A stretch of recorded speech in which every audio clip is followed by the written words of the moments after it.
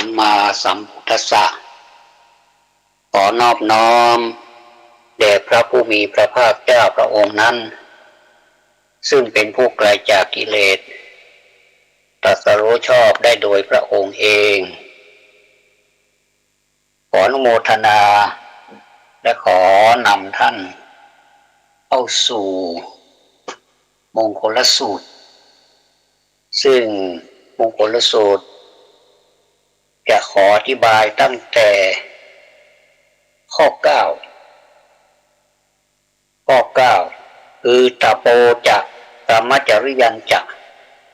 ข้อ9นี้ก็เท่ากับมงคลที่31เพราะท่านจะแบ่งเป็น3ข้อก็มี4ข้อก็มี5ข้อก็มีแต่ถ้าเป็นหัวข้อใหญ่ๆเป็นหัวข้อที่9ที่ขึ้นต้นคำว่าตโปจะกรรมจริยัญจะอริยสัจจานัทัสสนังนิพพานะสัจฉิกิริยาจะเอตัมมังคลมุตตมังตโปจะกรรมจริยัญจะแปลว่าความเพียรเผากิเลสนี้เป็นประการที่1ประการที่2การประพฤติพรหมจรรย์ประการที่3การเห็นอริยสัจ4และประการที่4การกระทำพระนิพพานให้แจ้งมงคลที่31คำว่าบำเพ็ญตับบะ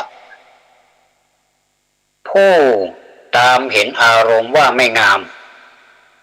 สำรวมดีในอินทรีย์ทั้งหลายรู้ประมาณในการบริโภคหรือรู้ประมาณในโภชนะมีศรัทธาและปรารภความเพียรอยู่ผู้นั้นแลมารย่อมรังควานไม่ได้เปรียบเหมือนภูเขาหินลมรังควานไม่ได้ฉะนั้นธรรมชาติของจิตเมื่อจิตพลัดออกนอกทางคือจิตหมุนไปในอารมณ์ต่างๆเพราะเว้นจากสมาธิท่านเหล่านั้นขาดสมาธิเป็นเหตุที่อุทธัจจะได้โอกาสเปรียบเหมือนลิงในป่ากระโดดมาตามกิ่งไม้ในป่าฉะนั้นการได้อารมณ์เหมือนการจับกิ่งไม้ลิงนั้นเที่ยวไปในป่าปล่อยกิ่งไม้นั้นๆแล้วไปจับกิ่งไม้อื่นๆฉันใดแม้จิตนี้ก็ฉันนั้นกระท่อมคือร่างกระดูกนี้เป็นที่อยู่อาศัยของลิงคือจิตเพราะฉะนั้นลิงคือจิตจึงกระเสือกกระสนจะออกจากกระท่อมที่มีประตู5พยายามวิ่งวนไปวนมาทางประตูบ่อยๆจิตนี้อันภิกษุผู้ปรารถนาหรือภิกษุผู้ปรารภความเพียรยกขึ้นจากอาลัยคือกามคุณ5แล้วซัดไปในวิปัสสนากรรมฐานเพื่อละบ่วงมารย่อมดิ้นรนดุจปลาอันพรานเบ็ดยกขึ้นจากน้ำแล้วโยนไปในบนบกดิ้นรนอยู่นั้นจิตนี้กัดแกว่งเช่นวานอนก็คือลิงห้ามได้แสนยากเพราะยังไม่ปราศจากความกำหนัดการฝึกจิตไม้จันทร์บัณฑิตกล่าวว่าเลิศกว่ารุกขชาติทุกชนิดเพราะเป็นของอ่อนและควรแก่การงานฉันใดเราย่อมไม่เล็งเห็นธรรมอื่น แม้อย่างหนึ่งที่อบรมแล้วกระทำให้มากแล้วย่อมเป็นธรรมชาติอ่อนและควรแก่การงานเหมือนจิตจิตที่อบรมแล้วกระทำให้มากแล้วย่อมเป็นธรรมชาติอ่อนและควรแก่การงานฉะนั้นเหมือนกันเราจักระวังจิตนั้นไว้เหมือนนายหัตถาจารย์กักช้างไว้ที่ประตูนครฉะนั้นเราจักไม่ประกอบจิตไว้ในธรรมอันลามกจักไม่ยอมให้จิตตกลงไปสู่ข่ายแห่งกามอันเกิดในร่างกายเจ้าถูกเรากักไว้แล้วจักไปตามชอบใจไม่ได้อันนี้เป็นคำอธิบายเป็นอุปมาอุปไมยของจิตซึ่งจิตนั้นเป็นธรรมชาติที่รักษาควบคุมได้ยากมากตะโปจักมีความเพียรเผากิเลสรู้จักบังคับควบคุมตนไม่ปรนเปรอตามใจอยากรู้สึกปลายนี้จะอธิบายฟังยากสักหน่อยขอให้ท่านสาธุชนโปรดตั้งใจฟังถ้าฟังแล้วก็จะเข้าใจฟังหลายรอบก็ได้เพราะเราอยู่ในโลกของดิจิตอลอยู่ในโลกของการสื่อสารที่เจริญตัณโปจะมีความเพียรเผากิเลสรู้จักบังคับควบคุมตนไม่ปรนเปรอตามใจอยากตามที่ได้อธิบายมาคำว่าจิตควบคุมยากเหลือเกินถ้าเราจะเอาความเพียรมาเผาก็ย่อมได้ท่านเรียกเป็นภาษาบาลีว่าตับะหรือว่าตบะเป็นตบะเดชะอย่างนี้นะก็คือเผานั่นแหละเป็นการเผาในที่นี้หมายถึงเผากิเลสกิเลสก็คือ3อย่างโดยพื้นฐานกิเลสมี3อย่างก็คือความโลภโลภะ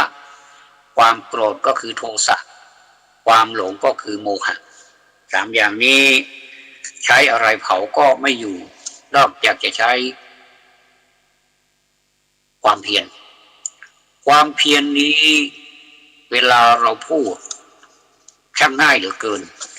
แต่เวลาทำรู้สึกลำบาก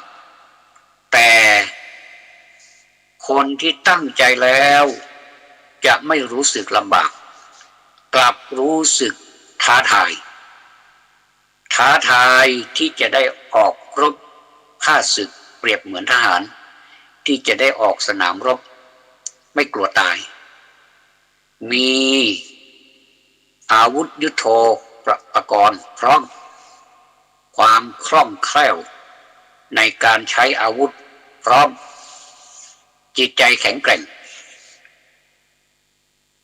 ออกไปสู้รบกลางสนามอันเต็มไปด้วย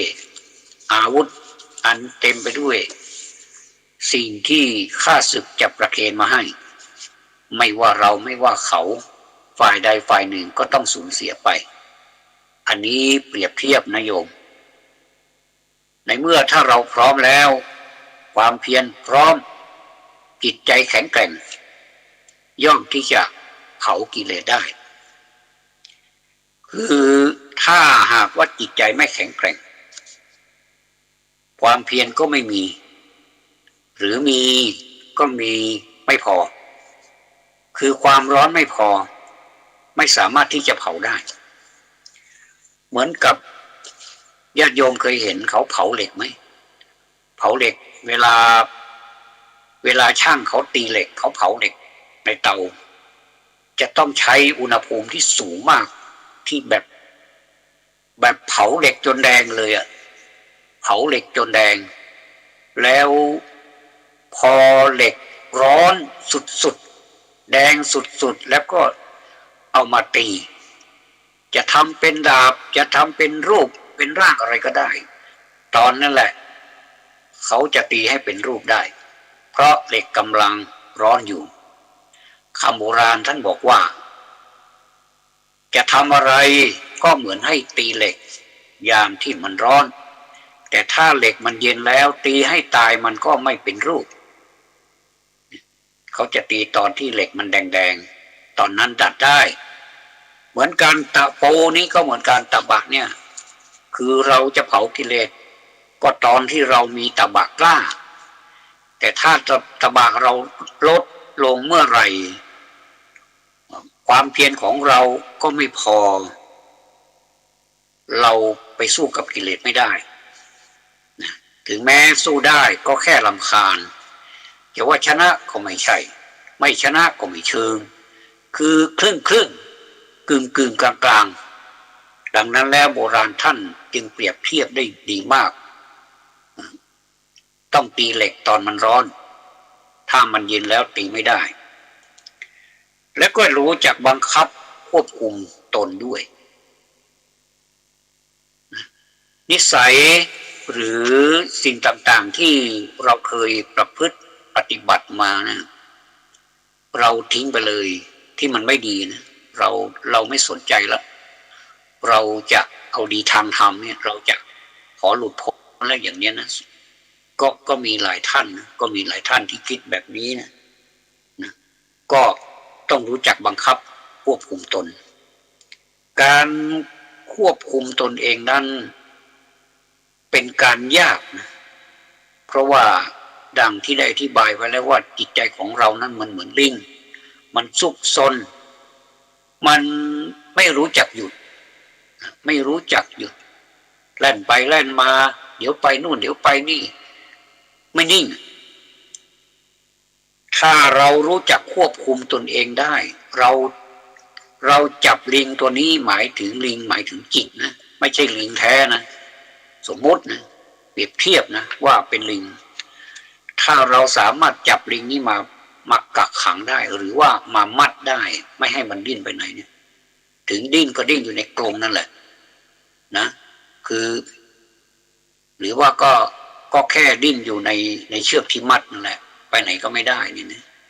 ถามว่ามันสนุกไหมมันก็คงไม่สนุกนะ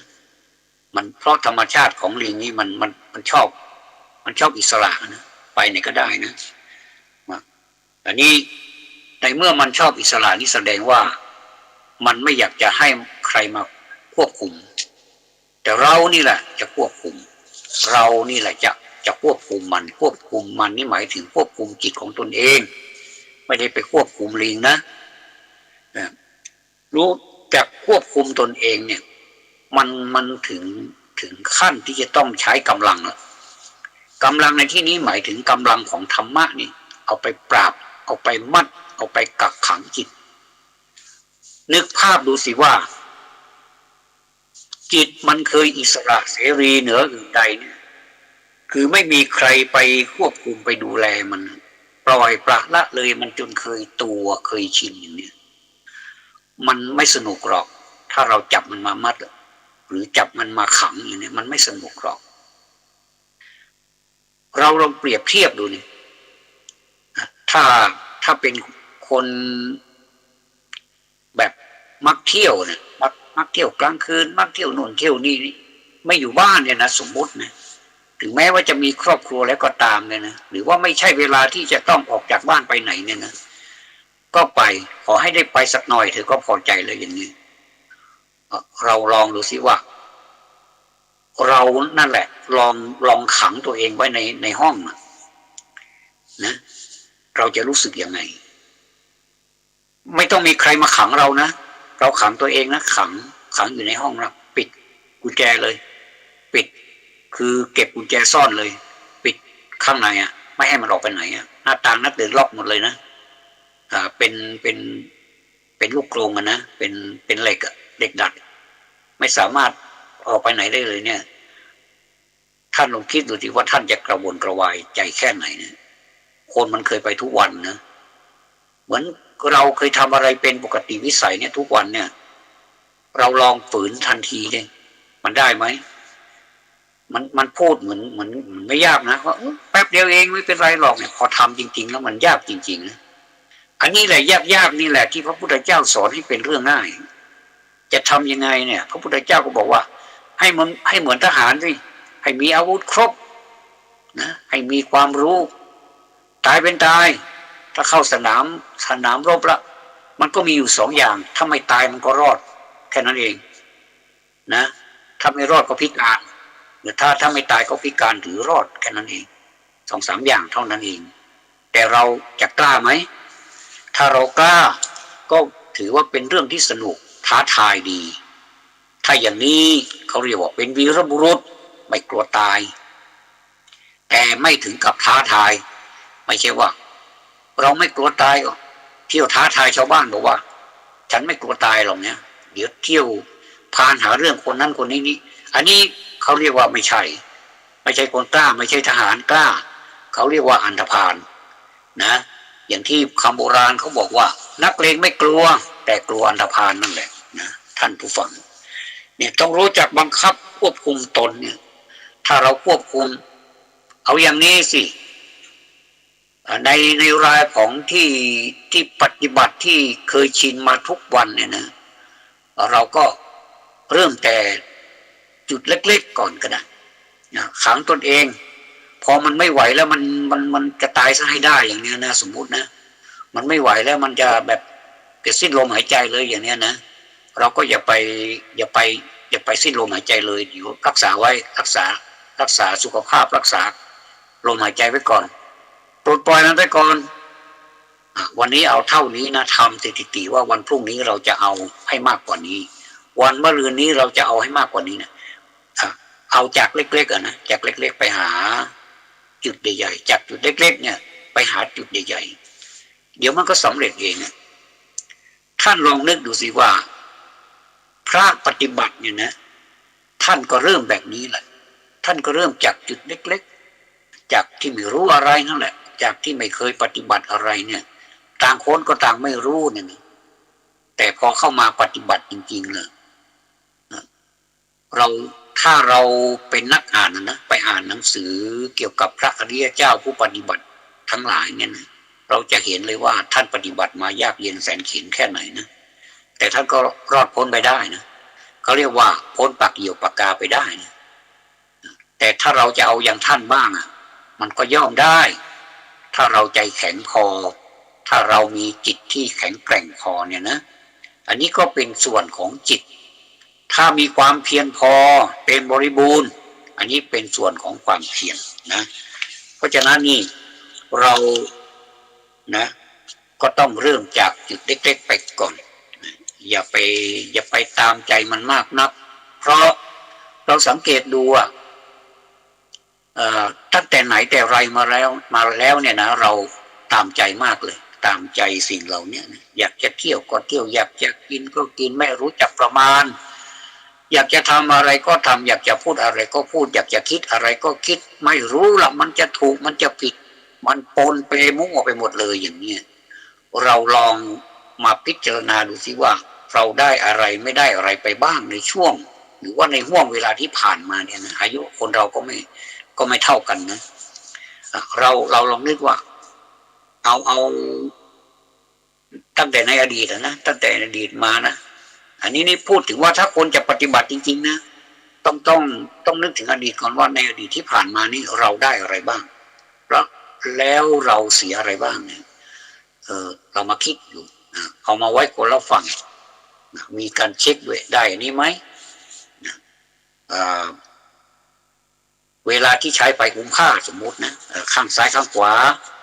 ได้ไหมถ้าไม่ได้ก็เช็คไม่ได้แล้วได้อะไรมาเป็นธรรมะหรือว่าเป็นเครื่องปฏิบัติหรือไม่ถ้าได้ก็เช็คข้อได้ถ้าไม่ได้ก็เช็คข้อไม่ได้อย่างนี้นะแล้วเราจะเห็นความแตกต่างว่าระหว่างสองข้างเนี่ยระหว่างได้กับไม่ได้เสียกับได้เนี่ยมันก็จะรู้ได้เลยแต่ทั้งนี้ทั้งนั้นเราต้องซื่อสัตย์กับแก่ตัวเองนะ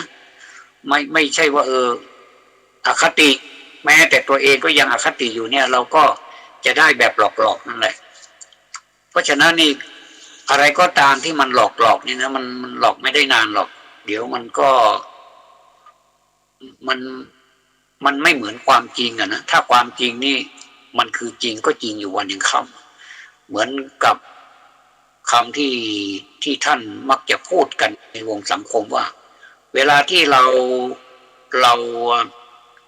ใส่กระดุมเม็ดแรกนะเราปิดกระดุมเม็ดแรกเนี่ยถ้ามันปิดผิดรูเนี่ยนะมันก็ผิดไปเรื่อยๆมันไม่เป็นรูปร่าง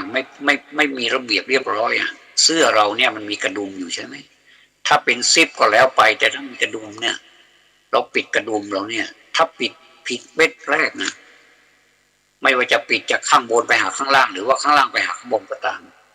มันก็ผิดรูไม่เป็นรูปเหมือนกันแหละถ้าเราคิดผิดแต่แรกเนี่ยมันก็ผิดไปเรื่อยๆแต่เราสามารถนี่เอามาใส่กระดุมใหม่ได้ลองยังไงลองแกะใหม่ลองรื้อมาใหม่รื้อให้หมดแล้วก็ใส่กระดุมเม็ดแรกใหม่อันนี้แสดงว่าเราเริ่มที่จะจัดระเบียบของกระดุมให้ถูกที่ถูกทางแล้วเวลาเราดูแล้วก็เป็นระเบียบใช่ไหมอะไรก็ตามเหมือนกับเราจัดบ้านจัดระเบียบในการอ่านหนังสือโดยเฉพาะการอ่านหนังสือนี่เวลาอ่านหนังสือนี่เราจะอ่านหน้านี้เราก็อ่านเรียบร้อยแล้วเราก็มันได้อะไรบ้างจากหน้านี้เนี่ยถ้าเราละเอียดพอนะเราก็มีดินสอก็ได้แต่ดินสอนี่มันลบง่ายนี่เราก็ขีดเส้นใต้ไว้ตรงนี้มันควรที่จะท่องหรือมันควรที่จะจดจำเป็นพิเศษอย่างนั้นเราก็จะขีดเส้นใต้ไว้หรืออันนี้เป็นหนังสือของเรานี่เราสามารถมันมีกรรมสิทธิ์เต็มที่นี่นะเราก็ใช้ปากกาเน้นคำขีดได้จะเป็นสีอะไรก็ได้นะที่เราสังเกตดูเห็นง่ายนะว่าตรงนี้มีความสำคัญเนี่ยนะเราจะแปลคำนี้หรือดินสอก็ได้ขีดลงไปนะอันนี้เขาเรียกว่าจัดระเบียบในการอ่านหนังสือคืออยากจะให้มันรู้เรื่องไม่ใช่อ่านแล้วมันผ่านไปเนี่ยนะเวลาไม่ต้องคนอื่นถามหรอกแม้แต่เราก็ยังลืมเลยหน้านี้เราผ่านเมื่อไหร่นะเนี่ยเพราะเราอ่านผ่านเฉยเราไม่ได้เน้นคำนั้นว่ามันคืออะไรเนี่ยถ้าเราอ่านหนังสือเนี่ยมันต้องสงสัยอยู่ทุกหน้าเลยนะไม่ว่ามากหรือน้อยก็ตาม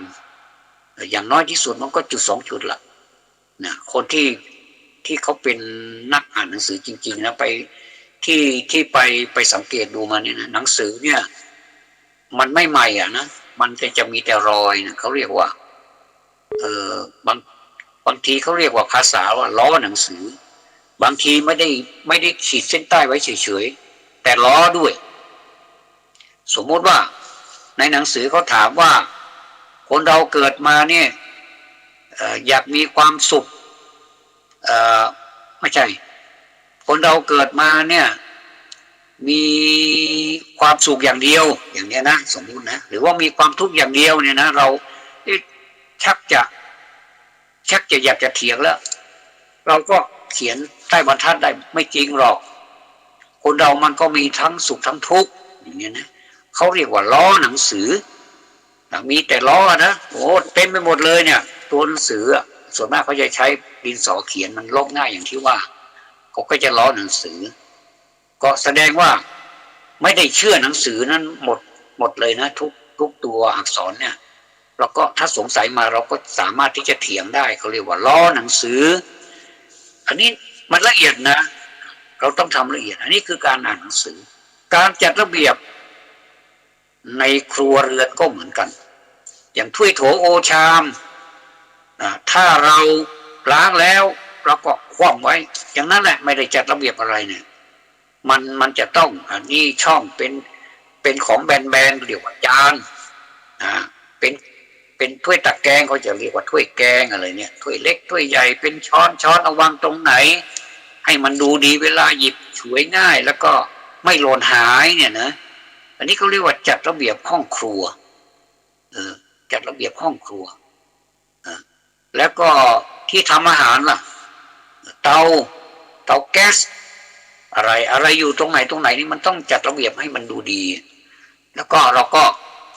เวลาเราจะใช้นี่มันง่ายเหลือเกินนะแป๊บเดียวเองอย่างสมมุติว่าหิวมาเนี่ยจะทำยังไงเนี่ยทอดไข่กินโอ้โหอะไรนี่อะไรอยู่ที่ไหนก็ไม่รู้นี่กว่าจะเดินหาได้นี่หายหิวแล้วไม่ต้องทอดไม่ต้องเทิดมันแล้วเนี่ยนะก็มีนะเพราะฉะนั้นนี่มันต้องแบบเอาชีวิตประจำวันนี่แหละเอาแบบพื้นฐานนี่แหละปรับความเคยชินของเราที่เราแบบไม่เป็นระเบียบเนี่ยนะให้มันเป็นระเบียบไม่ได้แล้วก็ปรับไปแล้วก็ทีนี้เราเวลาที่เราจะประพฤติปฏิบัติธรรมจริงๆเนี่ยตอนนี้เราจะเผากิเลสแล้วนะอย่างนี้นะเราก็จะเผาง่ายขึ้นเพราะว่าพื้นฐานของเรามันดีนะแต่ถ้าพื้นฐานอีลุงตุงนางไม่เป็นระเบียบล่ะเราจะไปต่อสู้ต่อกรกับสิ่งที่มันใหญ่ๆได้ยังไงเนี่ยมันก็ยากนะมันต้องปรับซะก่อนนี่ตะโปจากนี้คำว่าตะโปนี่ก็ได้เยอะแล้วนะคือเผาเนี่ยนะเผาด้วยความเพียรเนี่ยนะใช้ความเพียรเผากิเลสเหมือนกับใช้ไฟเผาเหล็กนั่นแหละนะแต่ว่าไฟในเหล็กนะมันยังไม่กล้าเท่ากิเลสนี่ทำให้วอดวายได้ไฟนั้นก็ทำให้เข้าเผาไหม้เผาบ้านเผาเรือนเผาได้สารพัดเหมือนกันแต่ยังไม่เท่าไฟกิเลสนะเพราะว่าไฟกิเลสนี้เผาได้มากกว่านั้นเพราะมันมีตั้ง3 กองนี่นะเขาก็เรียกว่าไฟเหมือนกันนะกิเลสเขาเรียกว่าไฟอย่างไฟราคะเนี่ยหรือว่าโลภะกับราคะเนี่ยคือตัวเดียวกันนะเขาเรียกว่าราคะคิไฟคือราคะอัคคินั่นแหละอัคคิแปลว่าไฟราคะแปลว่าความอยากนะความอยากที่เป็นไฟคือความอยากอัคคิแปลว่าไฟราคะแปลว่าความอยากก็เอามารวมกันก็เป็นราคะคิภาษาสวยงามราคะคิก็คือไฟคือราคะโทสะคิไฟคือโมหะไฟคือโทสะนะขออภัยแล้วก็โมหะคิไฟคือโมหะก็คือความหลงไฟ3 กองนี้มันยิ่งกว่าที่เตาไฟที่เราเผาเหล็กด้วยซ้ำนะเพราะมันมีทั้ง3 กองนะต่อมาคือธรรมจริยัญจะพรหมจริยัญจะนี่คือประพฤติพรหมจรรย์ดำเนินตามอริยมรรคการรู้จักควบคุมอะไรควบคุมตนในทางเพศหรือถือเมถุนวิรัตตามควรข้อนี้ต้องอธิบายบางทีจะทำให้งงได้เหมือนกันนะพรหมจรรย์ในที่นี้มุ่งเอาอัฏฐังคิกมรรคเป็นหลักอัฏฐังคิกมรรคก็คือมรรคมีองค์8นั่นแหละนะอัฏฐะก็คือ8นะอังคะก็คือองค์มรรคก็คือทางแต่จะตีความแคบหมายถึงเมถุนวิรัตก็ได้ความหมายอย่างหย่อนที่สุดนะก็สำหรับคฤหัสถ์ก็คือพรหมจรรย์ในบุคคลที่ไม่ใช่คู่ครองตนเองนะหรือถือเด็ดขาดในวันอุโบสถเป็นต้นอย่างที่อาตมาเคยให้ญาติโยมสมาทานศีล8ในวันอุโบสถซึ่งศีล8ก็เพิ่มขึ้นจาก5อีก3ก็เป็น8แต่ข้อที่3ที่ว่าด้วยกาเมสุมิจฉาจาราเวรมณีสิกขาปะทังสมาธิยามิเนี่ยเปลี่ยนเป็นอภรรมจริยาเวรมณีสิกขาปะทังสมาธิยามิคือเปลี่ยนจากกาเมธรรมดาเนี่ยมาเป็นอภรรมจริยาก็คือข้อนี้แหละอภรรมจริยาคือพรหมจรรย์ในตัวนี้แหละที่หมายถึงเดี๋ยวนี้แหละว่าถือพรหมจรรย์เด็ดขาดในวันอุโบสถ คือถือศีล8ในวันอุโบสถแม้แต่คู่ครองก็จับต้องไม่ได้อันนี้มันแปลกตรงนี้แต่ถ้าเป็นศีล5ให้พอใจในคู่ครองของตนเองเท่านั้นจับต้องได้คือมันหย่อนมันยิ่งกว่ากันอย่างนี้เองเพราะฉะนั้นแม้จะเป็นศีล8ก็ตามของอุบาสกอุบาสิกาที่จะให้เมถุนวิรัติก็คืองดเว้นเมถุนในวันพระในวันอุโบสถเนี่ยท่านก็จะให้ถือพรหมจรรย์ข้อนี้คือแม้แต่คู่ครองก็จับต้องไม่ได้แต่ถ้าใช้คำว่ากาเมสุมิจฉาจาราในศีล5หรือว่าเบญจศีลนี่อันนี้คู่ครองจับต้องได้นะจับต้องได้แล้วก็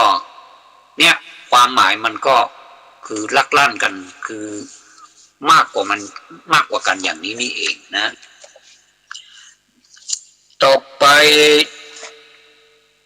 อริยสัจจานัทัสนังอริยสัจจานัทัสนังหมายความว่าเห็นอริยสัจเข้าใจความจริงของชีวิตนั้นมันเป็นอย่างไรนี่เราก็เข้าใจนะว่าความจริงของชีวิตเนี่ยมันเป็นอย่างไรเนี่ยเราก็นึกถึงตามความเป็นจริงของชีวิตว่าชีวิตที่เกิดมาเนี่ยมันก็อยู่ภายใต้ของกฎธรรมชาติก็คืออนิจจังทุกขังอนัตตาอนิจจังก็คือเกิดขึ้นตั้งอยู่ดับไปแล้วก็เกิดเป็นความทุกข์แล้วก็ยังไม่พอแถมให้อีกอย่างหนึ่งก็คือความไม่ใช่ตัวไม่ใช่ตนอันนี้คือหลักความจริงของชีวิตไม่ว่าจะศาสนาใดก็ตามก็จะตกอยู่ในลักษณะนี้ทั้งนั้นไม่เว้นอันนี้ไม่มีศาสนาคือความจริงของชีวิตเนี่ยเกิดแก่เจ็บตายเนี่ยเป็นเรื่องของปกติไม่เกี่ยวกับศาสนาเพียงแต่ว่าแต่ละศาสนานั้นสอนไม่เหมือนกันเท่านั้นเองแต่ความจริงก็คือความจริงเกิดเราก็ยอมรับว่ามันเกิดแก่มันก็ใช่เจ็บมันก็มีเยอะแยะเป็นตากลทั่วไปไม่ว่าใครก็ตามชนเชื้อชาติไหนอย่างไรก็ตามมันก็เก็บเกิดแก่เจ็บแล้วก็จากโลกนี้ไปก็คือตายอันนี้เป็นหลักสัจธรรมของชีวิตไม่มีคำว่าศาสนาขั้นคือมันเป็นเรื่องจริงเป็นเรื่องที่เกิดขึ้นเป็นปกติอันนี้เขาเรียกว่าความจริงของชีวิตนะมันจะมีทั้งทุกข์ทั้งสุขคละเคล้ากันไปอย่างนี้เกิดมาแล้วก็ตายมาแล้วมันจะเกิดหรือเปล่าก็ไม่รู้อาจจะเกิดเป็นอย่างอื่นก็ไม่ทราบแต่ถ้าบุญมีหรือว่าบารมีก็ยังหลงเหลืออยู่ทำบุญมากทำกุศลมากก็อาจจะกลับมาเกิดเป็นมนุษย์อีกก็ได้หรืออาจจะแล้วแต่นะคนเราบารมีไม่เท่ากันบุญกุศลก็ไม่เท่ากันอาจจะไปเกิดเป็นเทพชั้นใดชั้นหนึ่งก็ได้แต่แม้แต่เทพก็ตามก็อยู่ในลักษณะอย่างนี้เหมือนกันคือสามัญลักษณะ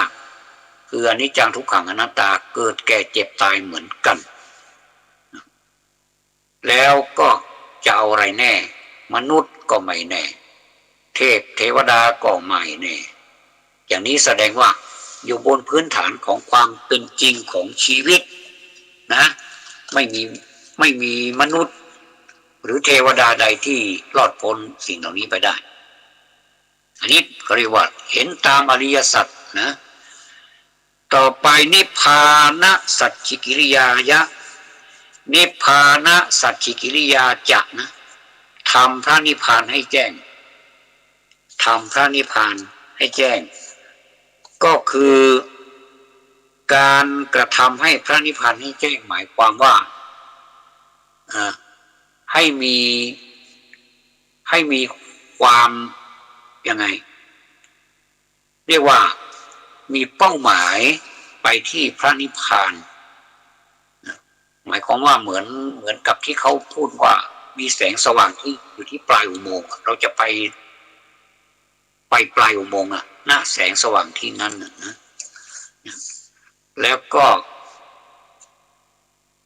ต้องไปให้ถึงให้ได้แม้จะตะเกียกตะกายจะทำยังไงก็ได้ให้มันไปถึงโดยจะต้องศึกษาเรื่องพระนิพพานนี้ให้แจ้งว่ามันไปยังไงได้บ้างถึงแม้จะไปยากแต่เราก็ไปเนี่ยนะอันนี้นี่เลยว่าทำพระนิพพานให้แจ้งด้วยย่อนะสี่ข้อที่ว่ามานี้ความเพียรเผากิเลสการประพฤติพรหมจรรย์การเห็นอริยสัจสี่การกระทำพระนิพพานให้แจ้งสี่ข้อนี้นำความเจริญรุ่งเรืองอันสูงส่งมาสู่ชีวิตนะอันสูงส่งมาสู่ชีวิตต่อไปในหัวข้อใหญ่ก็คือข้อที่10พุทธัสสะโลกะธัมเมหิจิตตังยัสสะนะกัมปติอโศกังวิรชังเขมังเอตัมมังคลมุตตมังพุทธัสสะโลกะธัมเมหิแปลว่าจิตไม่หวั่นไหวในโลกธรรมทั้ง8ในโลกธรรมทั้งหลายทั้งปวงนั่นแหละมี8อย่างนะตัวหลักก็มี8อย่างนะมี8อย่างที่เรารู้จักกันนะเป็นของคู่กันในโลกนี้ว่ามีอะไรบ้างโลกธรรม8ก็มีลาภะมีลาภลาภะไม่มีลาภยะสะมียศอายะสะไม่มียศนินทาติเตียนประสังสาสรรเสริญสุขะมีสุขทุกขะมีทุกข์เนี่ยก็มี8อย่างคู่กันไปโลกธรรมนี่แปลว่าธรรมที่ครอบงำสัตว์โลกอยู่นะ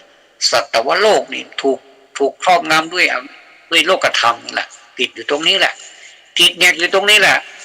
ไม่ไปไหนเลยเราดูข่าวทุกวันนี้ก็เรื่องโลกธรรมทั้งนั้นเลยน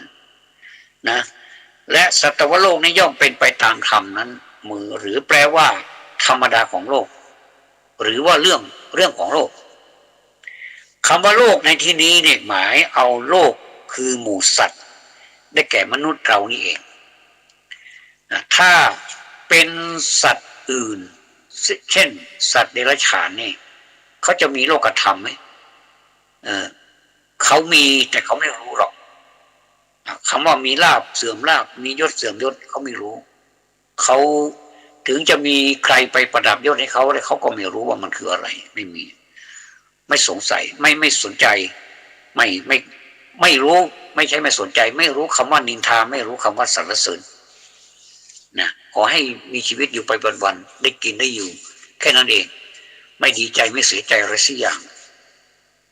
อาจจะดีใจบ้างเวลาเจ้าของเอาของกินยื่นให้ก็สายหางเข้าไปอันนี้ก็เป็นธรรมดาของสัตว์นะได้กินกับผู้ใดแล้วก็จะคุ้นเคยกับผู้นั้นแล้วก็จะจงรักภักดีอันนี้เป็นธรรมชาติของสัตว์อันนี้นี่ต้องพูดเฉพาะเรื่องของสัตว์อีกทีหนึ่งนะแต่ว่าเรื่องเหล่านี้โลกธรรม8เนี่ยเราสังเกตดูแล้วนะเราว่าสัตว์นี่ไม่สนใจไม่ใช่ไม่สนใจก็มันไม่รู้นะแต่มันจะรู้ก็มนุษย์นี่แหละมนุษย์เลยแต่ตัวดีนะมีทั้งลาภมีทั้งไม่มีลาภมียศไม่มียศดีเตียนสรรเสริญมีสุขมีทุกข์8อย่างเนี่ยนะในโลกธรรม8ประการนี้อย่างใดอย่างหนึ่งเกิดขึ้นเราควรจะทำกับมันอย่างไรดีมันมีวิธีนะแต่คนพูดนี้จะทำได้หรือเปล่าก็ไม่รู้นะแต่เราในเมื่อพูดไปเราก็พูดสอนตัวเองไปด้วยพูดให้คนอื่นฟังด้วยมันคงจะจำเหมือนกันนะมันคงจะจำเหมือนกันและปฏิบัติได้เหมือนกันนะเราควรจะพิจารณาอย่างไรควรจะพิจารณาว่าสิ่งนี้เกิดขึ้นแล้วแก่เราก็แต่ว่ามันไม่เที่ยงเป็นทุกข์มีความแปรปรวนเป็นธรรมดาความรู้ตามที่เป็นจริงอย่าให้มันครอบงำจิต จิตเราได้คืออย่ายินดีในส่วนที่ปรารถนาและอย่ายินร้ายในส่วนที่ไม่ปรารถนาตรงนี้แหละมันมีแค่นี้นี่เองไปยินดีในสิ่งที่ปรารถนาในสิ่งที่ชอบโอ้เนี่ยชื่นชอบเหลือเกินว่าอันนี้อร่อยยินดีมากเลยยินดีสุดๆเลยนะเกินร้อยด้วยซ้ำนะเกิน100%นะแต่ไปยินร้ายในสิ่งที่ไม่ปรารถนาเราให้สองอย่างเนี่ยคือไม่ต้องไปยินดีไม่ต้องไปยินร้ายได้ของชอบใจมาก็เฉยได้ของไม่ชอบใจมาก็เฉยแต่ไม่เฉยเมยนะเฉยในที่นี้หมายถึงเฉยอุเบกขานะเฉยอย่างมีระเบียบนะเฉยอย่างมีลีลานะเขาเรียกว่าเฉยอย่างมีลีลามีธรรมโลกธรรม8ประการเหล่านี้นี่ย่อมเกิดขึ้นแก่ปุถุชนผู้ที่ได้เรียนผู้ที่ไม่ได้เรียนรู้นะถ้าเรียนรู้ก็แล้วไปแต่เกิดขึ้นกับคนที่ไม่ได้เรียนรู้และแก่พระอริยสาวกผู้ที่ได้เรียนรู้แล้วก็หมายความว่าได้เกิดขึ้นแก่ผู้ที่ไม่ได้เรียนแล้วก็เกิดขึ้นแก่พระอริยสาวกผู้ได้เรียนรู้มาแล้วต่างกันแต่ว่าจำพวกปุถุชนที่ไม่ได้เรียนรู้หรือเรียนรู้แล้วเนี่ยแต่ไม่ได้ปฏิบัติแพ้มันนะแพ้มันมาตลอดไม่เคยชนะมันเลยเนี่ยคือเป็นพวกปุถุชนนั่นเองปุถุแปลว่าหนาย่อมไม่รู้ไม่เห็นไม่เข้าใจตามความเป็นจริงลุ่มหลงยินดียินร้ายปล่อยให้โลกธรรมนี้เผาเอาโลนเอาจนไม่เกลียไปหมดละเขาครอบงำจิตใจย่ำยีจิตใจยับยู่ยี่หมดแล้วฟูยุกเรื่อยไป ไม่มีวันหยุดไม่พ้นจากความทุกข์มีโสกปริเทวะเป็นต้นนะส่วนพระอริยสาวกผู้ได้เรียนรู้แล้วเนี่ยพิจารณาเห็นตามความเป็นจริงว่าสิ่งเหล่านี้อย่างใดก็ตามที่เกิดขึ้นแก่ตนอันนี้พูดถึงพระอริยสาวกนะพระอริยสาวกท่านคิดอย่างนี้สิ่งเหล่านี้อย่างใดอย่างหนึ่งก็ตามที่เกิดขึ้นแก่ตนล้วนไม่เที่ยงล้วนเป็นทุกข์มีความแปรปรวนเป็นธรรมดาไม่หลงไหลมัวเมาเคลิ้มไปตามอารมณ์ที่น่าปรารถนาไม่ขุ่นมัวเหมือนกระจกที่ใสไม่ใช่กระจกที่มันขุ่นที่มันมีแต่ฝ้ามีแต่ฝุ่นเต็มเกลือกลังไปหมดไม่ใช่นี่ท่านจะใสปิ้งไม่ขุ่นมัวไม่หม่นหมองคลุ้มคลั่งไปในเพราะอารมณ์ที่ไม่น่าปรารถนามีสติดำรงอยู่เป็นผู้ปราศจากทุกข์มีโสกปริเทวะเป็นต้นนะถ้าจะให้อธิบายเป็นข้อก็ข้อหนึ่งมีลาภคนเรานี่นะเมื่อได้ลาภมาแล้วก็ย่อมจะยินดีชอบใจเป็นธรรมดาอันนี้แน่นอนพอได้ลาภมาแล้วเนี่ยไม่ว่าจะด้วยวิธีใดวิธีหนึ่งวิธีการเสี่ยงก็ดีวิธีทางทำงานแล้วก็ได้เงินมาแล้วแถมเจ้านายเขาเมตตาอีกให้ติปมาอีกอย่างเงี้ยนะเพิ่มเงินให้หรือไม่ก็ขั้นขึ้นทีนี้ก็คือลาภทางนั้นแหละนะคนเราเมื่อได้ลาภแล้วก็ย่อมจะยินดีในขั้นเงินเดือนที่ขึ้นเพราะว่าเราเงินเดือนเราไม่ใช่อัตราเก่าเลยนะมันเป็นอัตราใหม่แล้วนะเงินเดือนขึ้นแล้วดีใจสิใครจะไม่ดีใจอ่ะชอบใจสิอยากจะให้ขึ้นปีละ2 ขั้นเนี่ยนะจะเป็นอย่างนี้ต่อมาเสื่อมลาภนี่เมื่อได้ลาภมาแล้วดีใจดีใจโอ้โหดีใจฉลองกันใหญ่เลยโอ้ชัยโยหหิ้วกันใหญ่เลยแต่เมื่อเสียไปหรือเสื่อมไปก็ย่อมมีความเสียดายเป็นทุกข์ขึ้นมาทันทีเลย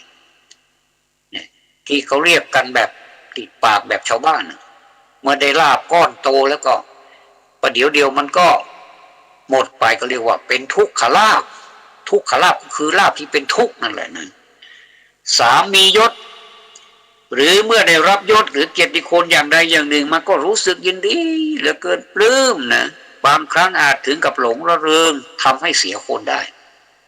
นะแค่ได้ยศมียศนี่นะก็ระวังไว้ก็แล้วกันมียศก็นึกถึงข้อ4ก็แล้วกันเสื่อมยศเมื่อเสื่อมยศหรือไม่มียศข้อนี้ตรงกันข้ามกับข้อ3ก็คือข้อมียศคือเมื่อเสียไปก็รู้สึกเป็นทุกข์เสียดายเสียดายที่มันเสียไปมันน่าจะรู้อยู่กับเรากี่ปีหรือว่าอยู่กับเรานานๆชั่วนิรันดรอย่างนี้นะคนเราก็คิดแบบนี้นะแต่พอดีมันเสื่อมยศมาเนี่ย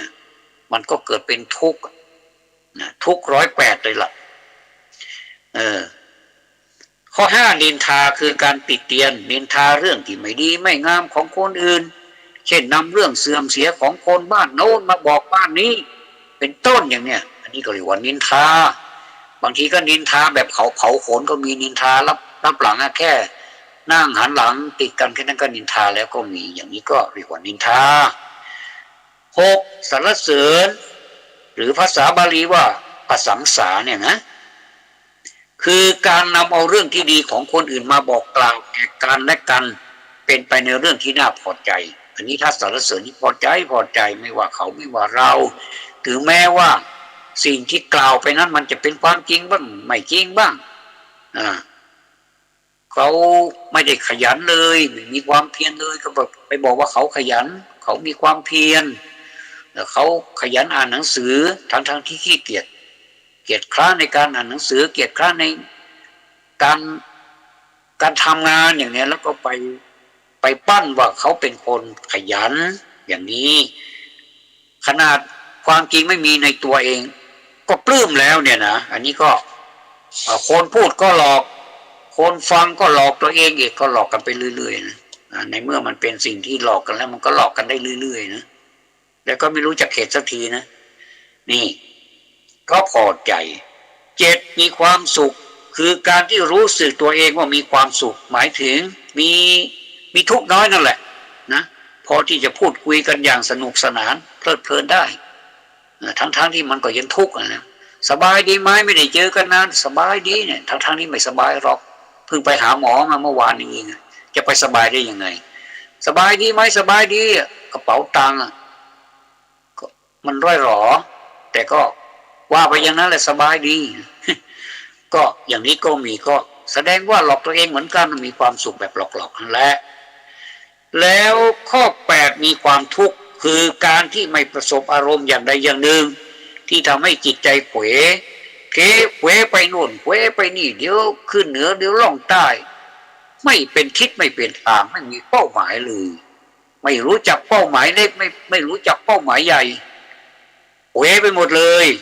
เนี่ยก็ให้เกิดความทุกข์อันนี้โลกธรรมทั้งทั้ง8ประการเนี่ยท่านย่อมาเป็น2ประการท่านนั่นเองเพื่อให้มันจำได้ง่ายก็คือข้อ1อิทธารมณ์เป็นภาษาบาลีหน่อยนะญาติโยมอิทธารมณ์คืออารมณ์ที่น่าปรารถนาหรือฝ่ายที่น่าปรารถนาน่าชอบใจน่าใคร่อยากจะได้ฝ่ายนี้มี4ข้อคือข้อที่1ข้อที่3ข้อที่6และข้อที่7ก็คือมีลาภคือข้อที่1นะข้อ3มียศแล้วก็ข้อที่6สรรเสริญและข้อที่7มีความสุขนะนอกนั้นไม่อยากได้ก็คือที่ไม่อยากได้ก็คือเสื่อมลาภเสื่อมยศนินทามีทุกข์เนี่ยนะไม่อยากได้เนี่ยมันก็เป็นปกติธรรมดาของคนนะไม่อยากได้สิ่งเหล่านี้เนี่ยเกลียดยังไงมันก็ต้องอยู่กับเราอยู่ดีนะแล้วก็ท่านสอนให้อยู่กับมันให้ได้เนี่ยนี่ถ้าเป็นอนิถารมณ์คือข้อที่2คืออารมณ์ที่ไม่น่าปรารถนาคือไม่ปรารถนานั่นแหละหรือฝ่ายที่ไม่น่าพอใจไม่น่ารักใคร่ปรารถนาฝ่ายนี้มี4ข้อคือข้อที่2ที่4ที่5และข้อ8ข้อที่2ก็คือเสื่อมลาภข้อที่4ก็คือเสื่อมยศข้อที่5ก็คือนินทาข้อที่8ก็คือมีความทุกข์อันนี้แหละทีนี้ท ท่านแนะนำนักปราชญ์ท่านแนะนำไว้น่าสนใจมากเลยเราจะทำยังไงในเมื่อเรามีอิทธารมอนิธารมอารมณ์ที่มันน่าใคร่กับอารมณ์ที่มันไม่น่าใคร่เนี่ยทั้งชอบใจและไม่ชอบใจนี้เราจะทำยังไงกับมันดีกลุ้มใจเหลือเกินบอกหน่อยสิจะบอกละบอกตอนนี้แหละวิธีปฏิบัติต่อโลกธรรม8ประการปฏิบัติต่อฝ่ายที่เป็นอิทธารมคืออารมณ์ที่มันใคร่น่าใคร่น่าชมน่าชื่นน่าชมนั่นแหละนะหนึ่งเมื่อจะแสวงหาอย่าแสวงหาให้ผิดธรรมจงแสวงหาโดยชอบธรรมอันนี้มันสามารถแก้ไขได้สองเมื่อได้มาก็จงอย่าลุ่มหลงมัวเมาเพลิดเพลินตามตรงนี้อันตรายเหมือนกันเพราะเราไปหลงละเลงไปกอดมันไว้ทั้งนี้มันไม่รู้อะไรหรอกลาภยศสรรเสริญมันเป็นสิ่งที่เราคิดว่ามันเป็นของเราตลอดไปเนี่ยสามเมื่อจากไปก็จงอย่าเศร้าโศกคร่ำครวญเสียใจถือว่ามันเป็นเรื่องธรรมดามาได้ก็กลับได้มาได้ก็ไปได้นะแล้วปฏิบัติกับสิ่งที่เราไม่พอใจยังไงเนี่ยที่เป็นอนิถารมเนี่ยหนึ่งเมื่อยังไม่ประสบจงอย่าประมาทอย่าคิดว่ามีแต่คนสรรเสริญเราไม่มีคนนินทาเราหรอกอย่าประมาทอย่างนี้เด็ดขาดเรามีลาภแล้วลาภสักการะของเรานี่เยอะมีเงินทั้งหลายล้านไม่มีวันที่จะเด็กหรอกอย่างนี้คิดผิดนะท่านให้ทำอย่างนี้เมื่อยังไม่ประสบจงอย่าประมาทเพราะสิ่งเหล่านี้ประมาทไม่ได้ให้สำนึกตัวอยู่เสมอว่าจะต้องประสบเข้าสักวันหนึ่งนะสองเมื่อประสบเข้าแล้วเนี่ยเมื่อเจอกับมันจริงๆนะตัวจริงเสียงจริงเนี่ยนะจงอย่าเศร้าโศกระทมทุกข์อยู่กับมันให้ได้จงนึกเสียว่าสิ่งที่เกิดแก่เรานี้ไม่นานเท่าไรก็จะเสื่อมไปหาคงทนถาวรไม่อย่างนี้เขาเรียกว่าวิธีปฏิบัติต่อสิ่งที่ชอบใจและไม่ชอบใจคือโลกธรรมทั้ง8นั่นแหละถ้าบุคคลสามารถปฏิบัติตามที่กล่าวมาแล้วนี้ได้ท่านว่าผู้นั้นควรจะอยู่ในโลกได้โลกซึ่งเต็มไปด้วยธรรม8ประการนี้แต่ถ้าไม่สามารถจะปฏิบัติได้โลกนี้ก็ไม่มีสิ่งใดอื่นคือโลกแห่งความทุกข์นั่นเองสรุปแล้วก็คือเป็นทุกข์อย่างเดียวไม่มีความสุขหรอกญาติโยมทั้งหลายเอ๋ยดังนั้นต่อไปจะมีต่ออีกหน่อยเนาะนิพพานสัจจิกิริยาจะทำพระนิพพานให้แจ้งบรรลุนิพพานอันนี้ก็ต้องเป็นประเด็นเป็นเรื่องเป็นราวอีกนะต้องอธิบายยาวอีกอันนี้ก็จะให้พอสังเกตก่อนนะต่อไปข้อที่10ซึ่งเป็นข้อ36 37 38อธิบายเพราะว่าเวลาจะหมดแล้วอธิบายแบบย่อๆนะอโศกรรมจิตไร้โศกวิราชัง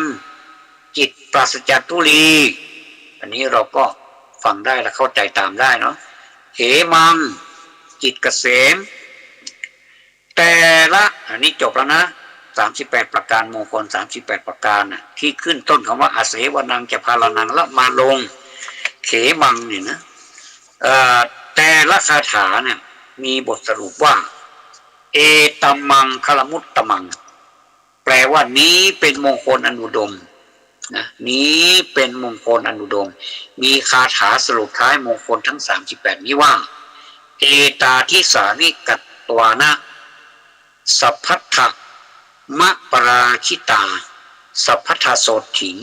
คัจฉันติตันเตสังมังคลมุตตมันติแปลว่าเทวดามนุษย์ทั้งหลายกระทำมงคลที่นี้แล้วย่อมเป็นผู้ไม่ปราชัยในที่ทุกสถานย่อมถึงความสวัสดีในที่ทั้งปวงนี้คืออุดมมงคลของเทวมนุษย์เหล่านั้นที่ว่าเอตัมมังคลมุตตมังเอตัมมังคลมุตตมังนี่แปลว่านำความเจริญรุ่งเรืองมาอันสูงส่งมาสู่ชีวิตนั่นเองท่านสาธุชนดังที่พูดมาตั้งแต่ต้นก่อนหน้านั้นแล้วว่าเวลาไหน ขณะไหนก็ไม่เท่าขณะนี้ขณะนั้นยังไม่เท่าขณะนี้ขณะโน้นยิ่งไปใหญ่ขณะนี้เป็นเวลาที่เป็นมงคลที่สุดเราจะทำอะไร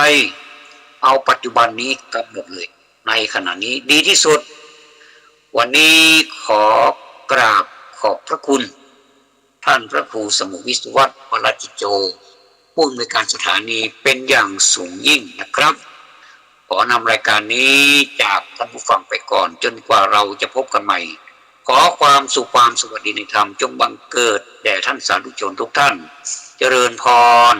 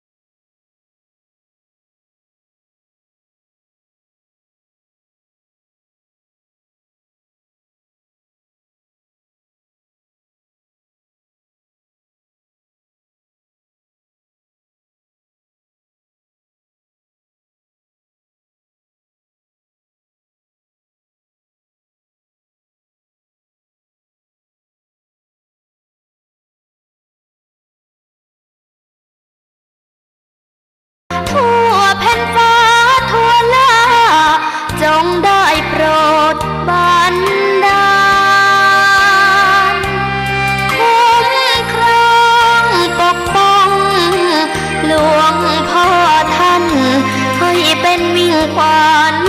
เชียงใหม่หลวงพ่อกุศลอยู่เป็นมิ่งขวัญมงคลเป็นที่พึ่งทางใจเสียสละตนสั่งสอนสิทธิ์ไว้ให้สร้างแต่ความดี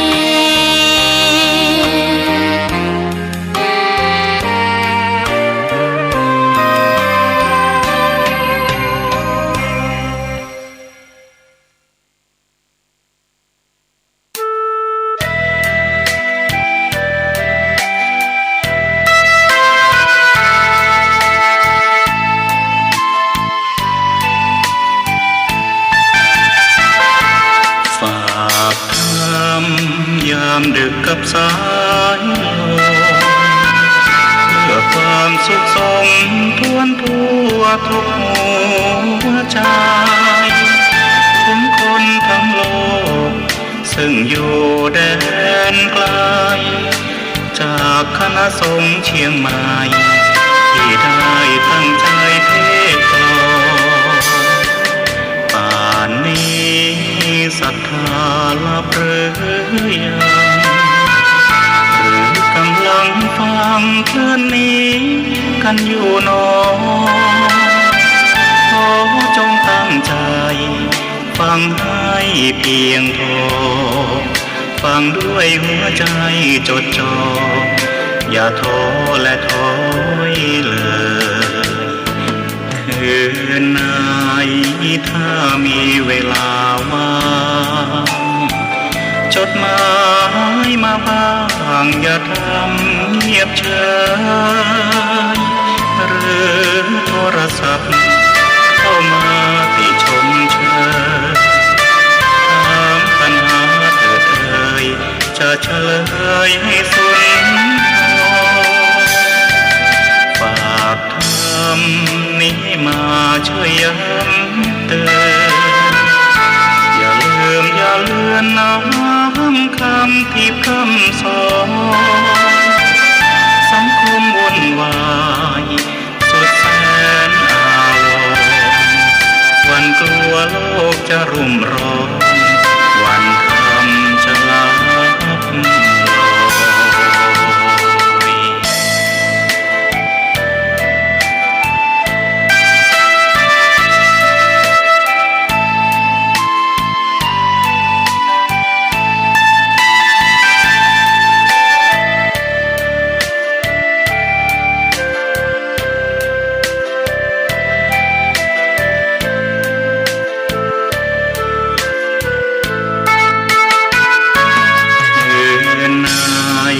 ถ้ามีเวลาว่า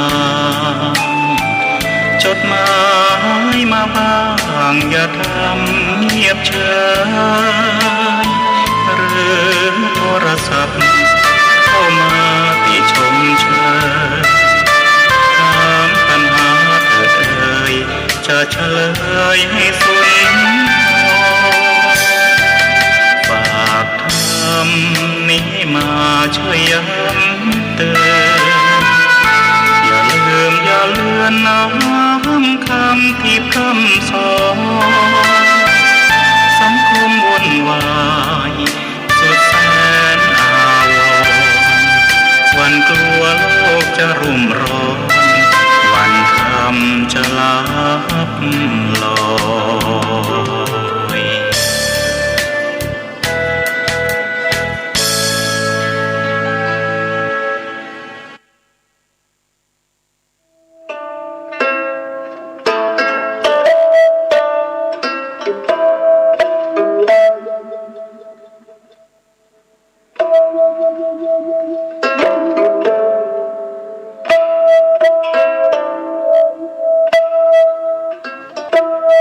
เดิกมาหมาบมอยน้ำย้อยตีนก่อนเดิกมาอ่อนจอนดาวมองมนฟ้าง่อมเงาใจไปทุกย่อมยาวิเวกวังเวงเงียบพักมนุษย์ตั้งหลายนอนในสำนักดักเงียบปิ้งเย็นวอยลมก็บปัดสงัดหายซอยแสงเดือนมอยลอดลายกิ่งก้านหันวุยวายแสงไฟตามบ้านมะนาวเย็นคิงสะต้อนง่อมงันจับใจป่อไหมยอดมอนมานักหน่วงค้อนหรือดีเสียงลมปัดไม้สอดไซนนทรีเคล้าเสียงดนตรีกวีข้าวเศร้าดังก้องแสนเสียงสำเนียงคนเท่าดิดเด่งปันเมาสะตานบ่กึดหาไผหือใจเหี่ยวมานปล่อยใจว่าอันตุยลมมีปินหัวจ้างแนบข้างประสมสุขแสนอารมณ์บ่ถามใครได้มีปินหัวจ้างแนบข้างประสมสุขแสนอารมณ์บ่ถามใครได้บ่ถามใครได้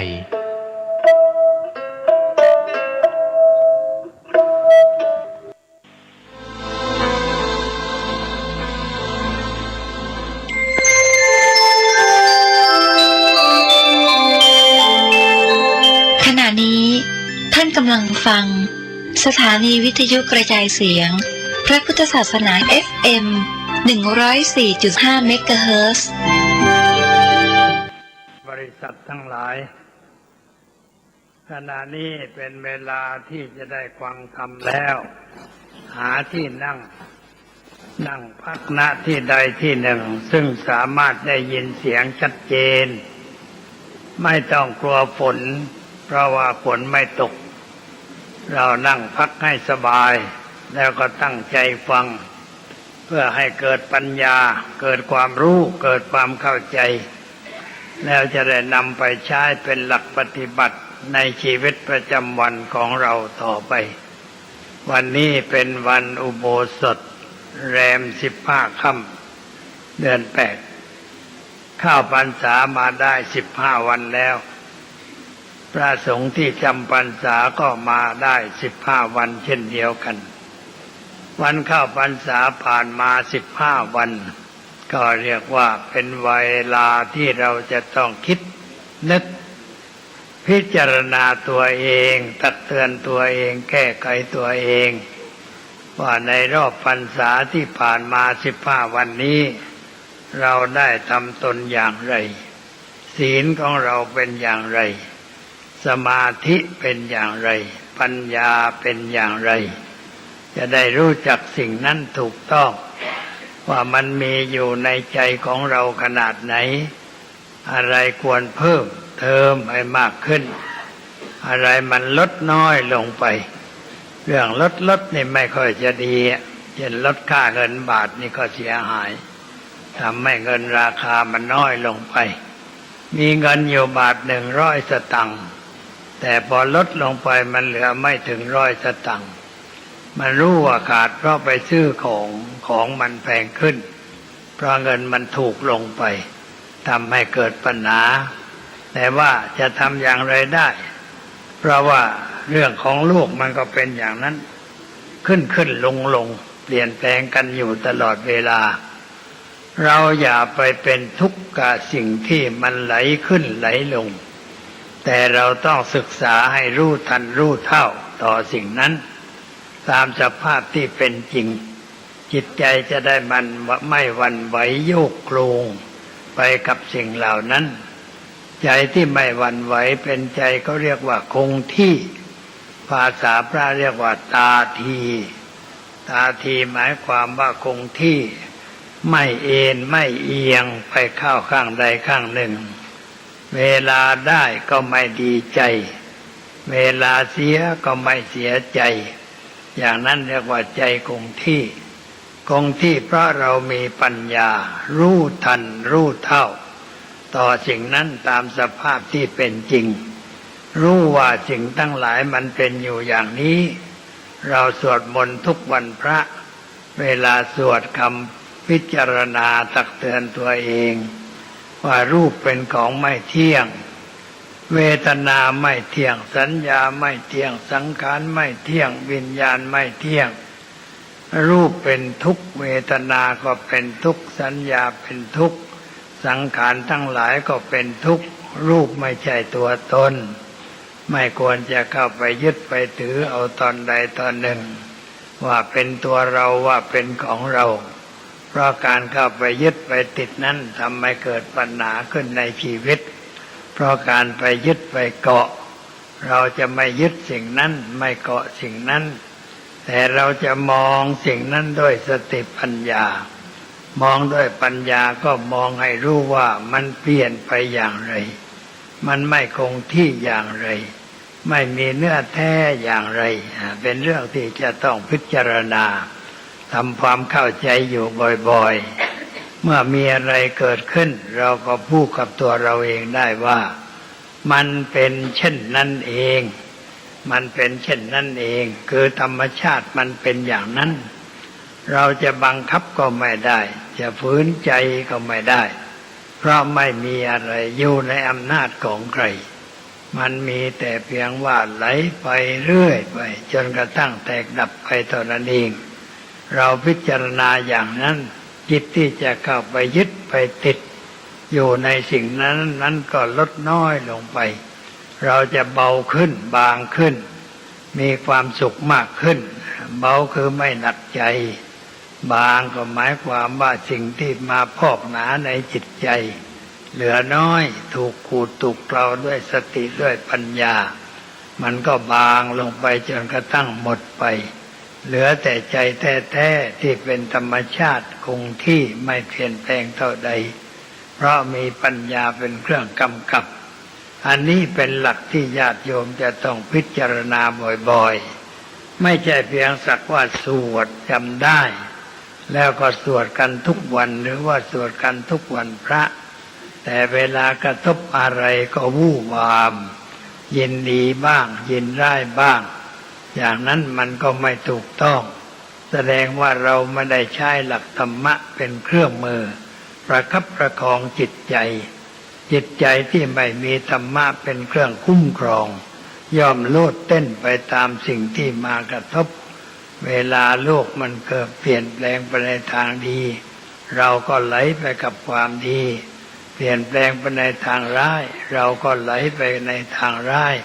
ไม่คงที่มีการขึ้นลงวิ่งเต้นไปตามสิ่งที่มันเปลี่ยนแปลงคนเราถ้าวิ่งมากมันก็เหนื่อยจนลิ้นห้อยก็ว่าได้แต่ถ้าเราไม่วิ่งตามมันแต่เรารู้ว่ามันวิ่งอย่างไรมันไปถึงไหนแล้วมันหยุดอย่างไรเราไม่วิ่งตามแต่เราหยุดพิจารณาสิ่งนั้นเพื่อให้เข้าใจชัดในสิ่งนั้นถูกต้องสภาพจิตใจก็ไม่หวั่นไหวไม่โยกโคลงไปกับสิ่งเหล่านั้นอันจิตของคนเรานั้นโดยปกติธรรมชาติเป็นสิ่งที่ผ่องใสอยู่ตลอดเวลาไม่ได้ขุ่นมัวไม่ได้เศร้าหมองด้วยอะไรที่จรมากระทบอันนี้คือเนื้อแท้ของใจเราธรรมชาติมันเป็นอย่างนั้นแต่ว่าที่เศร้าหมองก็เพราะว่ามีสิ่งมากระทบเราเรียกสิ่งนั้นว่าอารมณ์เข้าทางตาเข้าทางหูทางจมูกทางรสผ่านลิ้นทางกายประสาทกระทบร่างกายแล้วเรารับด้วยไม่รู้ด้วยไม่เข้าใจเรียกว่ารับสิ่งนั้นโดยอวิชชาเมื่อเรารับสิ่งนั้นโดยอวิชชาเราก็ถูกมันกัดเอามันทำให้เราเป็นทุกข์เดือดร้อนใจเช่นว่าถ้าดีเราพอใจความดีนั้นมันก็กัดเราเหมือนกันความชั่วเราไม่พอใจมันก็กัดเราเหมือนกันถ้าเราไม่ให้สิ่งนั้นกัดเราทำร้ายเราก็ต้องมองว่ามันเกิดขึ้นอย่างไรไหลไปอย่างไรแล้วมันดับไปอย่างไรหายไปอย่างไร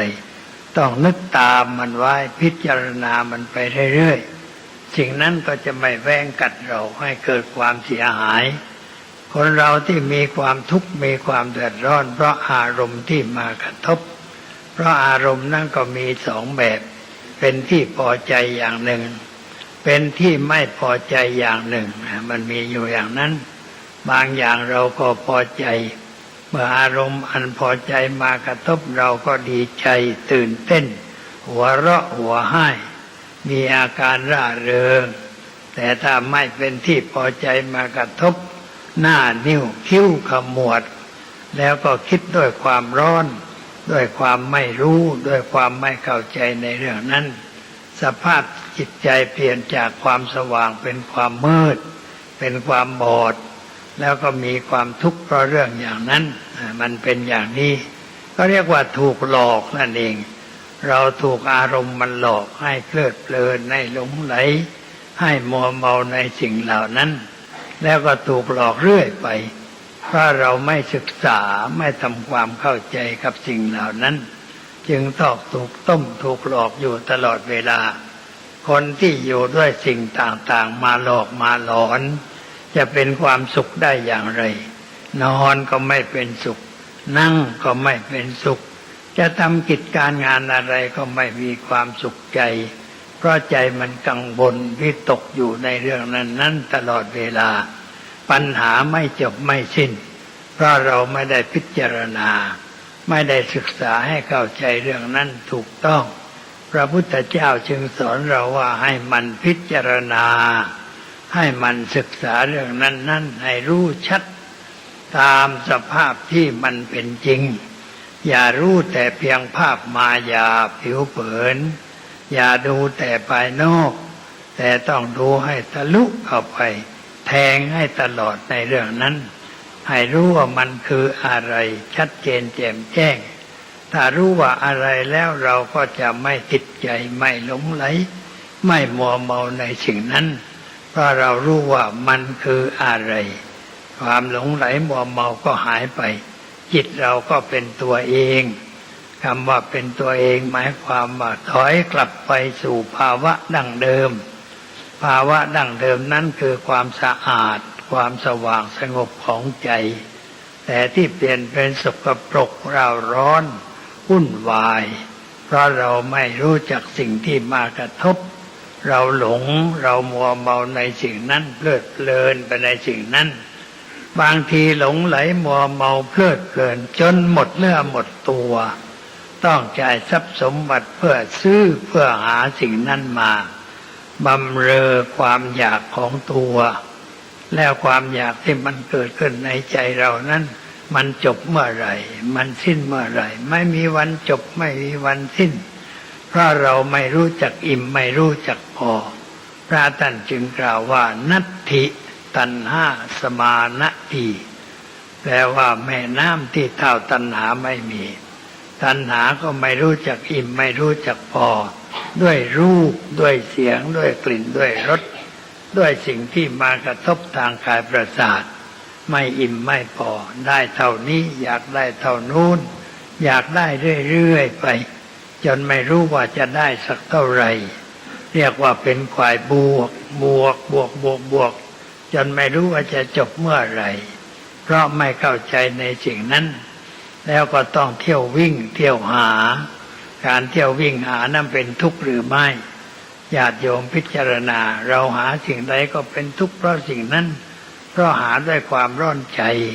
ด้วยความอยากจะมีจะเป็นในสิ่งนั้นเราก็มีความทุกข์มีความเดือดร้อนใจแต่ถ้าเรารู้ว่ามันคืออะไรแล้วเราก็หยุดอยากหยุดแสวงหาพอหยุดมันก็สบายใจโปร่งใจแต่ถ้ายังไม่หยุดมันก็เป็นทุกข์เรื่อยไปเหนื่อยเรื่อยไปคนบางคนเกิดมาเป็นทุกข์ตลอดเวลาไม่รู้จักพักใจไม่รู้จักหยุดจากความอยากไม่หยุดจากความหลงไม่หยุดจากความมัวเมาในสิ่งเหล่านั้นสภาพจิตใจก็เหนื่อยหน่ายในสิ่งนั้นแต่ไม่ได้เหนื่อยด้วยปัญญาการที่เหนื่อยไม่มีปัญญากำกับนั้นเป็นความเหนื่อยที่ทำให้เราเหน็ดเหนื่อยทั้งกายทั้งใจ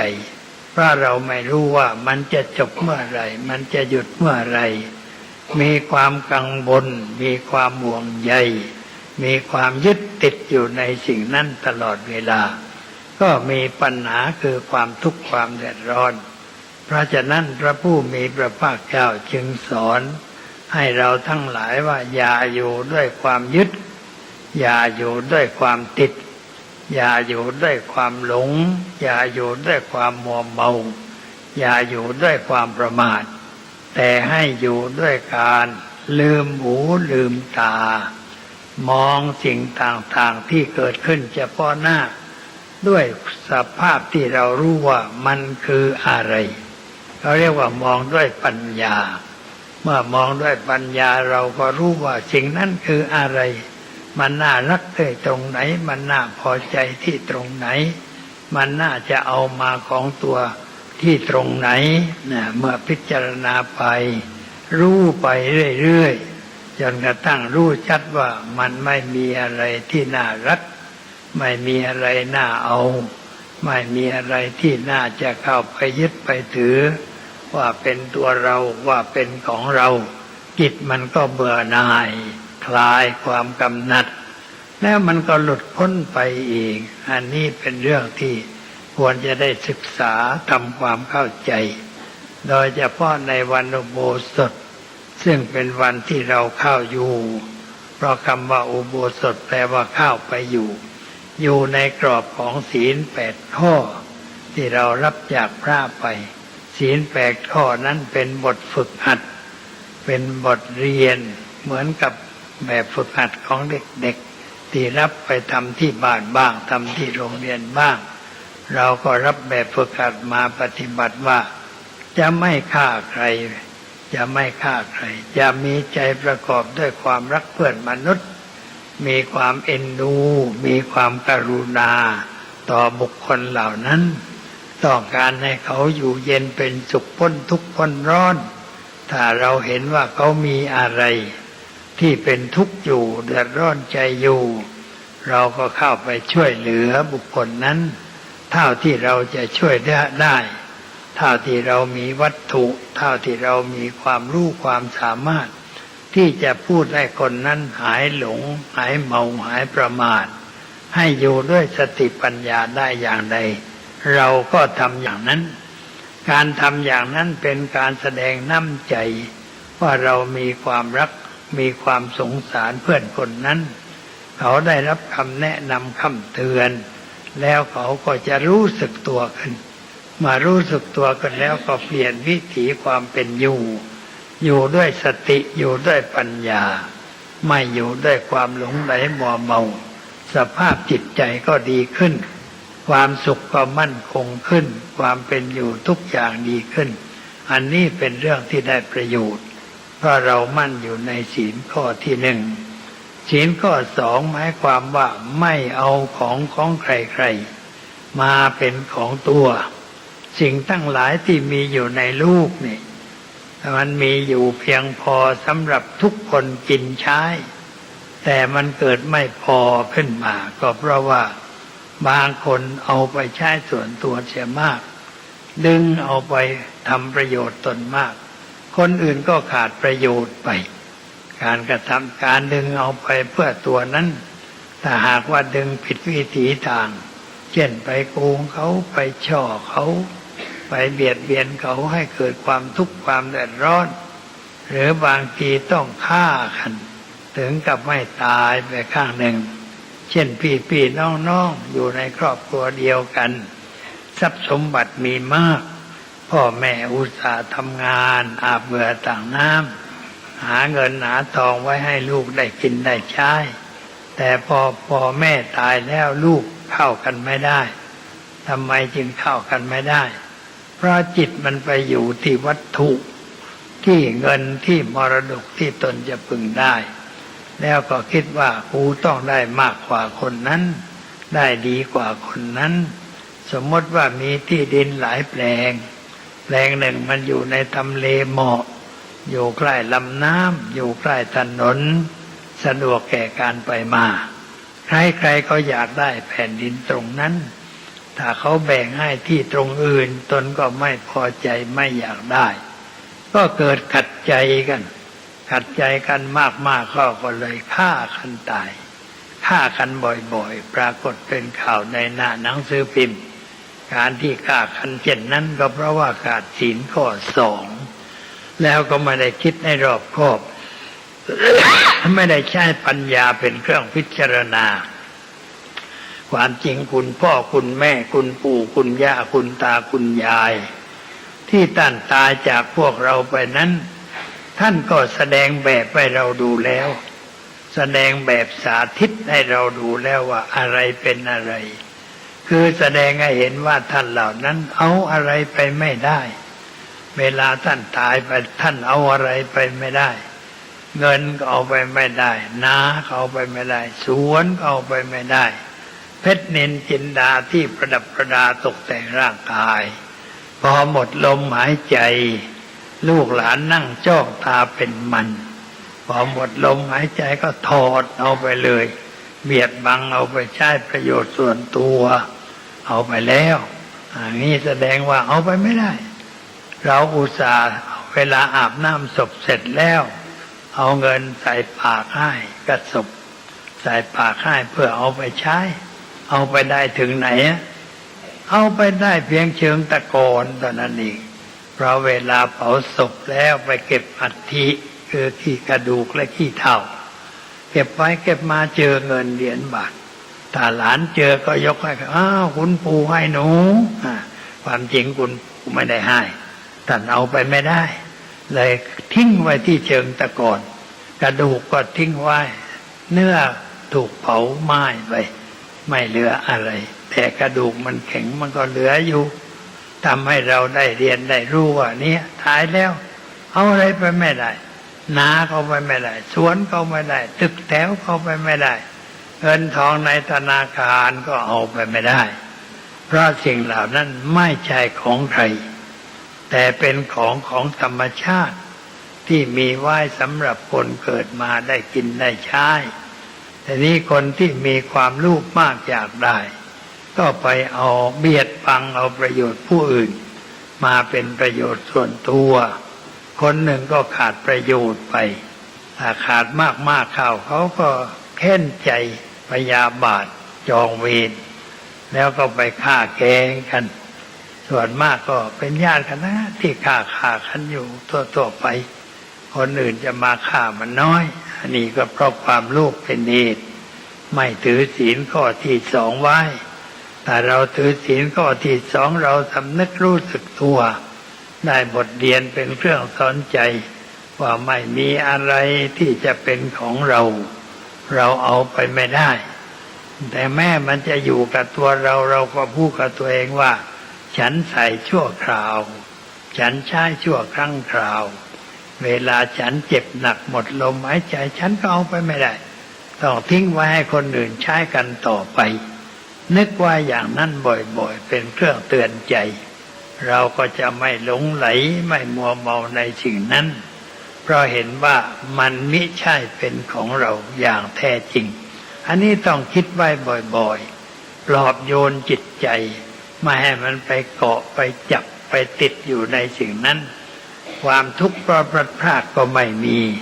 เพราะว่าเราไม่ได้ยึดว่าเป็นของเราถ้ามันแตกมันหักไปเราก็พูดได้ว่าธรรมชาติมันเป็นอย่างนี้ของแตกได้ก็ต้องแตกของหักได้ก็ต้องหักของหายได้มันก็ต้องหายของที่ขโมยลักได้มันก็มาขโมยของเราไปอย่าไปเสียใจมันเลยเพราะของหายแล้วเราจะเสียใจทำไมของหายแล้วใจหายไปเสียด้วยนั่งเศร้าโศกเสียใจอาลัยอาวรณ์กินไม่ได้นอนไม่หลับเรื่องอะไรที่ลงโทษตัวเองอย่างนั้นเป็นความเขลาชนิดหนึ่งเพราะไปยึดติดในสิ่งที่เราหามาได้ยึดไว้ว่าเป็นของตัวแต่ไม่ได้นึกว่ามันมิใช่เป็นของฉันถ้าเรานึกว่าไม่ใช่ของเราก็ไม่เสียใจแต่ว่ามันอยู่กับเราก็ใช้ไปก่อนใช้ให้ดีรักษาให้ดียังไม่จำเป็นจะให้ใครมาเอาก็จะเอาไว้ก่อนเรามีไว้ด้วยปัญญามีอะไรถ้ามีด้วยปัญญาก็ไม่เป็นทุกข์แต่ถ้ามีด้วยความไม่มีปัญญาก็มีความทุกข์มีความเดือดร้อนใจด้วยประการต่างๆโยมทดสอบตัวเองได้ว่าเรามีอะไรอยู่บ้างแล้วเราเป็นทุกข์เพราะเรื่องนั้นไหมมีบุตรเป็นทุกข์เพราะบุตรไหมมีทรัพย์เป็นทุกข์เพราะทรัพย์ไหมมีลาภเป็นทุกข์เพราะลาภไหมมีวาสนาบารมีได้เป็นใหญ่เป็นโตนั่งทุกข์ไหมทุกข์กว่าคนอื่นจะมาแย่งเอาอำนาจของเราไปมาแย่งลาภของเราไปถ้ามีอย่างนี้มันก็ไม่ไหวทรมานตัวเองให้เกิดความทุกข์ความเดือดร้อนใจมีโดยไม่ต้องเป็นทุกข์จึงจะใช้ได้เป็นอะไรก็เหมือนกันเป็นอย่าให้เป็นทุกข์เช่นได้เป็นผู้แทนก็อย่าเป็นทุกข์เป็นรัฐมนตรีก็อย่าเป็นทุกข์เป็นนายกก็อย่าเป็นทุกข์แต่ว่าเป็นเพื่อรับใช้ส่วนรวมรับใช้ประเทศชาติทำงานเพื่องานทำงานเพื่อหน้าที่ไม่ได้ทำเพื่อจะเอาอะไรเพื่อตัวเพื่อความมั่งคั่งต่อไปคนเรามันคิดไม่ค่อยได้เพราะยึดติดในวัตถุความจริงถ้าเราไม่ยึดไม่ติดไม่หวังอะไรไม่เป็นอะไรมันก็มีเกียรติอยู่ในตัวแล้วมีความดีอยู่ในตัวแล้วคนก็นิยมชมชอบเวลาคราวเลือกตั้งคราวหน้าเขาเห็นว่าคนนี้มือสะอาดไม่เห็นแก่ตัวไม่เห็นแก่ได้ควรที่จะได้เป็นผู้ดำรงตำแหน่งนายกต่อไปหรือเป็นรัฐมนตรีต่อไปเป็นผู้แทนต่อไปเขาก็เลือกอีกเขาเลือกอีกแต่นี่คนเรามันไม่ฉลาดคิดแต่จะแสวงหาวัตถุไปแลกกับความเป็นใหญ่เป็นโตเอาเงินไปแลกกับความเป็นผู้แทน เอาเงินไปแลกกับความเป็นรัฐมนตรี เอาเงินไปแลกเพื่อเป็นอย่างนั้นเป็นอย่างนี้อันนี้เรียกว่างูทางนั้นยังอยู่ในสภาพของคนงูคนไร้ปัญญาแล้วก็เป็นทุกข์เป็นอยู่ก็เป็นทุกข์กลัวคนอื่นจะมาแย่งกลัวคนอื่นจะมาล้มเป็นทุกข์แต่ถ้าเราไม่คิดอย่างนั้นเราคิดว่าถึงบทที่ฉันจะต้องเป็นอย่างนี้บทที่จะต้องแสดงให้เป็นนายกแสดงเป็นรัฐมนตรีแสดงตำแหน่งอธิบดีหรืออะไรก็ตามที่เขาให้เป็นน่ะเราก็แสดงตรงนั้นเป็นตัวละครที่จะแสดงฉากนั้นก็แสดงให้ดีให้เป็นที่พอใจของคนดูเวลาเราเข้าฉากคนตบมือเกลียวแสดงความดีใจเสียใจพอเราโผล่ออกมาคนก็ตบมือต้อนรับเพราะเราแสดงดีคนพอใจอย่างนั้นแล้วมันก็สบายแต่ว่าความคิดอย่างนั้นมันไม่เกิดเพราะไม่ค่อยศึกษาธรรมะไม่กล่าวไกลพระที่สอนธรรมะให้คนเกิดความรู้ความเข้าใจชอบไปหาพระที่สอนให้งูให้งมงาย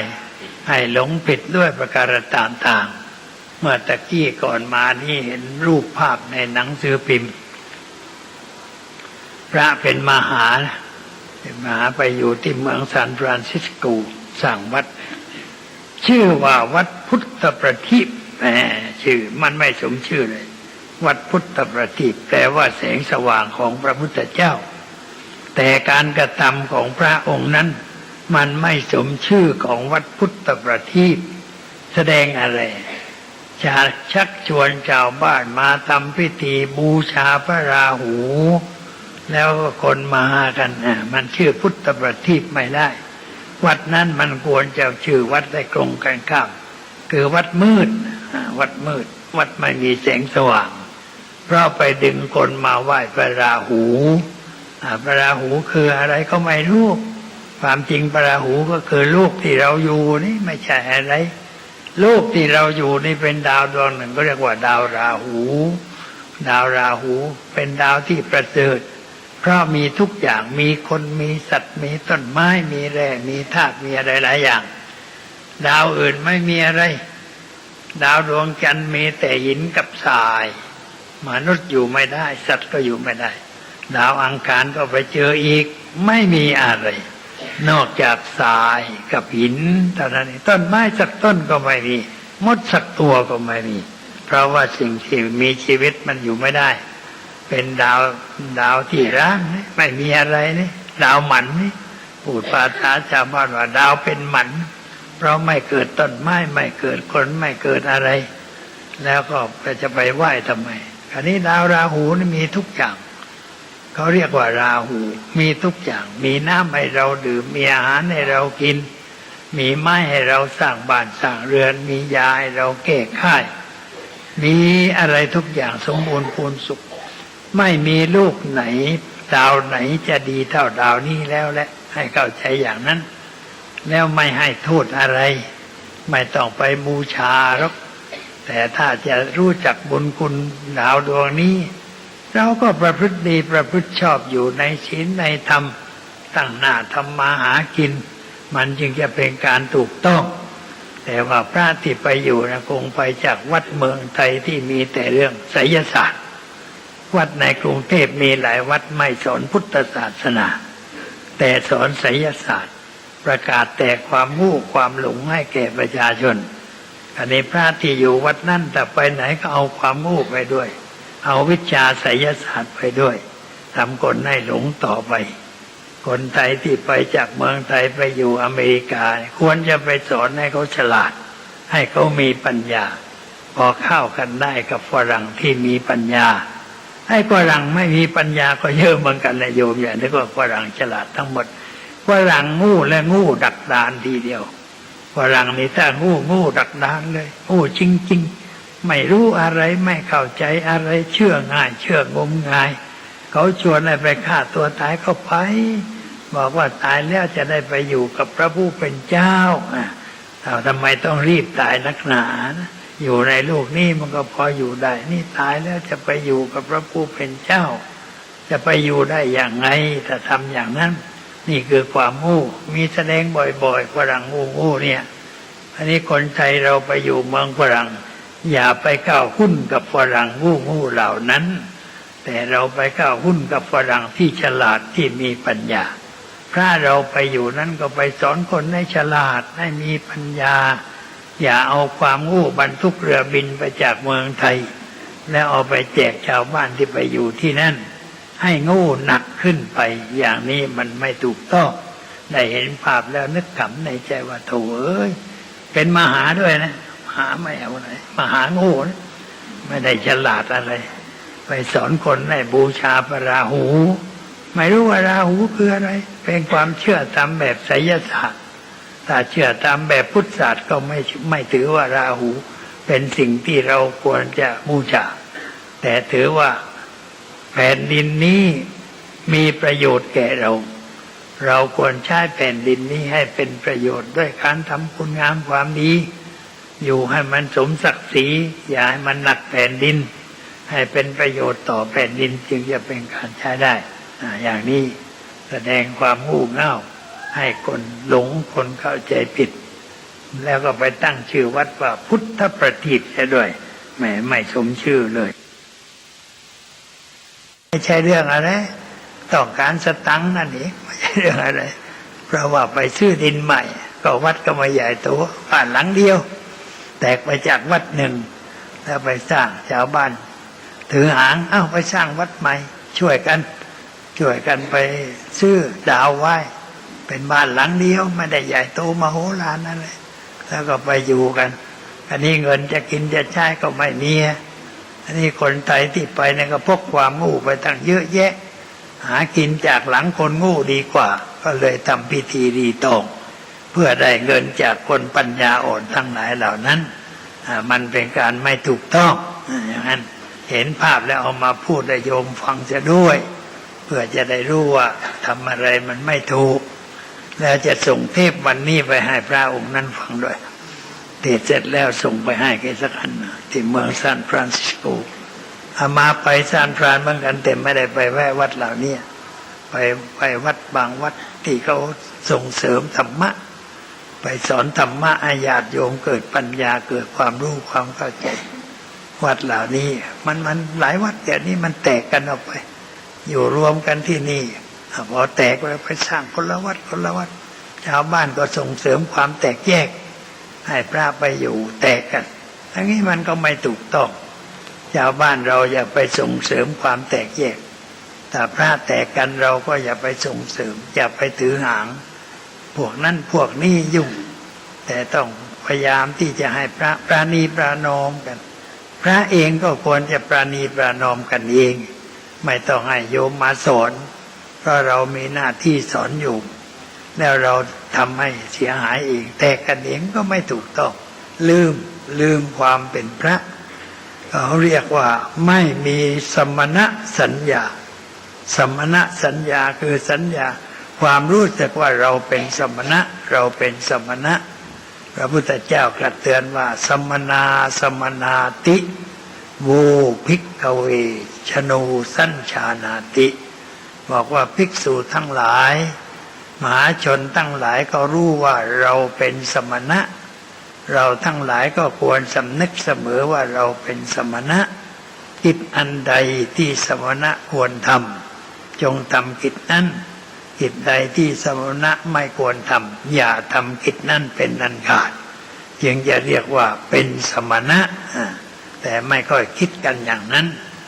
จึงไม่ถูกต้องอันนี้เป็นเรื่องที่เอามาเล่าสู่กันฟังหน่อยพูดเรื่องอื่นต่อไปว่าเราทั้งหลายที่มีชีวิตอยู่ในโลกเนี่ยโยมคิดดูที่เราอยู่ในโลกนี่เป็นยังไงขึ้นบ้างลงบ้างเส้นมันขึ้นแล้วก็ลงบางทีก็ขึ้นนิดหน่อยแล้วก็ลงวูบลงไปลงมากขึ้นนิดหน่อยบางทีก็ขึ้นมากลงนิดหน่อยเป็นอย่างนั้นคล้ายๆกับอะไรเหมือนลูกฟุตบอลที่เขาปล่อยลงสนามมีคนไปเตะคนหนึ่งต้องเอาคนสวยๆไปเขี่ยลูกนางงามมาก นางจักรวาลมั่งไปเขี่ยนิดเดียวเขี่ยพอเขี่ยมันก็แย่งกันเตะต่อไป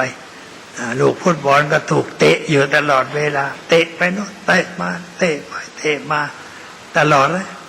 มันน่าจะได้รับความเดือดร้อนแต่ฟุตบอลมันไม่มีชีวิตจิตใจสุดแล้วใครจะเตะไปไหนก็ได้เรานี่ก็เหมือนกันคล้ายกับลูกฟุตบอลนะโยมนะชีวิตของเราเหมือนลูกบอลที่ถูกเตะอยู่ตลอดเวลาอะไรมันเตะเราอารมณ์ที่มากระทบเราแล้วมันเตะเราอารมณ์รูปเสียงกลิ่นรสสัมผัสนี่5 อย่างพระท่านเรียกว่ากามคุณกามคุณแปลว่าสิ่งน่าใคร่สำหรับคนผู้ไม่มีปัญญาแต่บุคคลผู้มีปัญญามองเห็นสิ่งเหล่านั้นว่าไม่ใช่สิ่งน่ารักน่าพอใจไม่ใช่สิ่งที่น่าจะเอามายึดมาถือว่าเป็นตัวเราเป็นของเราคนมีปัญญาคนมีปัญญานี่ทุกน้อยแต่คนไม่มีปัญญาทุกมากเพราะไปเก็บเอามากกมากอดไว้มากจับมากรัดมากแต่คนมีปัญญาแม่ก็จะจับไฟเขาก็จับไม่น้อยๆแต่คนไม่มีปัญญาโอดกองไฟก็มาเลยอย่างนี้มันก็ทุกข์มากอยู่ในโลกก็อย่างนั้นอะไรมากระทบดีบ้างชั่วบ้างสุขบ้างทุกข์บ้างได้บ้างเสียบ้างแล้วเราก็ขึ้นลงกับสิ่งเหล่านั้นเป็นทุกข์เพราะได้เป็นสุขเพราะได้เป็นทุกข์เพราะไม่ได้ถ้าได้ตามชอบใจก็สบายใจถ้าได้สิ่งไม่ชอบใจก็มีความทุกข์มีความเดือดร้อนใจเป็นอยู่อย่างนั้นตลอดเวลาจนกว่าเราจะได้รู้ได้เข้าใจสิ่งนั้นถูกต้องรู้ได้เข้าใจเมื่อไรเมื่อเราหันหน้าเข้าหาธรรมะมาศึกษาธรรมะคำสอนของพระพุทธเจ้าเพราะคำสอนของพระพุทธเจ้าสอนให้เราเข้าใจทุกสิ่งทุกอย่างตามที่มันเป็นอยู่จริงๆให้เข้าใจความจริงอย่างนั้นให้รู้ว่าความจริงของสิ่งนั้นมันคืออะไรแล้วเราก็เข้าใจเมื่อเข้าใจเราก็ไม่ตื่นเต้นไม่ดีใจไม่เสียใจเมื่อได้ก็ไม่ดีใจเมื่อเสียไปก็ไม่เสียใจเพราะเรารู้ว่ามันเป็นอย่างนั้นแหละธรรมชาติมันเป็นอย่างนั้นธรรมชาติมันเป็นอยู่อย่างนั้นเราจะไปเสียใจมันก็ไม่ได้ไปดีใจมันก็ไม่ได้ก็ใจสบายพอปรุงพอวางได้ใจมันก็สบายขึ้นแต่กว่าจะถึงจุดนั้นนะบางทีก็ครึ่งอายุเป็นทุกข์อยู่ตั้งครึ่งอายุบางคนก็เป็นทุกข์อยู่จนกระทั่งแก่แล้วก็ยังเป็นทุกข์อยู่เพราะยังไม่เข้าหาพระไม่มีปัญญาเมื่อเช้านี้มีหนุ่มคนหนึ่งมาถวายสังฆทานบอกว่ามีคนแนะนำให้มาถวายสังฆทานที่วัดนี้เพราะว่ามีลูกคนนี้เข้าเป็นเจ้าเพศทำอายุมันยังไม่ถึง25เป็นเบญจเพศอะไรถามว่าหนูเรียนชั้นไหนเรียนชั้นม.2 มันยังเด็กนะแต่ว่าแกว่าลูกจะไม่สบาย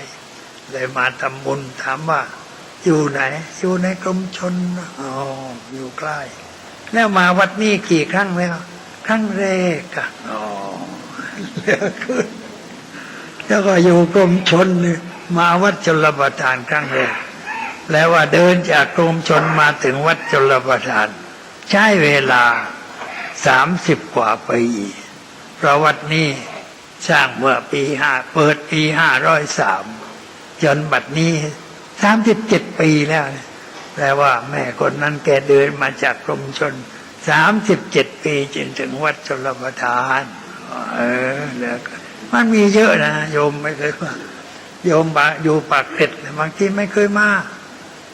ถามว่าโยมมาเป็นครั้งที่เท่าไหร่ครั้งแรกโอ้โยมเดิน25 ปีกว่าจะมาถึงวัดชลประทานนี่เขาเรียกว่าไม่ลืมหูลืมตาถ้าหากว่ามาวัดเสียบ้างก็จะได้ยินได้ฟังได้รู้ได้เข้าใจเรื่องอะไรถูกต้อง มีปัญหาอะไรขึ้นก็ไม่ต้องเศร้าโศกไม่ต้องเสียใจ หรือไม่ต้องให้ใครมาหลอกมาตุ้มคนเกลียดหลอกมันเยอะนี่พวกหมอดูพวกหมออะไรต่างๆมาหลอกให้ทำอย่างนั้นให้ทำอย่างนี้เขาว่าต้องทำอย่างนั้นเขาว่าต้องทำอย่างนี้ก็ไปทำตามเขาทำไปด้วยความ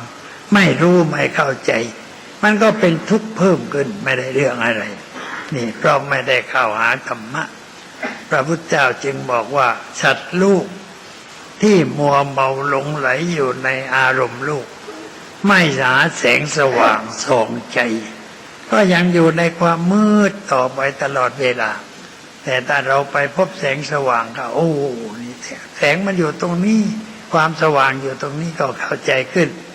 แสงสว่างคือพระธรรมคำสอนของพระพุทธเจ้าอ่านหนังสือธรรมะบ้างฟังธรรมบ้างเขาเทศทางวิทยุก็เปิดฟังบ้าง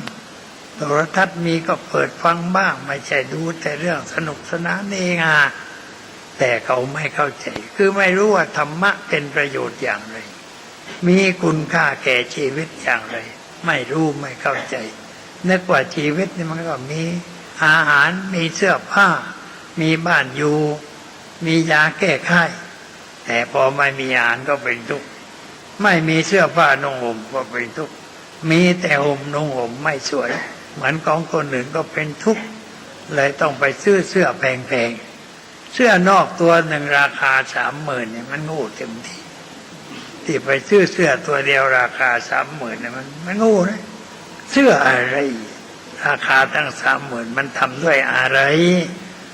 มาเพิ่งรู้ว่าเสื้อตัวละ30,000มันมีอยู่ในโลกนี้เพราะว่าไอ้คนออกแบบเสื้อมันตายถูกฆ่า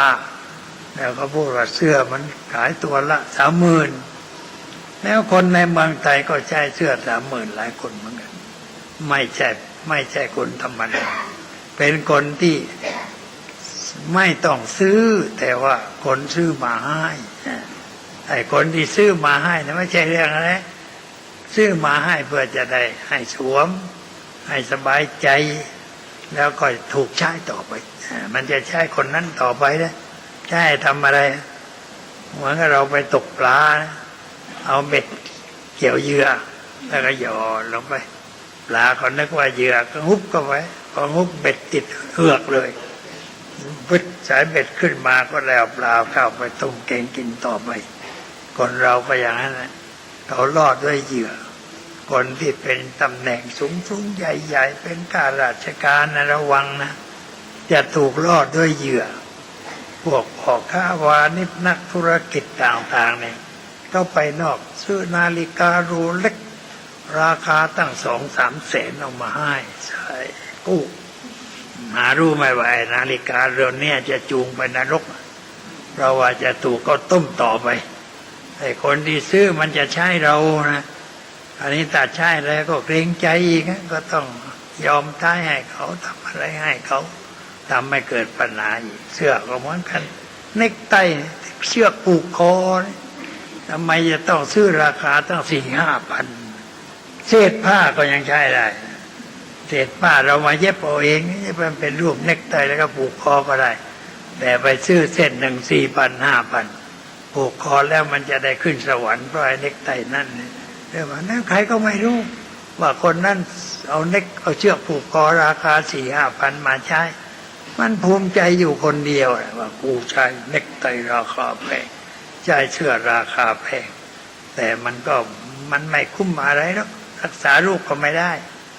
ช่วยไม่ให้ตายก็ไม่ได้ตายกันทั้งนั้นขอให้ทุกคนตายแล้วเวลาตายจะเอาเสื้อตัวนั้นใส่ไปด้วยไหม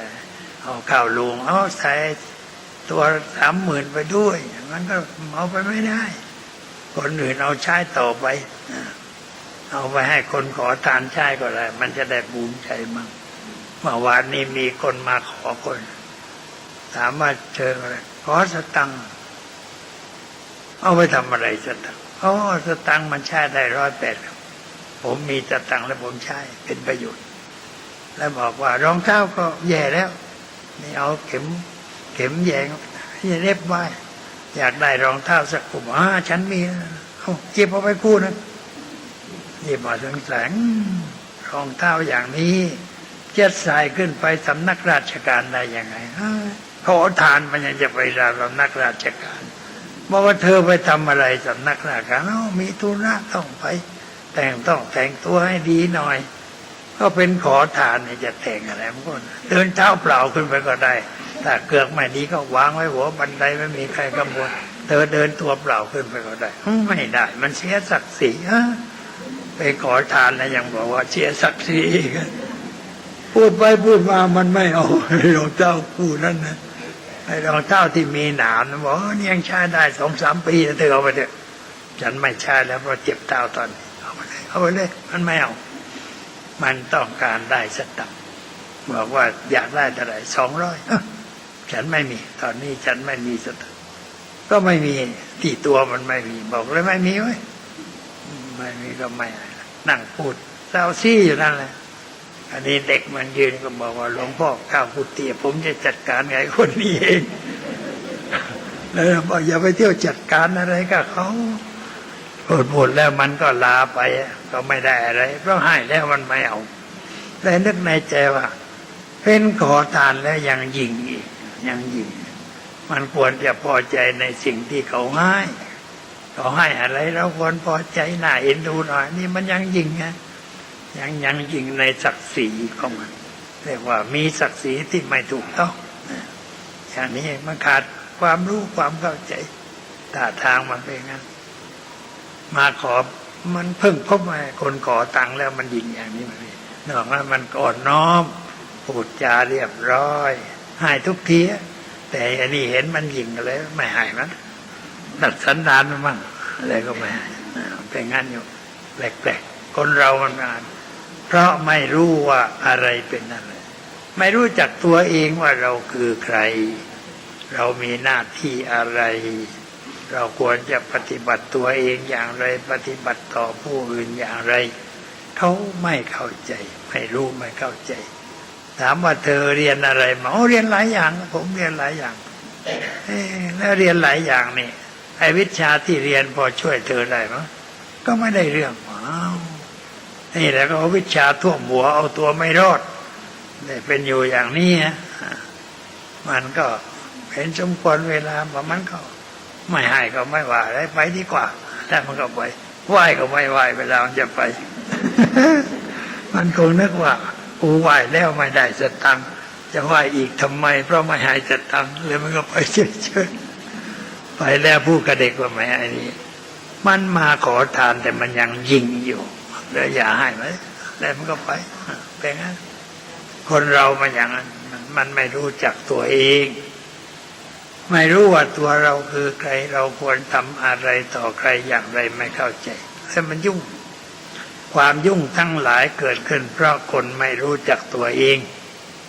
ไม่รู้จักทำตัวให้เหมาะแก่คนที่เราเข้าไปหาแก่สังคมที่เราเข้าไปเกี่ยวข้องไม่รู้จักหน้าที่จึงเกิดปัญหาเป็นความทุกข์เป็นความแดดร้อนใจด้วยประการต่างๆอย่างนี้จึงบอกเอามาคุยสู่กันฟังแล้ววันนี้ก็พูดทางวิทยุไปเมื่อเช้าพอดีโยมคนหนึ่งได้ฟังก็มาจองสร้างกุฏิที่วัดพุทธปัญญาคือกุฏิที่วัดพุทธปัญญาเนี่ยได้ไม้ของโรงเรียนนางพยาบาลโรงเรียนศรีสังวาลไม้ดีมากไม้สักไม้ตะเคียนไม้ดีทั้งนั้นอยู่แต่ละอันดีทั้งนั้นเขายกให้ยังเอามาไม่หมดไปขนมาเอามากองไว้เป็นพเนินเทินทึกหน้าต่างดีมีอะไรพร้อมก็เอาสิ่งนั้นสร้างกุฏิเดี๋ยวนี้สร้างได้3 หลังแล้วก็มีคนมาจองให้คุณพ่อคุณแม่2 หลังแล้วก็คนมาจากนู้นทับคล้อพาคุณแม่มาแต่หมอแกเป็นหมอฟันอยู่ตรงนี้บ้านเสนานิเวศนี้บอกว่าสร้างให้คุณแม่สักหลังเอาดีๆจัดชื่อไว้สร้างให้คุณแม่แต่จะเอามาให้นู่นวันที่9 กุมภาพันธ์วันเกิดคุณแม่บอกอีกนานจะได้แล้วก็เมื่อเช้านี้โยมคนหนึ่งไปขอจองกุฏิ1 หลัง สร้างก็สร้างหลายหลังสร้างรอบบริเวณส่วนตรงกลางทิ้งว่างไว้ก่อนเพราะจะสร้างห้องประชุมก็คงขนาดอย่างนี้แต่ไม่ดีเท่านี้ราคามันถูกหน่อยเงินมันน้อยสำหรับให้คนได้มานั่งฟังธรรมกันได้มาฝึกจิตการกระทรวงสาธารณสุข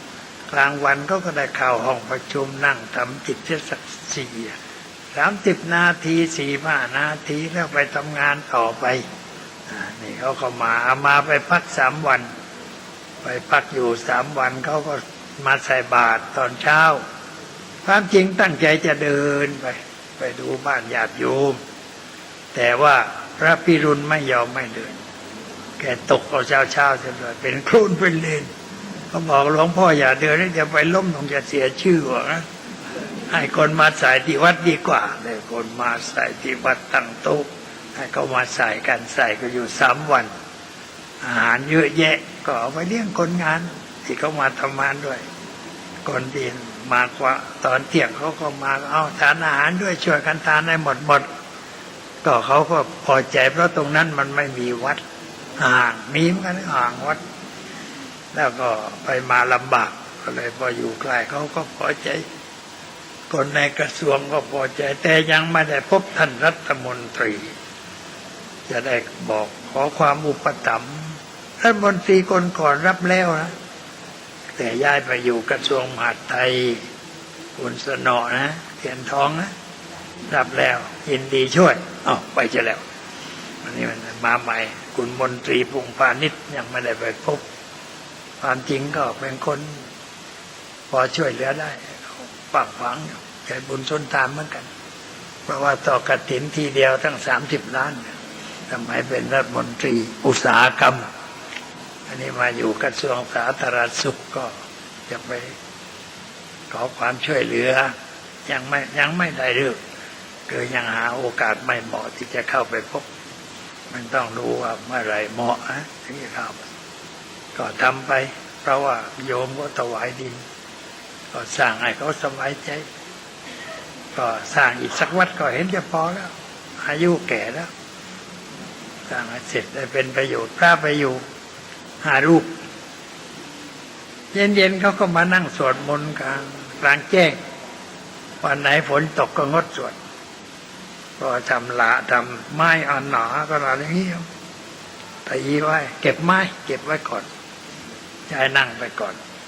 สะดวกดีแล้วก็พอจะเอาจริงก็รื้อไม้นี้ไปทำอื่นต่อไปไม้ยังอีกเยอะไม้ยังขนมาไม่หมดเขาให้นับว่าเป็นบุญที่เขาให้ไม้อย่างนี้ไม้สักพื้นนี่ไม้สักสวยก็รื้อดีแล้วเอามาทำต่อตัดบ้างเติมบ้างก็ใช้ได้พูดมาสมควรแก่เวลาวันนี้ฉันอาหารแล้วจะเดินทางไปภูเก็ตเวลา13:30เรือบินออกไป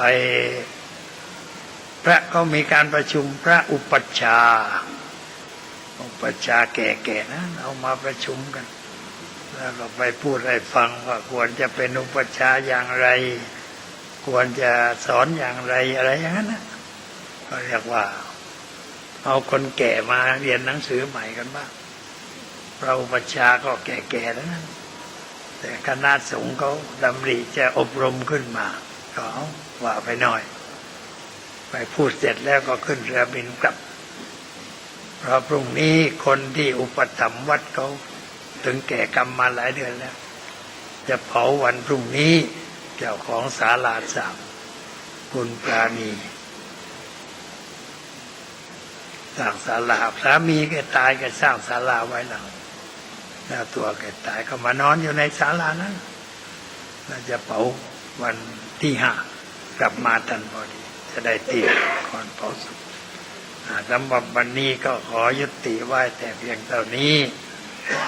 ต่อไปนี้ก็ขอเชิญญาติโยมนั่งสงบใจ5 นาที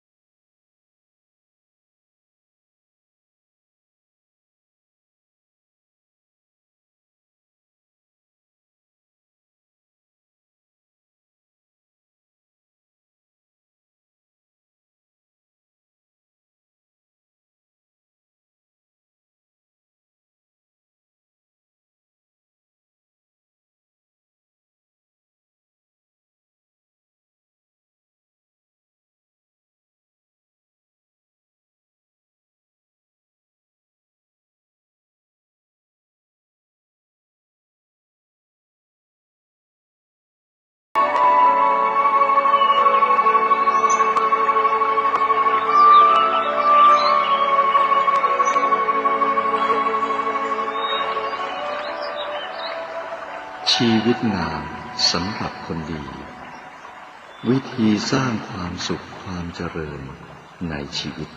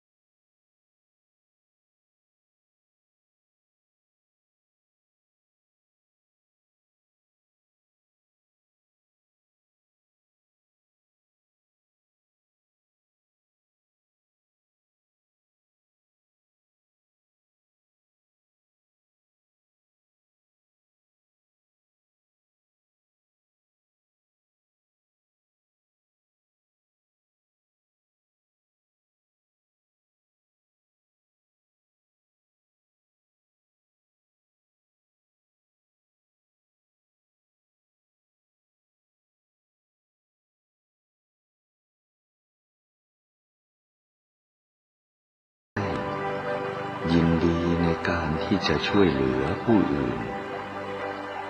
มีปกติไม่คิดเห็นแก่ตัวไม่เห็นแก่ได้แต่เห็นแก่ประโยชน์และความสุขของส่วนรวมอยู่ตลอดเวลา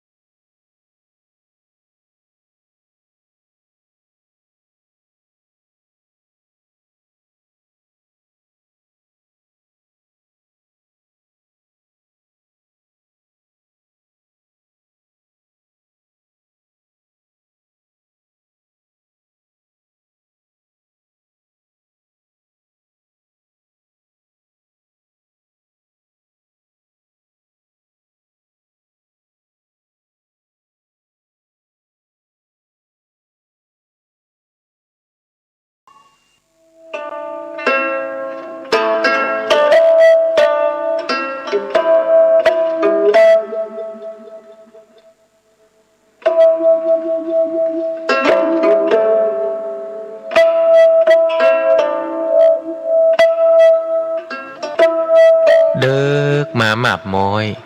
น้ำย้อยตีนก่อนเดิกมาอ่อนจอนดาวมองมนฟ้าง่อมเงาใจไปทุกย่อมยาวิเวกวังเวงเงียบพักมนุษย์ตั้งหลายนอนในสำนักดักเงียบปิ้งเย็นวอยลมก็บปัดสังัดหายซอยแสงเดือนมอยหลอดลายกิ่งก้านหันวุยวายแสงไฟตามบ้านมะนาวเย็นคิงสะต้อนง่อมงันจับใจป่อไหมยอดมอนมานักหน่วงค้อนหรือดีเสียงลมปัดไม้สอดไซนนทรีเคล้าเสียงดนตรีกวีข้าวเศร้าดังก้องแสนเสียงสำเนียงคนเท่าดิดเด่งปันเมาสะต้านบ่กึดหาไผหือใจเหี่ยวม่านปล่อยใจว่าอันตวยลมมีปินหัวจ้างแนบข้างประสมสุขแสนอารมณ์บ่ถามใครได้มีปินหัวจ้างแนบข้างประสมสุขแสนอารมณ์บ่ถามใครได้บ่ถามใครได้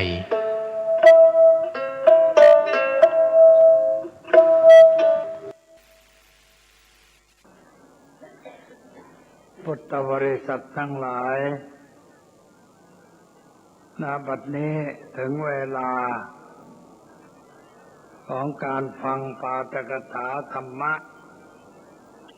อันเป็นหลักคำสอนในทางพระพุทธศาสนาแล้วขอให้ทุกท่านอยู่ในอาการสงบอย่ามัวเดินไปเดินมานั่งณที่ใดที่หนึ่งที่สามารถได้ยินเสียงจากเครื่องขยายเสียงชัดเจนแล้วจงตั้งใจฟังด้วยดีเพื่อให้ได้ประโยชน์อันเกิดขึ้นจากการมาวัดตามสมควรแก่เวลาวันอาทิตย์เป็นวันที่หยุดงานทางราชการก็หยุดให้ข้าราชการพักผ่อน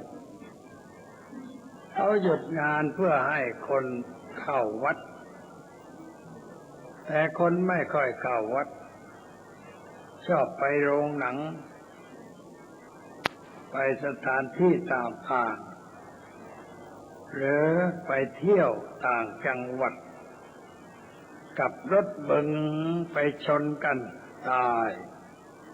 ไม่ได้ไปเที่ยวอย่างนี้มีอยู่เป็นประจำถ้ามาวัดก็คงจะไม่มีเรื่องก็ไม่ต้องรีบร้อนมาตามปกติเข้าวัดแล้วก็จะได้สงบจิตสงบใจนั่งพักใต้ต้นไม้ก็ดูดิต้นไม้บางประเภทก็ออกดอกบานสะพรั่งร่วงลงมาบนพื้นดินดูแล้วก็สวยงามดูแล้วก็ได้ความจริงก็ได้ความจริงว่าดอกไม้นี่มันผลิบานแล้วก็ร่วงลงมาบนพื้นดินชีวิตของเราก็เหมือนกับดอกไม้เกิดใหม่ก็ยังดีอยู่สดชื่นยิ้มแย้มแจ่มใสอุอะกับคุณพ่อคุณแม่แล้วก็โตขึ้นแล้วผลที่สุดก็โรยไปกองอยู่ที่ป่าช้านั่นคือชีวิตก็เหมือนกับดอกไม้ร่วงแล้วเขาก็กวาดเอาไปทิ้งที่กองขยะไม่มีสาระต่อไปชีวิตคนเรามันก็เป็นอย่างนั้นนะโยมวันหนึ่งก็จะร่วงโรยเหี่ยวแห้งแล้วก็ตกลงบนพื้นดินแต่คนตกบนพื้นดินไม่มีใครเก็บเอาไปบูชา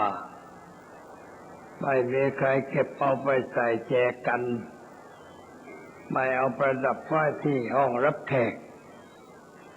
แต่ก็ส่งมาวัดปิดมิดชิดใส่โลงเรียบร้อยเอามาตั้งบนที่วัดตามฐานะคนมีสตังค์ก็ตั้งนานหน่อยคนสตังค์น้อยก็ตั้งน้อยหน่อยแล้วก็ส่งเข้าเตาเผาเป็นขี้เถ้าไอ้ขี้เถ้าแล้วก็เอาไปไหนดีเอาไปทิ้งมหาสมุทรดีที่สุดไปที่ปากอ่าวนะ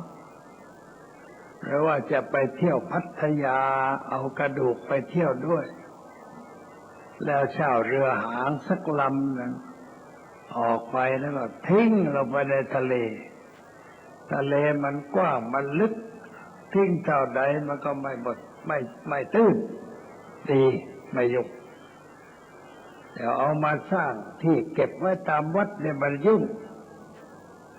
เก็บไว้ตามกุฏิบ้างแต่ไว้ที่ไหนบ้างเจ้าสร้างบรรจุให้ทางวัดนี้ห้ามแล้วใครจะมาสร้างเจดีย์บรรจุอัฐิไม่รับแล้ว เพราะมันมากเต็มวัดรกวัดไม่ได้เรื่องอะไรให้เอาไปทิ้งทะเลดีกว่าสะดวกสบายดีไม่รกใครนึกถึงก็ไปยืนชายฝั่งมองไปนั่นแหละคุณพ่ออยู่นั่นแหละคุณแม่อยู่นั่นแหละคุณปู่อยู่นั่นคุณย่าอยู่นั่นแล้ววันหนึ่งฉันจะมาอยู่ด้วยเรียกอย่างสอนใจเพราะว่าตายทุกคนไม่มีข้อยกเว้นไม่ว่าจะเป็นอะไรเป็นคนมั่งมีเป็นคนยากจนเป็นคนโง่เป็นคนฉลาดเป็นนักการเมืองผู้ยิ่งใหญ่เป็นนักการเมืองผู้โกงกินบ้านเมืองตายหมดไม่เหลือสักคนเดียวแล้วเหลืออยู่มั่งไม่เหลือตายหมดเวลาตายก็ไม่เห็นเอาอะไรไปได้ไปชุดหนึ่งรองเท้ากางเกงเสื้อชั้นนอกชั้นในบอกไม่ต้องเอาไม่หรอกไม่ต้องกางแดดไปนอนจะได้ลง3 วัน 7 วันถ้าใส่โกฏก็นอนนานหน่อยแล้วก็เอาไปเผาหมดเป็นขี้เถ้าไม่มีอะไรมีเหลืออยู่บ้างคนทำดีก็เหลืออยู่ทำชั่วก็เหลืออยู่แต่ทำดีเหลือไว้ให้คนชมทำชั่วเหลือไว้ให้คนติตายแล้วเพื่อนยังด่าตามหลังแต่ถ้าทำดีคนก็ชมตามหลังเป็นเกียรติเป็นศรีแก่ลูกแก่หลานแต่ถ้าทำชั่วก็ไม่ได้เกียรติได้ศักดิ์ศรีอะไรเราไม่ได้เกิดมาเพื่อความชั่วเราเกิดมาเพื่อความเป็นคนดีก็ต้องสะสมความดีทำดีเรื่อยๆไปไม่ต้องรีบร้อนไม่ต้องแข่งกันทำไม่ต้องทำด้วยความอยากจะได้โดนได้ที่ทำบุญอยากได้โดนได้ที่มันเป็นทุกข์มันไม่ได้เหมือนใจพระก็สอนไม่ถูกสอนให้คนอยากเนี่ยมันไม่ถูกต้องสอนให้คนไม่อยากถึงจะถูกต้องเพราะปกติคนมันอยากอยู่แล้วอยากอยู่แล้วไปสอนให้อยากเข้าไปอีกก็เหมือนกับเอาน้ำโสโครกมาซักผ้าโสโครกมันก็ยิ่งโสโครกใหญ่ลงไปคิดให้ดีนะโยมสอนผิดนะไม่ถูกตามคำสอนของพระพุทธเจ้าพระพุทธเจ้าสอนให้ไม่อยากไม่ใช่สอนให้อยากสอนให้ทำลายความเห็นแก่ตัวแต่เราพอกพูนความเห็นแก่ตัวสอนให้อยากคือสอนให้เห็นแก่ตัวสอนให้เอานั่นเอานี่เอาตายแล้วก็ยังจะไปเอาอีกมันไม่ถูกสอนอย่างนั้นไม่ถูกทำไมจึงสอนอย่างนั้นสอนเพื่อให้โยมอยากแล้วจะได้บริจาคเงินมากๆแต่เอาเงินไปใช้นี่เขาเรียกว่าเอาสวรรค์มาล่อเอานรกมาคูผิดหลักคำสอนของพระพุทธเจ้าพระพุทธเจ้าไม่ได้เอาอะไรมาล่อมาจูงใจสอนให้ทำอะไรก็เพื่อให้ขูดเกลาให้มันบางลงไปสักหน่อยให้มันโปร่งใสลงไปสักหน่อยนั่นถูกต้องอันนี้ถ้าสอนให้มันหนาให้มันหนักมันไม่ถูกต้องสอนผิดแต่ว่าโยมชอบทำบุญอะไรขอให้โยม มีนั่นมีนี่สมความตั้งใจสาเราสอนให้โง่ชอบสอนให้ฉลาดไม่ค่อยชอบสอนให้มีนั่นมีนี่ชอบสอนให้ไม่มีไม่ชอบมันเป็นไงล่ะเพราะฉะนั้นพระท่านก็สอนให้โยมสบายใจเรียกว่าได้บุญคือสบายใจล่อให้สบายใจมันเด็กร้องไห้เอาขนมมาล่ออย่าร้องกินขนมดีกว่าเด็กก็หยุดร้องแต่กินขนมพอกินขนมหมดแล้วร้องต่อเพราะว่ามันร้องทีไรได้กินขนมทุกทีเลยมันร้องเรื่อยพออยากกินขนมมันก็ร้องแฮ่อยู่นั่นแหละแม่ก็เอาขนมมาให้ไปจบเราทั้งหลายนี่เป็นเหมือนกับเด็กอ่อนชอบร้องชอบขอท่านขอดิมาวัดแล้วมาขอมาถึงมาทำไมโยมมาขอพรจากท่านหน่อยพรอะไรก็ได้ที่มันดีขึ้นทำเอาเองของพ่อบอกว่าทำเอาสิ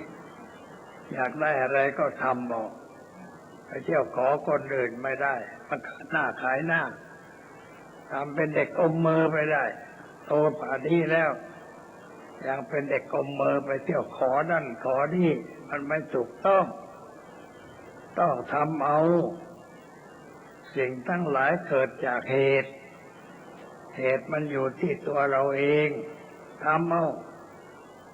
อยากจะเป็นทุกข์ก็ทำเหตุแล้วมันเกิดทุกข์อยากจะชิบหายก็ทำเหตุให้มันชิบหายเล่นการพนันเที่ยวกลางคืนก็เพื่อนชั่ว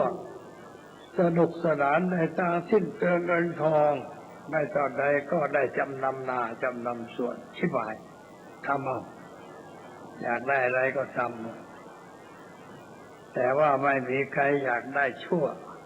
ไม่อยากได้ชั่วก็อย่าทำชั่วอยากได้ดีก็ทำดีไปทำจนไม่อยาก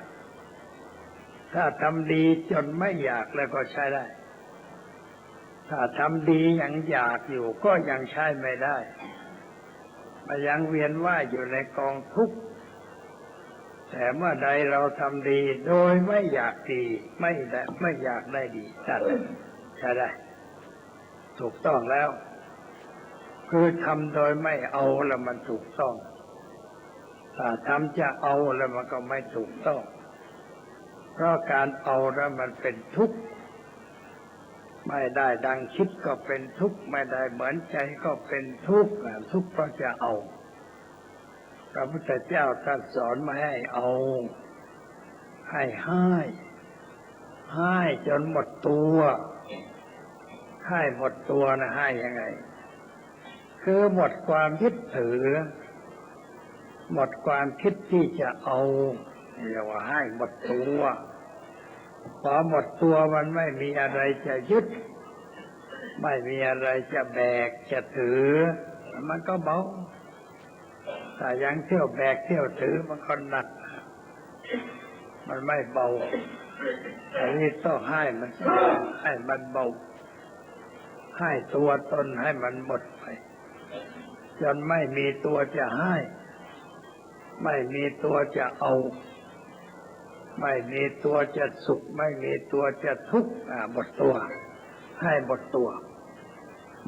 ก็สบายเขาเรียกว่าเป็นอนัตตาเราสวดทุกวันนะสัพเพธัมมาอนัตตาติทำทั้งหลายทั้งปวงเป็นอนัตตาสวดทุกวันนั่นแหละหัวใจพระพุทธศาสนาหัวใจของพระพุทธศาสนาคือเรื่องอนัตตาถ้าใครไปสอนว่าพุทธศาสนามีอัตตาสอนผิดเป็นมิจฉาทิฏฐิเป็นการทำลายรากฐานของพระพุทธศาสนาให้เสียหายผิดมากถ้าสอนว่าพุทธศาสนามีอัตตาเนี่ยผิดมากเลยทีเดียว ผิดอย่างร้ายเลยเป็นมิจฉาทิฏฐิอย่างร้ายแรง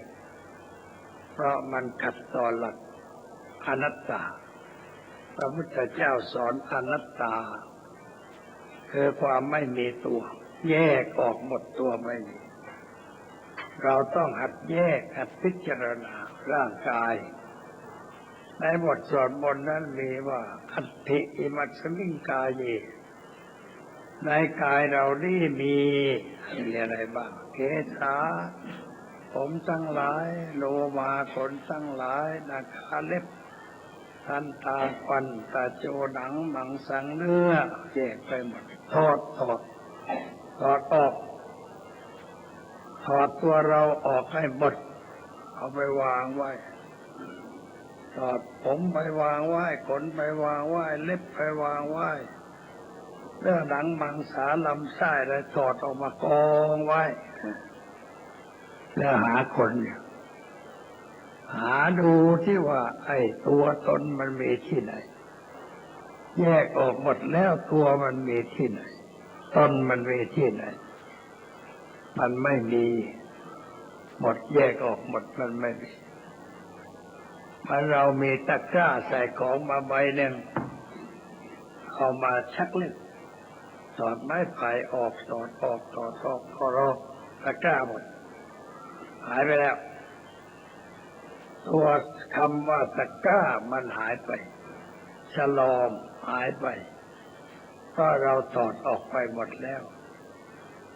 โรงเรียนหลังนี้เกิดขึ้นตรงนี้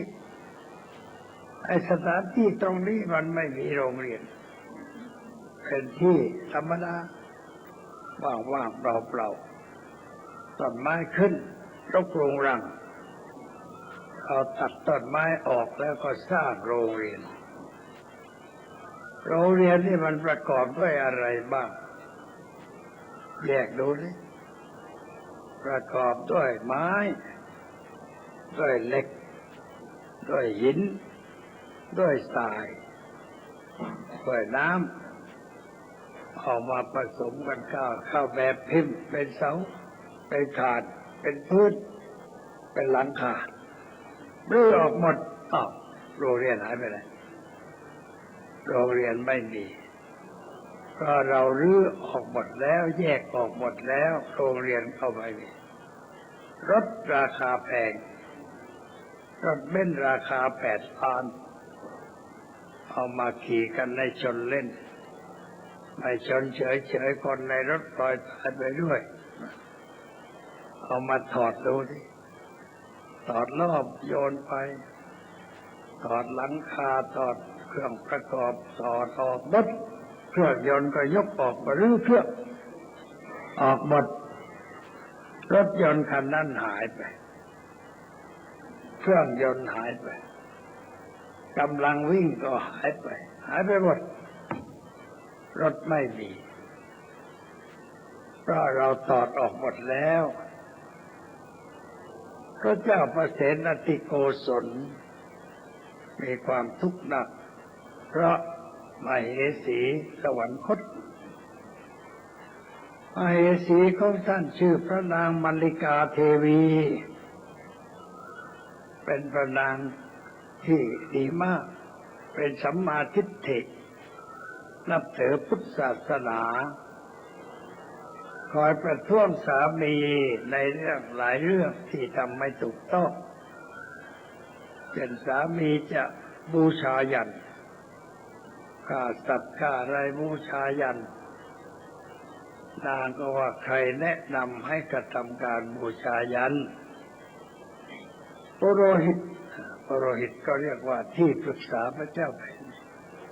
เป็นผู้แนะนำปุโรหิตเป็นคนไม่มีความรู้ทำไมไม่ไปถามพระพุทธเจ้าซึ่งเป็นบุคคลผู้รู้ผู้ตื่นผู้เบิกบานพระเจ้าประเสนติโกศลนึกได้ก็เลยไปเฝ้าพระพุทธเจ้าทูลถามพระองค์ก็อธิบายให้เข้าใจกลับมาสั่งเลิกการเผาไหม้ โทษใหญ่ๆพอไว้เป็นฐานและจะได้บูชายันจับเนื้อตัดคอทิ้งลงไปเรียกว่าย่างกันใหญ่คนก็ไม่ได้คิดเพราะเขาไม่คิดเนื้อทำตัวอย่างนั้นเลยเลือกเป็นบาปเป็นโทษเบียดเบียนสัตว์บอกไม่ได้เลือกอะไรเลือกประดางคัดค้านอย่างนั้นบ่อยๆคอยประท้วงเป็นเจ้าแผ่นดินแม่บ้านเนี่ยเป็นคนสำคัญในบ้านถ้าแม่บ้านเป็นสัมมาทิฏฐิมีความเห็นถูกมีความเข้าใจถูกต้องคุ้มสามีถือหางเสือครอบครัวให้เรียบร้อยสามีจะไม่เหลวไหลแต่ถ้าแม่บ้านเป็นคนมากๆอยากได้อยากร่ำรวยอยากใหญ่อยากโตก็ยุสามีให้กระทำความผิดสามีคนอื่นยุไม่เก่งนะปัญญายุนี่ขึ้นประยุเวลากลางคืนกระชิบข้างหูท่านทำไมท่านไม่ทำอย่างนั้นทำไมท่านไม่ทำอย่างนี้มีทางจะได้ทำไมไม่เอาโง่อยู่ทำไมนะยุอย่างไรปัญญายุขึ้นนะตื่นเช้าสั่งการโกงกันคอร์รัปชันก็ได้ยุ่งไปหมดเพราะแม่บ้านแต่ถ้าได้แม่บ้านดีคอยเตือนคอยชี้คอยบอกคอยประคับประคองสามีไม่ให้เสียคนไม่ให้ตกต่ำในทางความคิดและการกระทำเรียบร้อยเจริญก้าวหน้าสำคัญนะแม่บ้านที่สำคัญพระนางมาริกาก็เป็นแม่บ้านที่ดีของพระเจ้าประเสฐแต่ว่าสังขารทั้งหลายไม่เที่ยงแก่ลงมันก็เจ็บไข้ได้ป่วยแล้วก็ตายพระเจ้าประเสนทิโกศลเสียใจมากไม่เป็นอันออกว่าราชการเก็บตัวเป็นทุกข์คิดเข้าไปนั่งเป็นทุกข์ผิดไม่ถูกต้องไปความโง่อย่างหนึ่งที่เราเป็นทุกข์ไม่ว่าทุกเรื่องอะไรโง่ทั้งนั้นถ้าเรามีปัญญาเราก็ไม่ทุกข์เพราะเราคิดได้ตรงได้ไม่ไปนั่งทุกข์ทำไมหัวเราะจะเลยทำน่าดูชีวิตที่มันน่าดูหัวเราะอันนี้ไปนั่งเป็นทุกข์ก็ไม่ได้แล้วความทราบไปถึงพระพุทธเจ้าว่าพระเจ้าประเสนทิโกศลเป็นทุกข์ก็เลยไปหาไปในวังปกติพระพุทธเจ้าไปในวังก็ขึ้นไปบนปราสาทห้องรับแขกไปนั่งอยู่ที่นั่นแหละเดี๋ยวพระเจ้าแผ่นดินก็ออกมากราบไหว้สนทนากันแต่วันนั้นไม่ขึ้นไปบนปราสาทอย่างเคยไปไหนไปที่โรงรถเก่าๆโรงเก็บรถเก่าโยมเคยไปพิพิธภัณฑ์เขามีที่แห่งเก็บราชรถนี่ถ้าเจ้าแผ่นดินไม่ตายก็ไม่ได้ใช้ถ้าพระเจ้าแผ่นดินตายก็เอามาใช้ทำอะไรบรรทุกอูฐพระศพออกจากประตูวิเศษชัยศรีค่อยๆมาทางสนามหลวงยกประโคดขึ้นบนเมนคอยเผาต่อไปเขาใช้อย่างนั้นเยอะหลายคันสวยก็ไปนั่งอยู่แถวนั้นแถวไอ้โรงเก็บรถเก่าพระเจ้าประเสนทรงทราบก็อำมาตย์ไปทูลก็เลยเสด็จลงไปเฝ้าพระพุทธเจ้าในโรงรถไปถึงก็ถามว่าพระองค์เสด็จมาทำไมไม่ขึ้นไปบนพระปราสาทอย่างเคย เขาบอกว่าที่อากาศมันโปร่งดีมีสิ่งควรศึกษาหลายอย่างก็พาพระเจ้าประเสนทิโกศลเดินสมรสต้องการจะสอนแบบสาธิตสมัยนี้ก็เรียกว่าสาธิตคือแสดงตัวอย่างให้เห็นเดินไปสุดโรงรถคันนี้เก่ามากสร้างในสมัยไหนโอ้คันนี้เป็นของพระเจ้าทูตสร้างไว้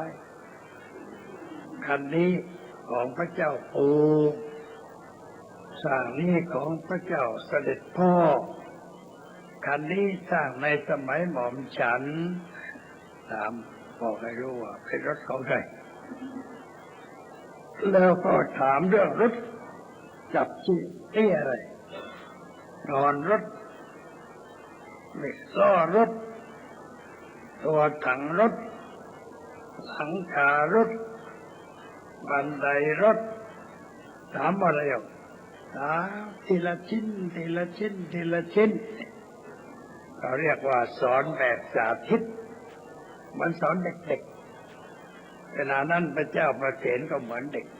คือลูกโอ้มันเด็กถามไปถามมาแล้วถามว่าแล้วรถมันอยู่ตรงไหนถามว่ารถนี่มันอยู่ตรงไหนพระเจ้าประเสนก็บอกว่าเพราะเอาสิ่งต่างๆมารวมกันเข้าจึงเรียกว่ารถ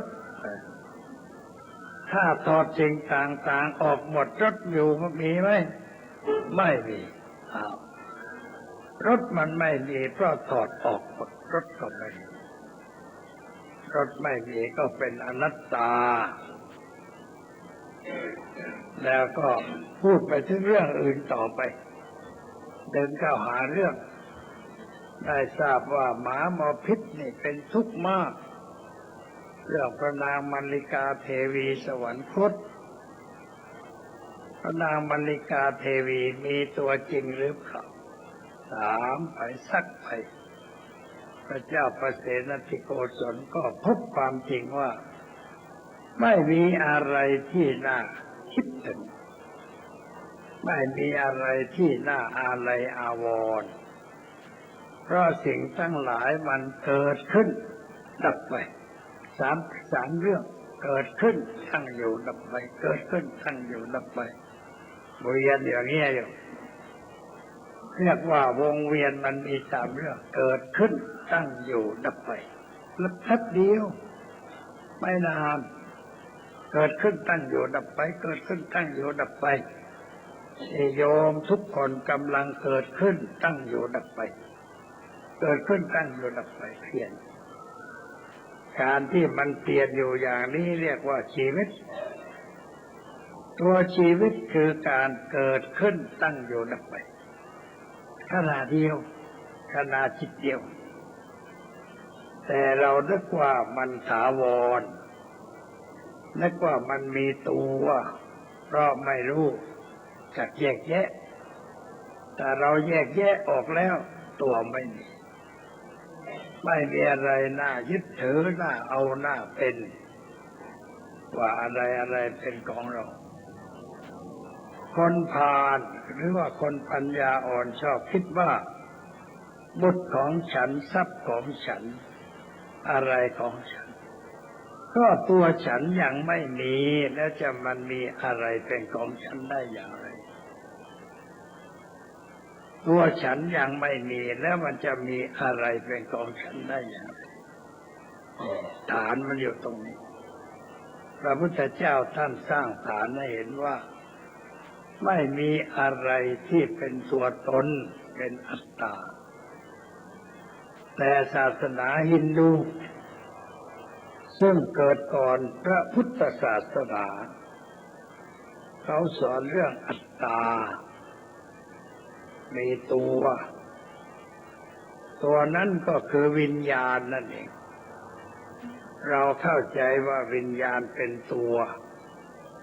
แต่เราสวดทุกวันว่าวิญญาณังอนัตตารูปเวทนาสัญญาสังขารวิญญาณ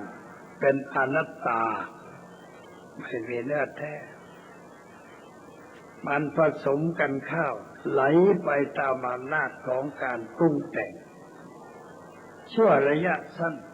ไม่ถาวรไม่คงทนแต่เราไปนึกว่ามันถาวรมันคงทนมันยั่งยืนคนที่นึกว่าวิญญาณเป็นตัวนี่กลายเป็นตัวถาวรอันนี้หนังสือคำสอนในพระพุทธศาสนาเขาเรียกว่ายุคอัตถกถาพระบาลีนี่บาลีล้วน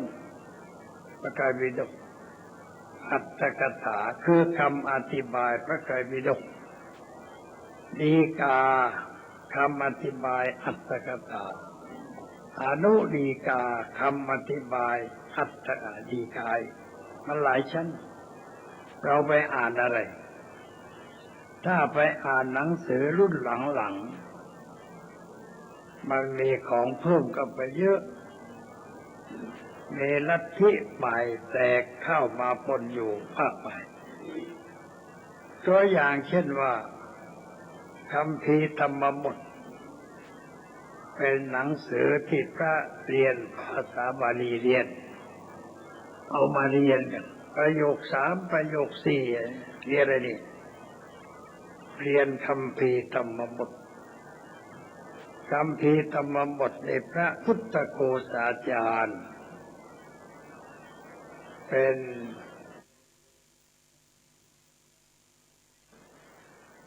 ถ้าเราอ่านเรียนเฉพาะเล่มนั้น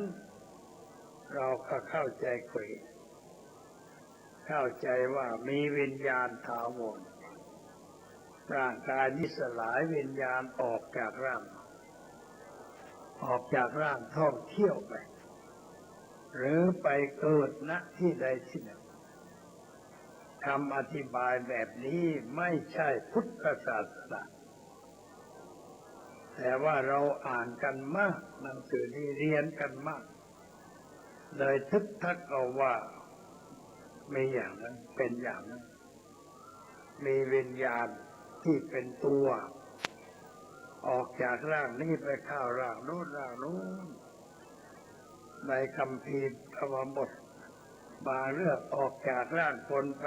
เข้าในร่างหมาคนไปเกิดเป็นหมา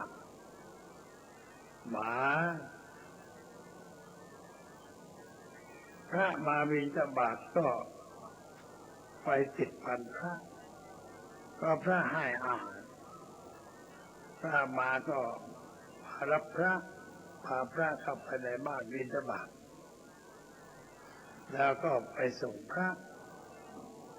ต่อมาหมาตัวนั้นตายไปเกิดเป็นเทวดาหมาไปเกิดเป็นเทวดาอยู่ในสวรรค์วิมานจากเทวดาลงมาเกิดเป็นคนไปกันใหญ่เพลิดเพลินสนุกดีเกิดมาอย่างนั้นเรียกว่ามีตัวถาวรให้ไปเกิดคือตัววิญญาณถาวรไอ้วิญญาณถาวรนั้นเป็นอัตตาไม่ใช่ไม่ถูกแต่ว่าหนังสืออัตถกถาเขียนไว้อย่างนั้นเราก็เชื่อตามนั้นเลยพูดกันว่าวิญญาณไปเกิดอะไรไปเกิดตายแล้วเกิดตายแล้วไม่เกิดพูดว่าตายแล้วเกิดก็ไม่ถูกตายแล้วไม่เกิดก็ไม่ถูกทั้งคู่ถืออย่างไรเรียกว่าถูกถือว่ามันสุดแล้วแต่เครื่องปรุงแต่งถ้าเครื่องปรุงแต่งปรุงถูกต้องมันก็ไปเป็นอะไรได้ถ้าปรุงไม่ถูกต้องมันก็เป็นอะไรไม่ได้พุทธศาสนาสอนว่าอย่างนั้นไม่สอนว่าตายแล้วเกิดไม่สอนว่าตายแล้วสูญถ้าเชื่อว่าตายแล้วเกิดเป็นสัจจทิฏฐิเป็นมิจฉาทิฏฐิอันหนึ่งสอนตายแล้วไม่เกิดก็เป็น มิจฉาทิฏฐิมันกันอุเฉตทิฏฐิแปลว่าขาดศูนย์เขามีอยู่ในอินเดียพระพุทธเจ้าไม่เอาทั้งสองอย่างแต่อยู่ตรงกลางว่ามันสุดแล้วแต่เครื่องปรุงแต่งถ้ามีเครื่องปรุงแต่งก็เกิดไม่มีเครื่องปรุงแต่งก็ไม่เกิดแล้วไม่มีตัวให้เกิดมันเกิดเพราะการปรุงแต่งปรุงถูกส่วนก็เป็นคนเป็นอะไรขึ้นมาไปตามเรื่องแล้วมันก็ตายไปไม่มีสิ่งถาวร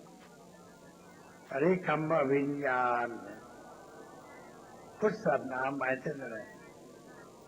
หมายถึงความรู้ทางตาทางหูทางจมูกทางลิ้นทางกายทางใจ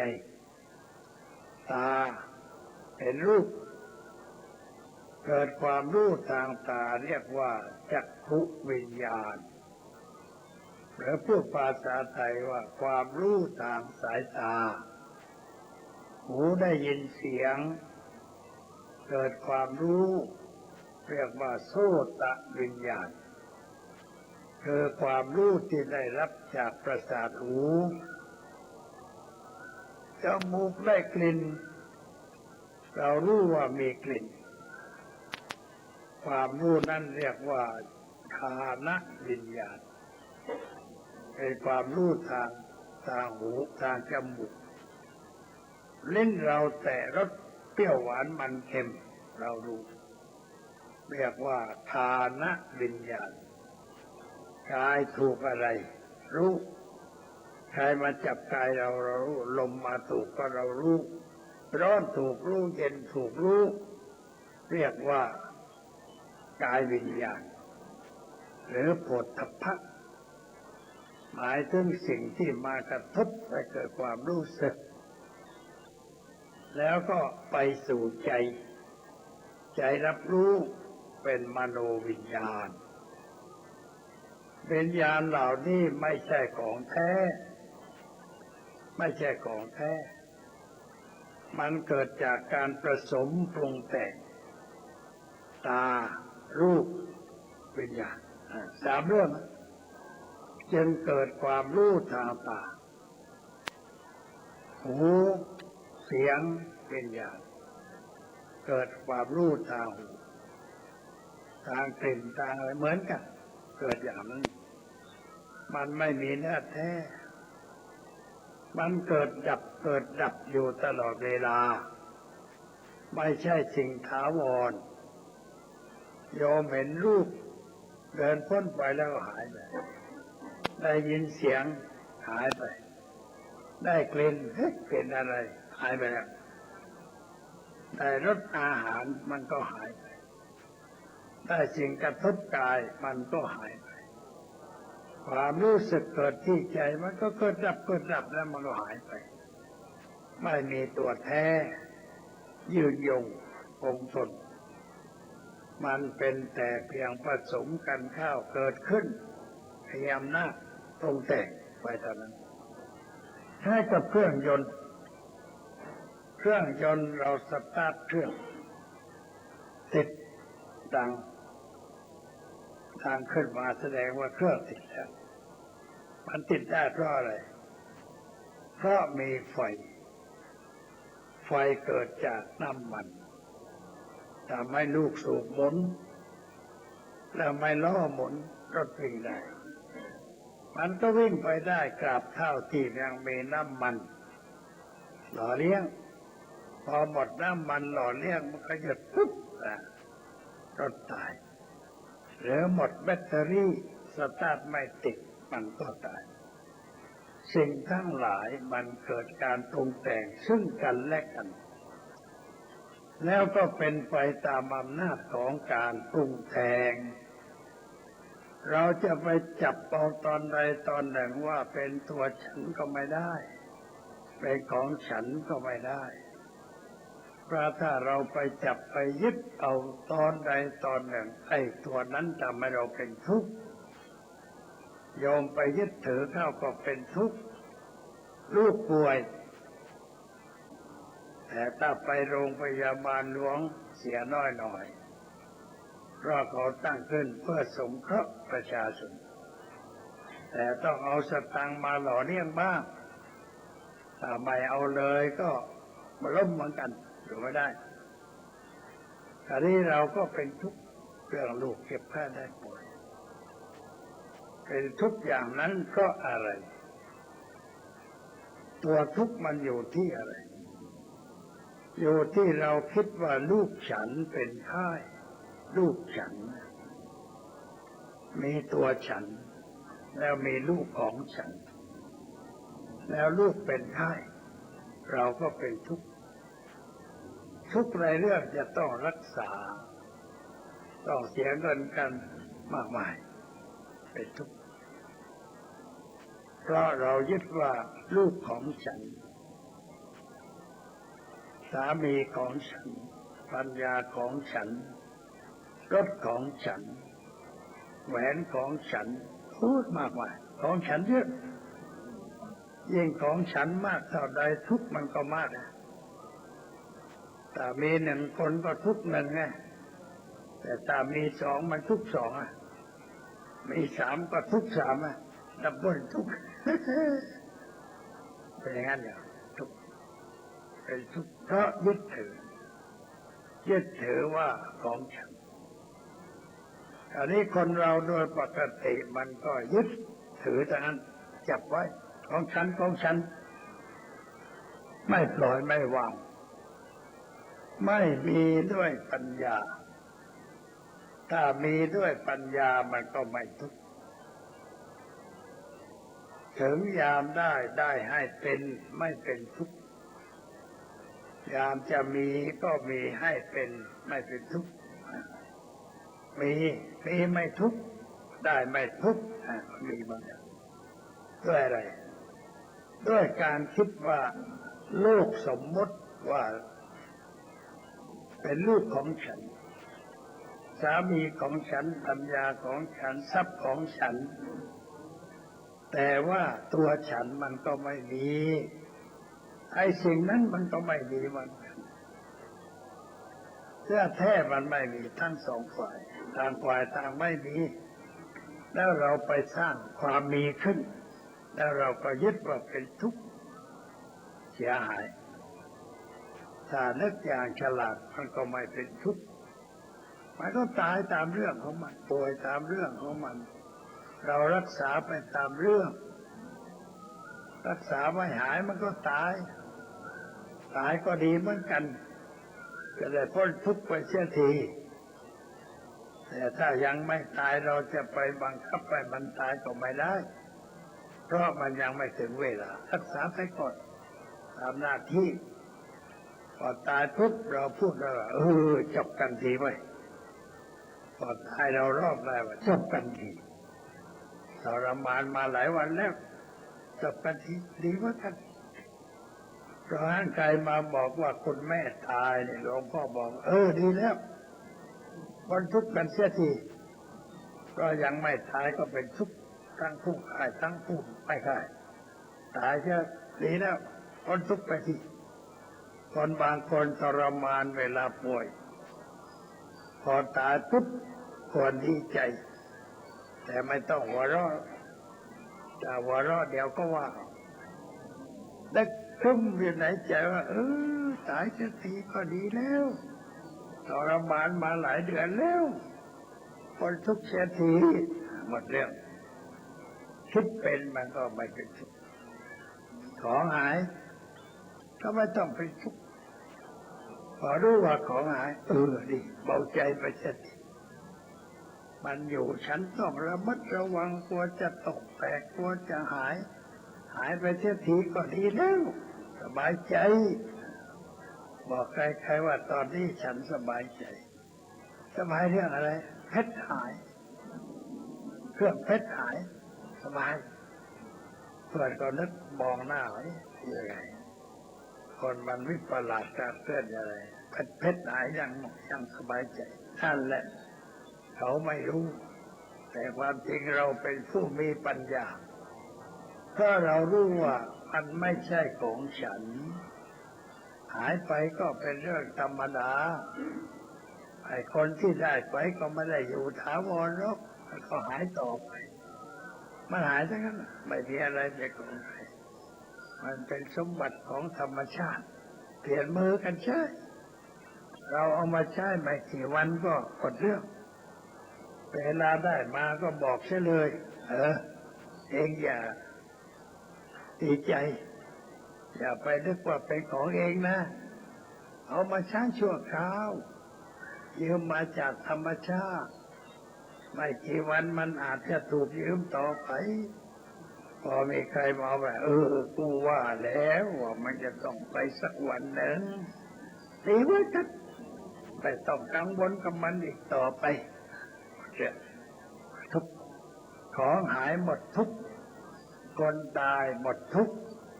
ไฟไหม้บ้านแหมแต่จะรื้ออยู่หลายทีแล้วมันรื้อใหม่ได้ไฟไหม้ก็ดีเหมือนกันได้ช่วยเผาให้มันเป็นขี้เถ้าจะได้สร้างใหม่กันเสียทีดีใจหัวเราะพันกับท่านเศรษฐีคนหนึ่งสร้างวิหารถวายพระให้คนเที่ยวกลางคืนมันแอบมานอนอยู่หน้าวิหารเศรษฐีไปเห็นเข้าก็บอกไอ้คนนี้ถ้ามันจะเป็นนักเที่ยวกลางคืนแล้วมาแอบนอนอยู่ที่นี่มันตื่นขึ้นมองหน้าเศรษฐีมันรูดหาว่าเศรษฐีว่า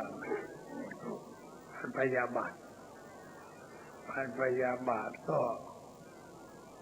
หาวิธีว่าจะฆ่าเศรษฐีให้ได้ชั้นแรกมันมาเผาวิหารเสียก่อนเผาวิหารเลย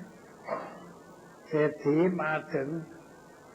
แสดงอาการร่าเริงชอบอกชอบใจที่วิหารถูกไฟไหม้แล้วก็พูดว่าฉันจะคิดจะสร้างใหม่อยู่นานแล้วแต่มันไม่มีเรื่องจะรื้อไฟไหม้ก็ดีเหมือนกันขอขอบใจคนที่มาช่วยจุดไฟเผาวิหารขอให้มันรับเอาส่วนบุญด้วยไอ้นั่นบอกแม่กูเผาวิหารมันตั้งหลังมันยังให้ส่วนบุญกูแต่ว่าเอาละวันฉลองกูจะมาเล่นงานวันฉลองก็มาแอบอยู่ข้าง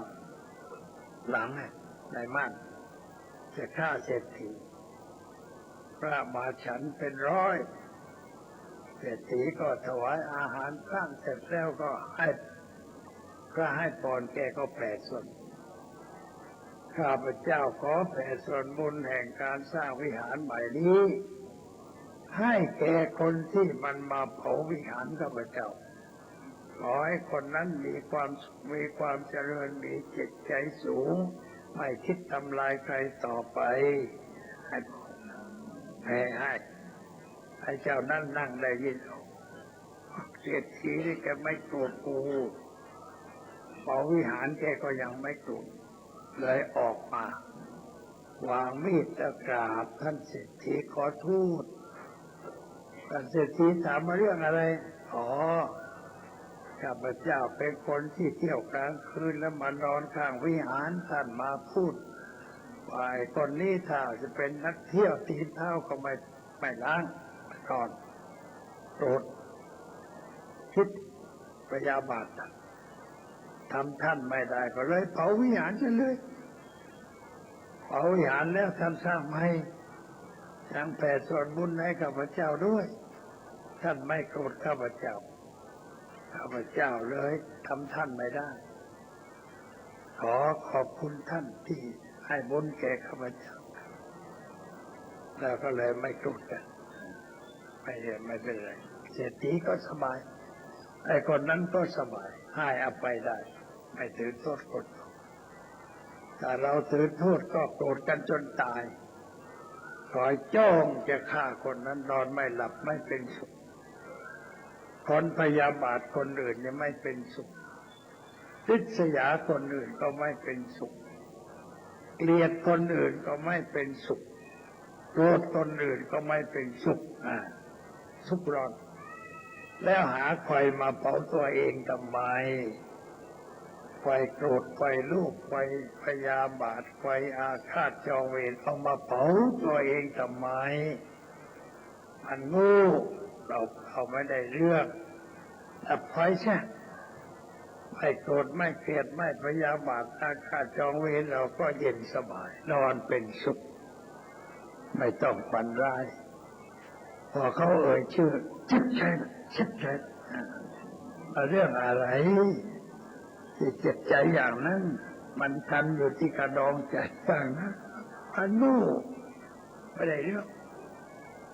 ให้อภัยเขาก็หมดเรื่องแผ่เมตตาให้กับคนอื่นไม่เสียหายสมัยนี้คนฆ่าตัวตายมาเด็กหนุ่มเรียนจบวิศวะไปทำงานได้ข่าวว่าคู่รักเบิร์นหน้าหนีมาต่อว่า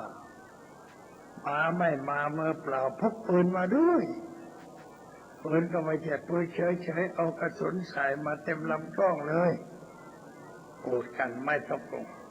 เปรี้ยงยิงผู้หญิงตายแล้วก็ยิงตัวเองตายด้วยนอนคนละที่ตายทั้งคู่ความไม่เข้าใจคิดผิดเพราะไม่รู้ว่าอะไรเป็นอะไรก็ผู้หญิงในประเทศไทยมันมีกี่ล้านไอ้คนนั้นมันไม่ได้แล้วไม่อยากจะแต่งงานกับเราคนอื่นมันเยอะแยะทำไมไปปักใจเอากับแม่คนนั้นนี่มันโง่จริงๆไอ้ลูกชายสอนจะมั่งอยู่สอนว่ามึงจะรักใครอย่าไปรักหมดตัวรักสักนิดๆหน่อยๆรักเพื่อเลือกถ้าหากว่าเขาถอนไม่รักก็อย่าไปกุ้มใจจนฆ่าตัวตายเพราะยังมีคนหญิงอื่นที่น่ารักมีอีกหลายคนทำงานก่อนหาเงินพอมีเงินแล้วต้องจับฉลากก็ได้เพราะมีคนมาสมัครเป็นเมียหลายคนมันทุกข์ร้อนไปทำไมสอนมาอย่างนั้นมันไม่คิดแต่มันยาวมันคิดว่ากูรักไอ้คนนี้ถ้าคนนี้ไม่รักกูไม่อยู่ในโลกต่อไปแล้วมันโง่จะตายมันเกิดมาเพื่อรักผู้หญิงคนนั้นชีวิตมันมีเพียงเท่านั้นมีแต่เพียงความรักคนนั้นเท่านั้นมันมีอะไรอีกเราไม่ได้เกิดมาเพื่ออย่างนั้นถ้าเกิดมาเพื่ออย่างนั้นหลวงพ่อตายนานแล้วก็ไม่ได้รักใครรักไอ้งูทำไมก็อยู่ได้สบายอายุมันฝันยืนแต่มันคิดไม่ได้เพราะไม่มาวัดไม่มาหาพระที่สอนธรรมะไปเมื่อกันแล้ววัดไปพระเขกบาลเนี่ยเขกบาลยังไม่พอเรื่องหัวมาทุบน้ำลายรถหัวมันอีกโอ้พระก็โง่ลูกศิษย์ก็โง่โอ้ทั้งคู่ทำสิ่งไม่เข้าเรื่องส่งเสริมความโง่เง่าเต่าตุนไม่ได้สาระอะไรมาเป็นงั้นคนเราจึงไม่รู้จะเป็นผู้บริหารบ้านเมืองอย่างไปพระเขกบาลเนี่ยโอ้แล้วจะบริหารบ้านเมืองได้อย่างไรตัวเองก็ยังโง่แล้วจะไปบริหารบ้านเมืองได้อย่างไรไปไม่รอดคนอย่างนั้นผลมันก็เป็นดังที่เราเห็นเสียหายมันต้องฉลาดต้องรู้อย่างถูกต้องคิดถูกต้องพูดถูกต้องทำถูกต้องมีจิตตั้งมั่นในคุณงามความดีจึงจะใช้ได้เป็นงั้นอยู่พูดมาก็สมควรเวลาพรุ่งนี้เป็นวันมาฆบูชาเป็นวันสำคัญวันหนึ่งของพุทธศาสนาช่วยบอกคนที่ไม่ค่อยมาวัดได้มาวัดเสียบ้างให้มาวัดมานั่งสงบจิตสงบใจมานึกถึงพระพุทธเจ้าและพระอรหันตสาวกทั้งหลายเสียดายไม่ได้พูดวิทยุตอนนี้ไปพูดออกไกลไปแล้วอาทิตย์หน้านู้นต้นมาครับก่อนจัดเขาก็ไม่จัดแต่มันถูกต้องมันต้องพูดวันนี้ก่อนนี้สักวันหนึ่งก่อนวันมาฆก่อนวันวิสาขะ ก่อนวันอาสาฬหะพูดเตือนใจให้คนได้สำนึกแต่เขาก็คิดไม่ได้พวกจัดวิทยุมันคิดไม่ได้มันคิดแต่ว่าจะหาสตังค์วันมาฆะได้อย่างไรโฆษณาว่าวันมาฆะฉายหนังเรื่องนั้นทำแต่เรื่องเหลวไหลไม่ได้สาระเรามาวัดกันแต่เช้ามาถือศีลอุโบสถอยู่อย่างพระอรหันต์เจ้าทั้งหลายกินข้าวที่วัดพักผ่อนฟังธรรมจะรักษาจิตใจให้สงบเยี่ยงพระอรหันต์เจ้าทั้งหลายวันหนึ่งคืนหนึ่งสำหรับวันนี้ก็สมควรเวลาตอนนี้ไปก็ขอเชิญญาติโยมนั่งสงบใจเป็นเวลา5 นาที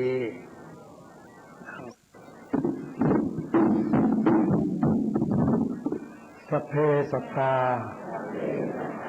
อเวราอัพยาปชาอนีคาสุขีอัตตานังปริหารันตุสัตว์ทั้งหลายที่เป็นเพื่อนทุกข์เกิดแก่เจ็บตายด้วยกันทั้งหมดทั้งสิ้นจงเป็นสุขเป็นสุขเถิดอย่าได้มีเวรแก่กันและกันเลยจงเป็นสุขเป็นสุขเถิดอย่าได้เบียดเบียนซึ่งกันและกันเลยจงเป็นสุขเป็นสุขเถิดอย่าได้ทุกข์กายทุกข์ใจเลยจงมีความสุขกายสุขใจรักษาตนให้พ้นจากทุกภัยทั้งสิ้นเถิดพุทธบริษัททั้งหลายณ บัดนี้ถึงเวลาของการฟังปาฐกถาธรรมะอันเป็นหลักคำสอนในทางพุทธศาสนาแล้วขอให้ทุกท่านอยู่ในอาการสงบตั้งอกตั้งใจฟังด้วยดีเพื่อให้ได้ประโยชน์อันเกิดขึ้นจากการฟังตามสมควรแก่เวลาการศึกษาธรรมะเราศึกษาได้ทุกเวลาสิ่งที่อยู่รอบๆตัวเรานั้นก็เป็นธรรมะอยู่แล้วแม้ตัวเราเองก็เป็นธรรมะอยู่แต่ว่าเราไม่ก็ได้พิจารณาไม่ได้ศึกษาจากสิ่งแวดล้อมและจากตัวเราสิ่งที่เราได้ประสบพบเห็นมันก็เป็นธรรมอยู่ตลอดเวลาแต่เราไม่เข้าใจศึกษาจึงอ่านไม่ออกในสิ่งเหล่านั้นถ้าอ่านออกก็จะได้ความรู้ได้ความเข้าใจเอามาเป็นเครื่องสะกิดใจได้ในทางฝ่ายเซนของญี่ปุ่นอาจารย์มักจะสอนศิษย์ให้ไปฟังเสียงต้นสนพูดบ้างให้ไปฟังก้อนหินพูดบ้างแล้วก็ไปนั่งอยู่ที่ก้อนหินนะหลายชั่วโมงกลับมาอาจารย์ก็ถามว่าก้อนหินพูดว่าอย่างไงไม่ได้ยินครับไปแล้วฟังใหม่ไปฟังจนตั้งได้ยินเสียงก้อนหินมันพูดว่าอย่างไรก็มาบอกฉันหรือบางทีก็บอกให้ไปนั่งที่โคนต้นสนใหญ่ๆเพราะวัดญี่ปุ่นก็ปลูกต้นไม้ไหว้เก่าๆแก่ๆอายุเป็น100 ปีต้นสนต้นใหญ่บอกว่าไปนั่งใต้ต้นสนนั้นแล้วฟังดูว่าต้นสนมันพูดธรรมะว่าอย่างไรนั่นก็ไปนั่งกลับมาอาจารย์ก็ถามว่าได้เรื่องอะไรบ้างยังไม่ได้อ่านเลยพรุ่งนี้มาฟังใหม่ทำอยู่อย่างนั้นแหละให้ลูกศิษย์ไปนั่งฟังต้นไม้พูดการทำเช่นนั้นก็คือว่าให้ไปทำสมาธินั่นเอง ไปทำสมาธิข้างก้อนหินข้างต้นไม้หรือว่าข้างสระน้ำแล้วก็ได้อะไรก็เอามาพูดสู่กันฟังอันเป็นการฝึกหัดให้คิดให้พิจารณาให้เห็นสิ่งที่เป็นธรรมชาติธรรมดาของสิ่งเหล่านั้นแล้วเอาสิ่งนั้นมาเป็นเครื่องเตือนจิตใจเช่นเราเข้ามาในวัดในฤดูนี้จะเห็นว่ามีใบไม้แห้งมาก ร่วงเต็มไปอามาไม่ได้ให้เผาไฟสั่งไหว้ตั้งวัดว่าใบไม้แห้งตั้งปวงที่ร่วงลงมานี้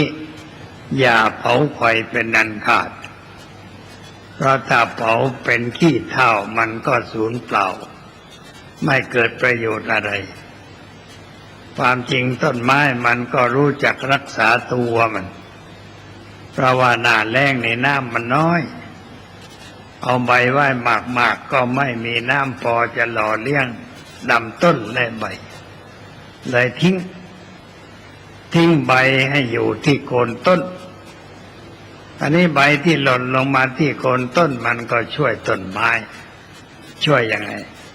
มันช่วยคลุมดินให้ชุ่มชื้นเพราะว่ามันกองลงบนดินนั่นตามปกติดินนี่มันมีการระเหยของไอ้น้ำถ้าเราจะสังเกตเอากะลามะพร้าวไปวกคว่ำไว้ที่พื้นดินแล้วก็เช้าไปเปิดดูจะเห็นว่ามันมีความชื้นบางทีก็เป็นน้ำเกาะอยู่ที่กะลามะพร้าวนั่นเป็นเครื่องแสดงว่าความชื้นมันระเหยขึ้นมาจากดินแต่ว่าตอนกลางวันมันระเหยมาก็ถูกแสงแดดเผาหายไปไม่ปรากฏแต่กลางคืนมันมีความเย็นไอ้น้ำที่ระเหยขึ้นมาก็ติดอยู่ที่กะลามะพร้าวใบไม้ที่ร่วงหน้าร้อนเนี่ยมันธรรมชาติเพื่อรักษาโคนต้นไม้พอร่วงมาก็หล่นคลุมอยู่ที่โคนไม้ใบไม้คลุมไม่เห็นดินแล้วกลางคืนไอมันก็ระเหยขึ้นมาจึกจากแผ่นดินก็มาติดอยู่ที่ใบไม้ทำให้เกิดความชื้นก็รากต้นไม้ก็จะได้ชุ่มชื้นสดชื่นต่อไปทนไปได้ร้อนอันนี้ถ้าเราไปกวาดแล้วก็เผาเพื่อให้มันเตียนก็เหมือนกับทำลายธรรมชาติจึงสั่งว่าอย่าเผาใบไม้ให้ก่อว่าอย่างนั้นให้มันอยู่กองอยู่อย่างนั้นเพราะว่ามันเป็นประโยชน์แก่ต้นไม้ในป่าฤดูแล้งเนี่ยคนมักจะเผาป่าแต่เรานั่งรถไฟไปทางเหนือเวลากลางคืนจะเห็นว่าไฟไหม้ภูเขา ลุกลามไปเรื่อย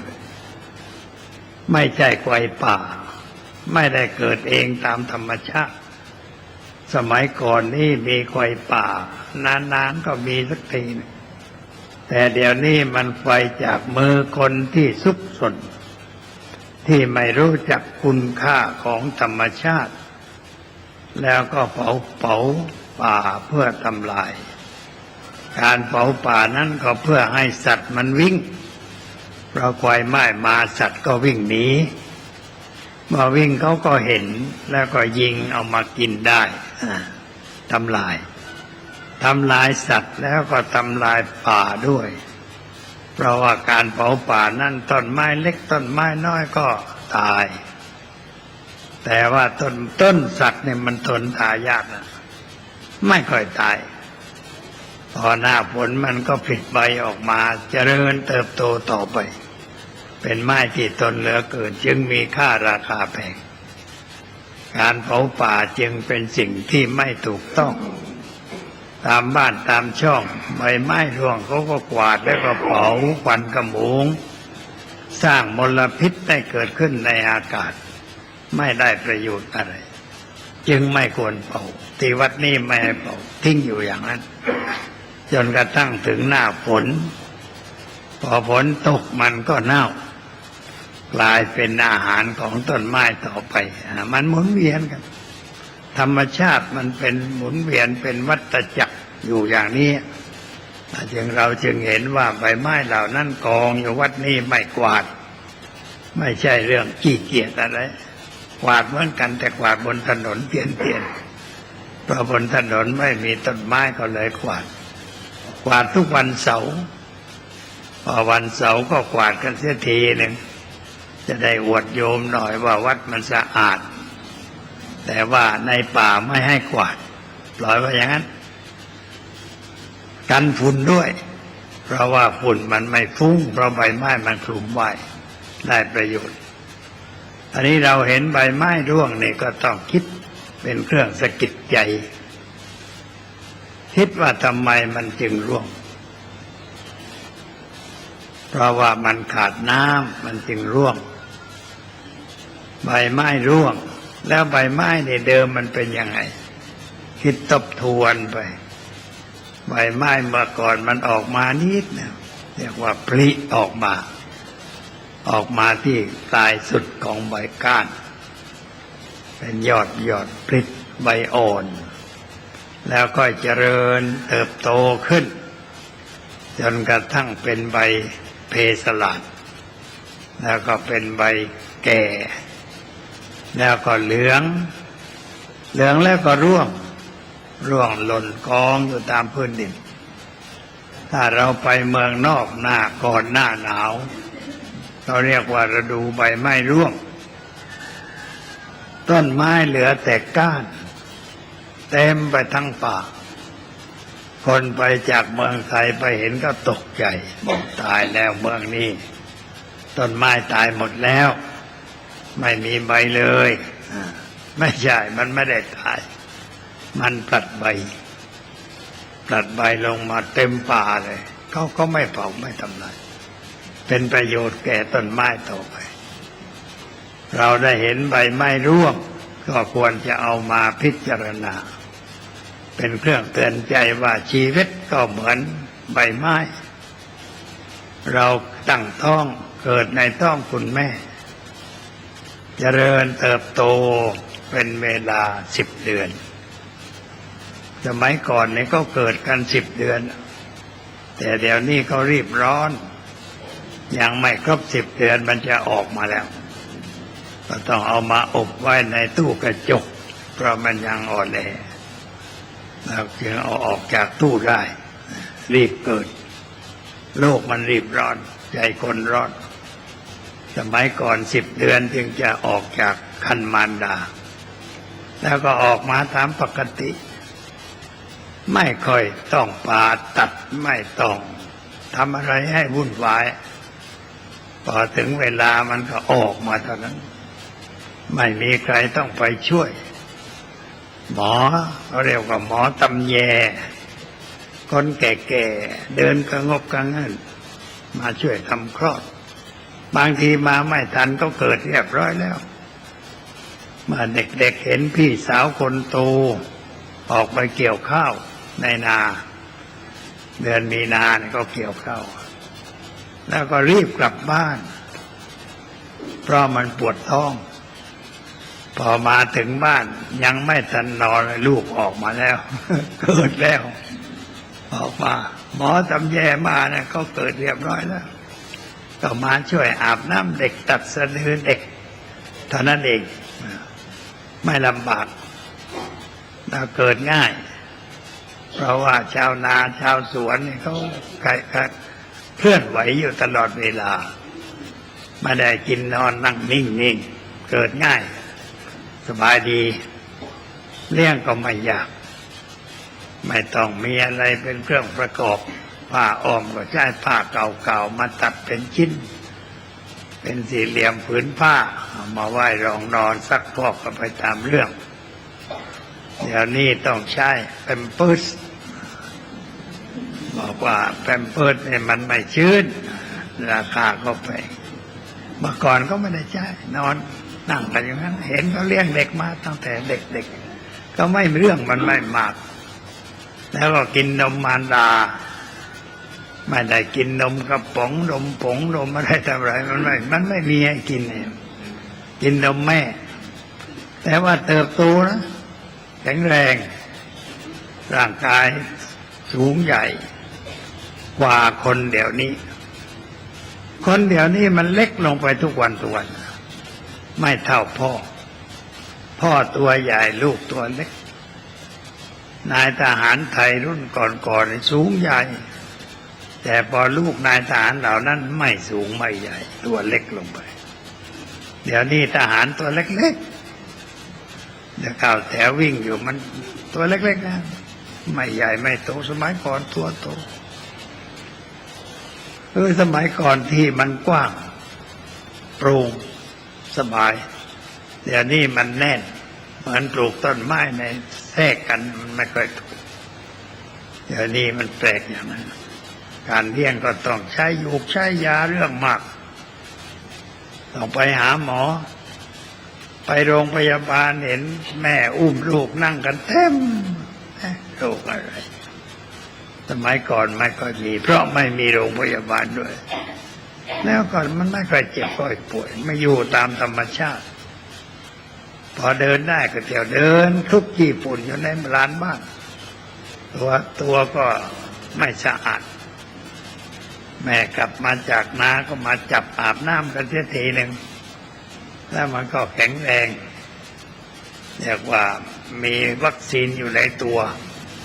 ไม่ก็มีโรคมีใบไม่อ่อนแอเดี๋ยวนี้อ่อนแอโรคมากชีวิตเรามันก็นั้นเริ่มต้นโดยก็อ่อนแล้วก็แก่ขึ้นเจริญเติบโตขึ้นตามวิวัฒนาการแล้วก็เป็นเด็กวัยรุ่นสมัยก่อนก็ไม่ยุ่งไม่ค่อยมีปัญหาเพราะบ้านเมืองไม่เจริญบ้านเมืองเจริญนี่มันปัญหาเยอะนะไม่ใช่ดีเราไปเร่งสร้างความเจริญก็ทำให้เกิดปัญหาคือมันไม่ทันสร้างวัตถุกับสร้างคนไม่ทันวัตถุไปเร็วแต่ว่าเราไม่ได้สร้างจิตใจคนเพื่อรับวัตถุมันก็ยุ่งมีปัญหาเยอะเช่นว่าเราตัดถนนเข้าไปในหมู่บ้านแต่เราไม่ได้เตรียมคนให้รู้ว่าถนนจะมาอะไรจะมาบ้างควรเตรียมตัวรับความเจริญตามถนนอย่างไรไม่รู้เรื่องพอถนนไปก็คนก็ไปซื้อดินข้างถนนไปซื้อก่อนถนนตัดอีกเลยซ้ำไปพอรู้ว่าถนนจะไปทางนี้ก็ไปซื้อบุกซื้อชาวบ้านไม่เคยเห็นเงินได้เงินไม่แพงถูกๆซื้อไว้ถูกพวกค้าดินนะที่จะล่มจมกันอยู่ตามกันไปเที่ยวดักซื้อไว้ซื้อนาซื้ออะไรต่ออะไรไว้ชาวบ้านไม่เคยเห็นเงินก็เลยพอใจขายกันเกือบหมดนะทีนี้เดือดร้อนเพราะว่าดินหมดแล้วเงินหมดแล้วก็เดือดร้อนแล้วก็พวกพาไฟฟ้าเข้าไป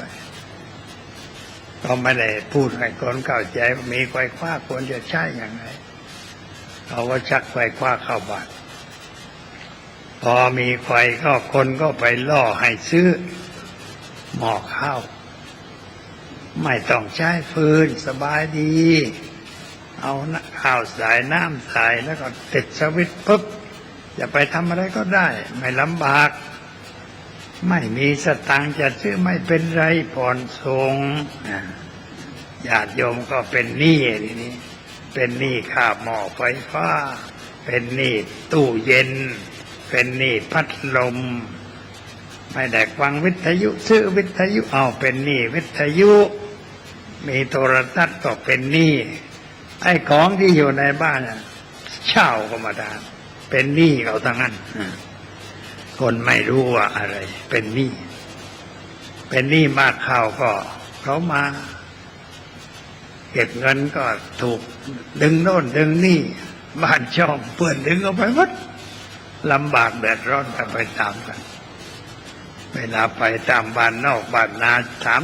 ถึงสถานะความเป็นอยู่แล้วก็สงสาร เราไม่ได้เตรียมคนรับสถานการณ์ไปสร้างความทุกข์ให้แก่เขาสมัยไม่มีถนนไม่มีไกวคว้าเขาสบายเขาอยู่กันอย่างนั้นเขาเดินมาตลาดออกกำลัง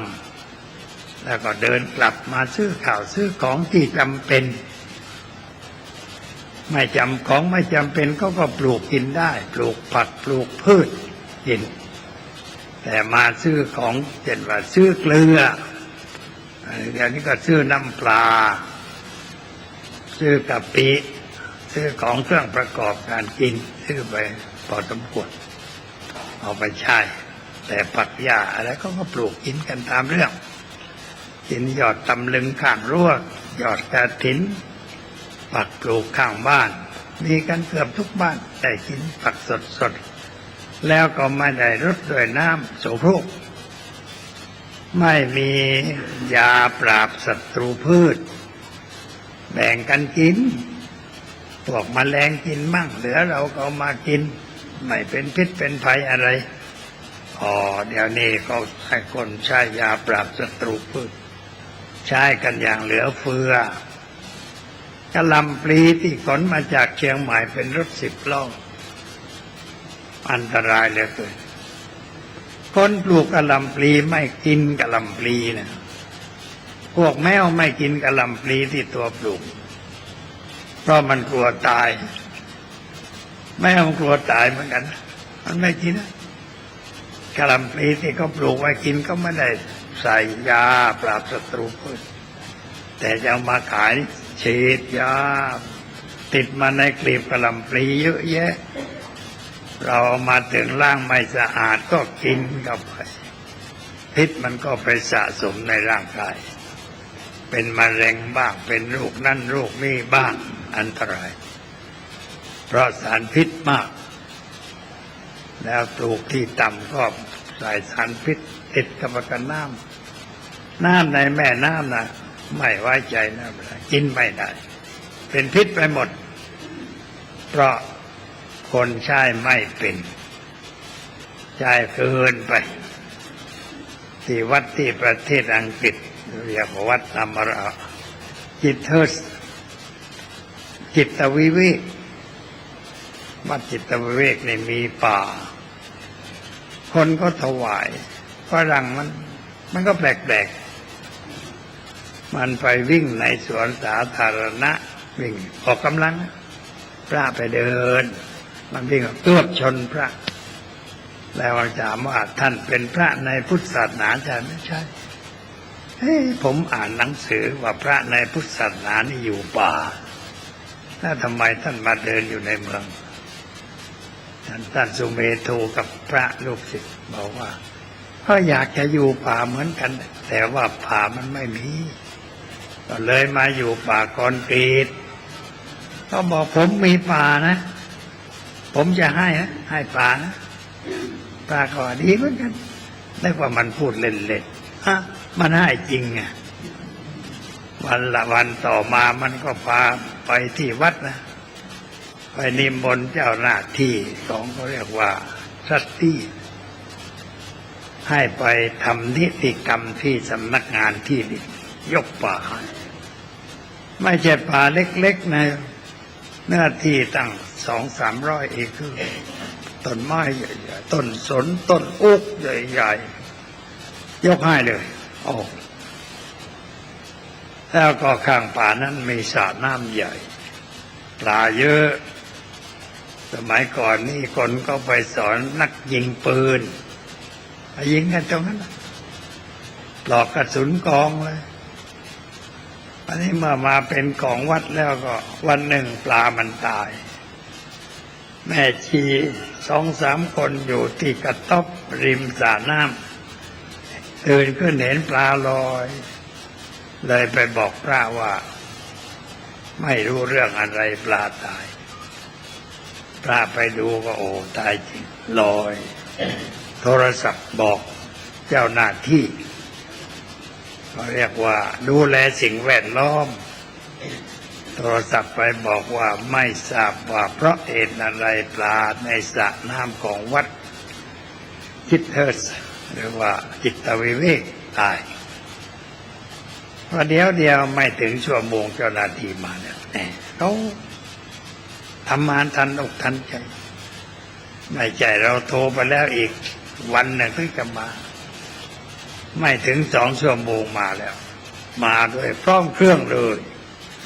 มาถึงก็คนก็ลงไปในสระตักปลาทั้งหมดขึ้นมาพร้อมด้วยน้ำเอามาพิสูจน์กันในรถนั่นเองรู้ว่าปลาตายเพราะขาดออกซิเจนไอ้นั่นมันแน่นอนแล้วทำไมมันจึงขาดออกซิเจนเพราะมีของเป็นพิษติดอยู่มากับน้ำมาจากไหนเขาก็ส่งคนเดินทวนกระแสน้ำขึ้นไปถึงไร่ของคนคนหนึ่งมีหญ้าที่เขาได้แล้วมันหล่นมาในน้ำเขาเอาหญ้านั้นไปพิสูจน์ทันทีรู้ว่ายาพิษติดอยู่ในหญ้าก็ไปหาเจ้าของฟาร์มเจ้าของไร่บอกว่าคุณนี่ใช้ยาอะไรปราบหญ้าเขาก็บอกให้ทราบเนี่ยคุณทำด้วยความประมาทหญ้านี่มันเลื่อนลงไปในน้ำแล้วน้ำมันก็ไหลไปในสระน้ำของวัดปลาตายทีหลังต้องระวังเขาไม่ลงโทษอะไรขอให้ระวังอย่าทำเช่นนี้อีกเจ้าหน้าที่เขาก็ใจดีแล้วก็มาบอกวัดว่าให้ตักปลาขึ้นมานับดูว่าตายเท่าไหร่เขาจะให้เงินซื้อปลาใหม่มาปล่อยแต่ว่าให้ทิ้งระยะเดือนหนึ่งถึงจะปล่อยได้แต่ว่าน้ำที่มันเป็นพิษค่อยไหลเลื่อนแล้วก็มีฝายกันน้ำล้นมันก็ไหลไปเรื่อยๆมันก็หมดแต่มาปล่อยได้แต่เห็นการทำงานของเจ้าหน้าที่แล้วมันปล่อยดีใจแทนคนอังกฤษว่านี่แล้วมันต้องปกครองคนเกือบทั้งโลกเพราะว่าเขาฉลาดในการปกครองเขาหัดคนไว้ให้ปกครองคนอย่างดีรักหน้าที่เขาขยันในหน้าที่เอาใจใส่ในหน้าที่ใช้สติปัญญาคิดค้นรวดเร็วทันใจเขาเป็นอย่างนั้นบ้านเราพุ่งในที่เขาเลี้ยงตายเป็นหนองกว่าจะรู้เรื่องหลายวันว่ามันตายเพราะอะไรเดี๋ยวนี้ยาพิษมันไหลไปตามกระแสน้ำอาบน้ำกินน้ำในแม่น้ำไม่ได้สกปรกเพราะสิ่งเป็นพิษมากมีความเจริญความทุกข์มาคู่กันกับความเจริญชาวบ้านที่เคยอยู่สบายกลับไม่สบายแล้วมีโรคมีภัยเกิดขึ้นหลายโรคหลายอย่าง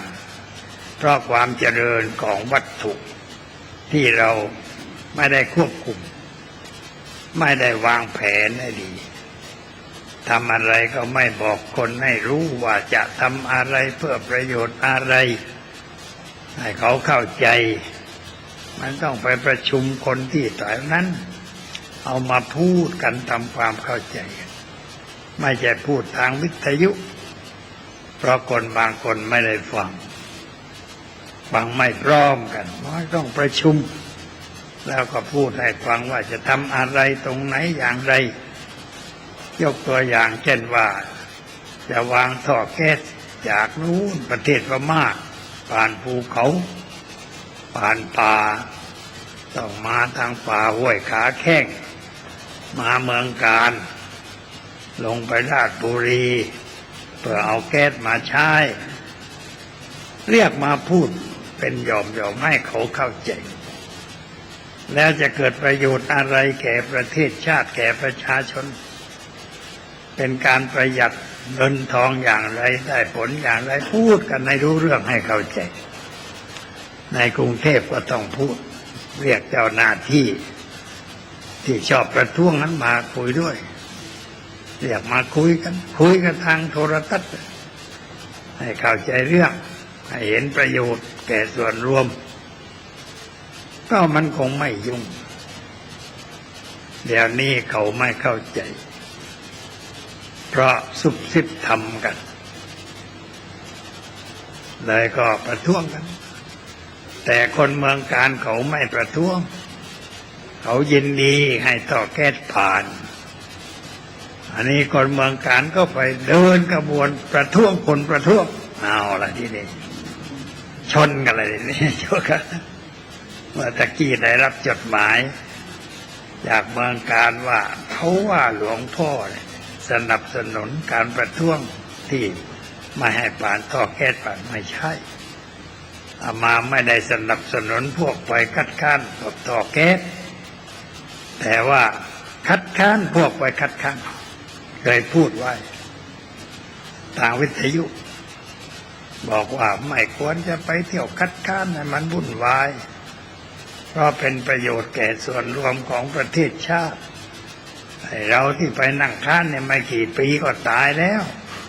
ประเทศมันจะอยู่ต่อไปเราจะไปคัดค้านทำไมให้มันเสียเวลา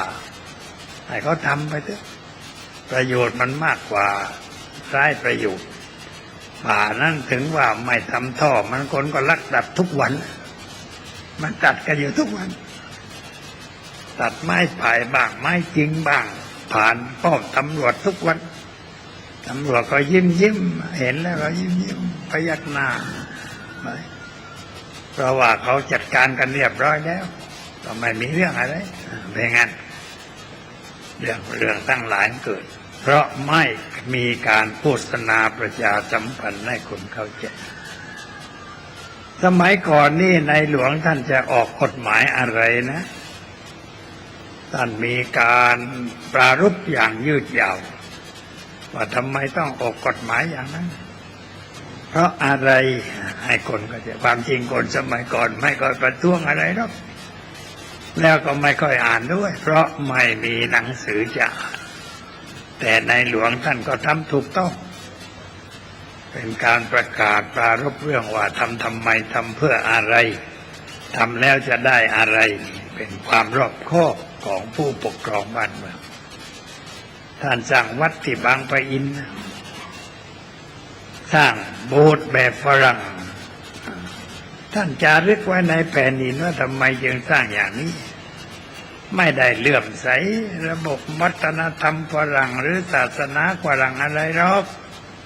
แต่ว่าทำไว้ให้คนดูแปลกๆคนจะได้มาเที่ยวมาดูมาชมเดี๋ยวนี้คนไปบางปะอินก็ต้องแวะวัดนั้นเพราะมันมีบูตรไม่เหมือนใครแล้วก็ไปถึงก็ได้อ่านศิลาจารึกว่าทำไมจึงสร้างอย่างนั้นท่านไม่ทำอะไรตามอำเภอใจความจริงพระเจ้าแผ่นดินสมัยก่อนนี่ทำอะไรก็ได้เพราะมีอำนาจ100%ใครข้านก็ไม่ได้ข้านก็ตัดหัวมันเลยแต่ก็ไม่เคยทำอย่างนั้นไม่ทารุณไม่โหดร้ายทำอะไรก็ประกาศให้คนทราบแถลงการนะแบบสมัยนี้เรียกว่าแถลงการให้คนทราบจะออกกฎหมายสักฉบับก็มีแถลงการยืดยาวให้คนได้รู้ได้เข้าใจความจริงคนสมัยนั้นไม่ได้สนใจสุดแล้วแต่ในหลวงว่าไม่มีจิตใจที่จะประท้วงหรอกมีคนที่ประท้วงสมัยสมบูรณาญาสิทธิราชก็โด่งดังก็คนเดียวคือนายนรินทร์กลึงเอาศพมาเผาเมื่อวันเสาร์นี่ตายไป47 ปี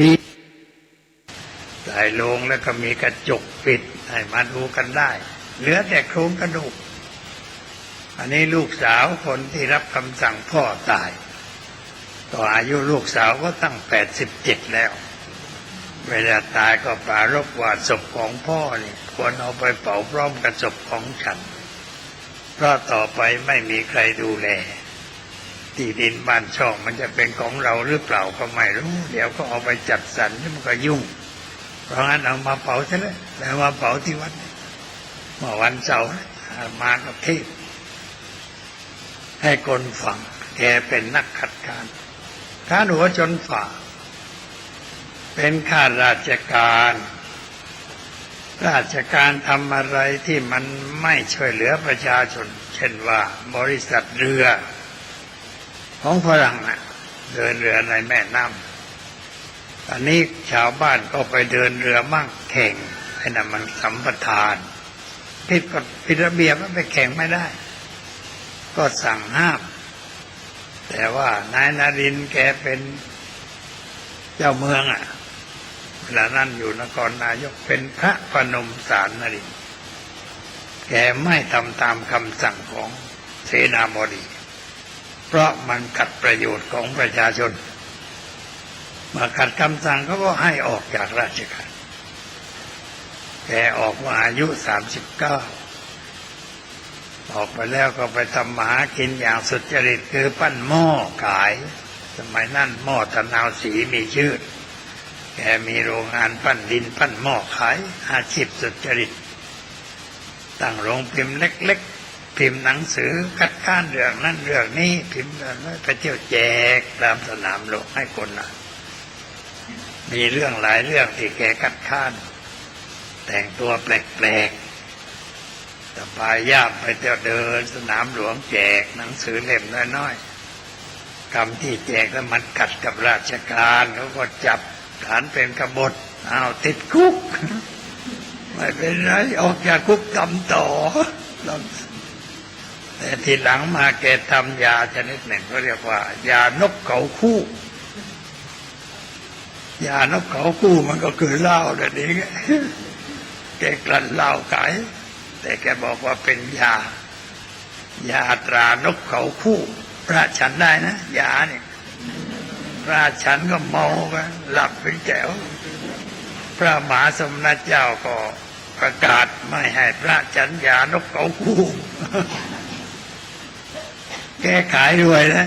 ยานกเขาคู่เนี่ยมีตังค์ก็ได้ตั้งโรงพิมพ์ใหญ่มีฐานะดีขึ้นเพราะยาเสพติดของแกนะแต่ว่าทีหลังก็สั่งปิดโรงงานแกก็ทำมาเดินต่อไปเป็นนักสู้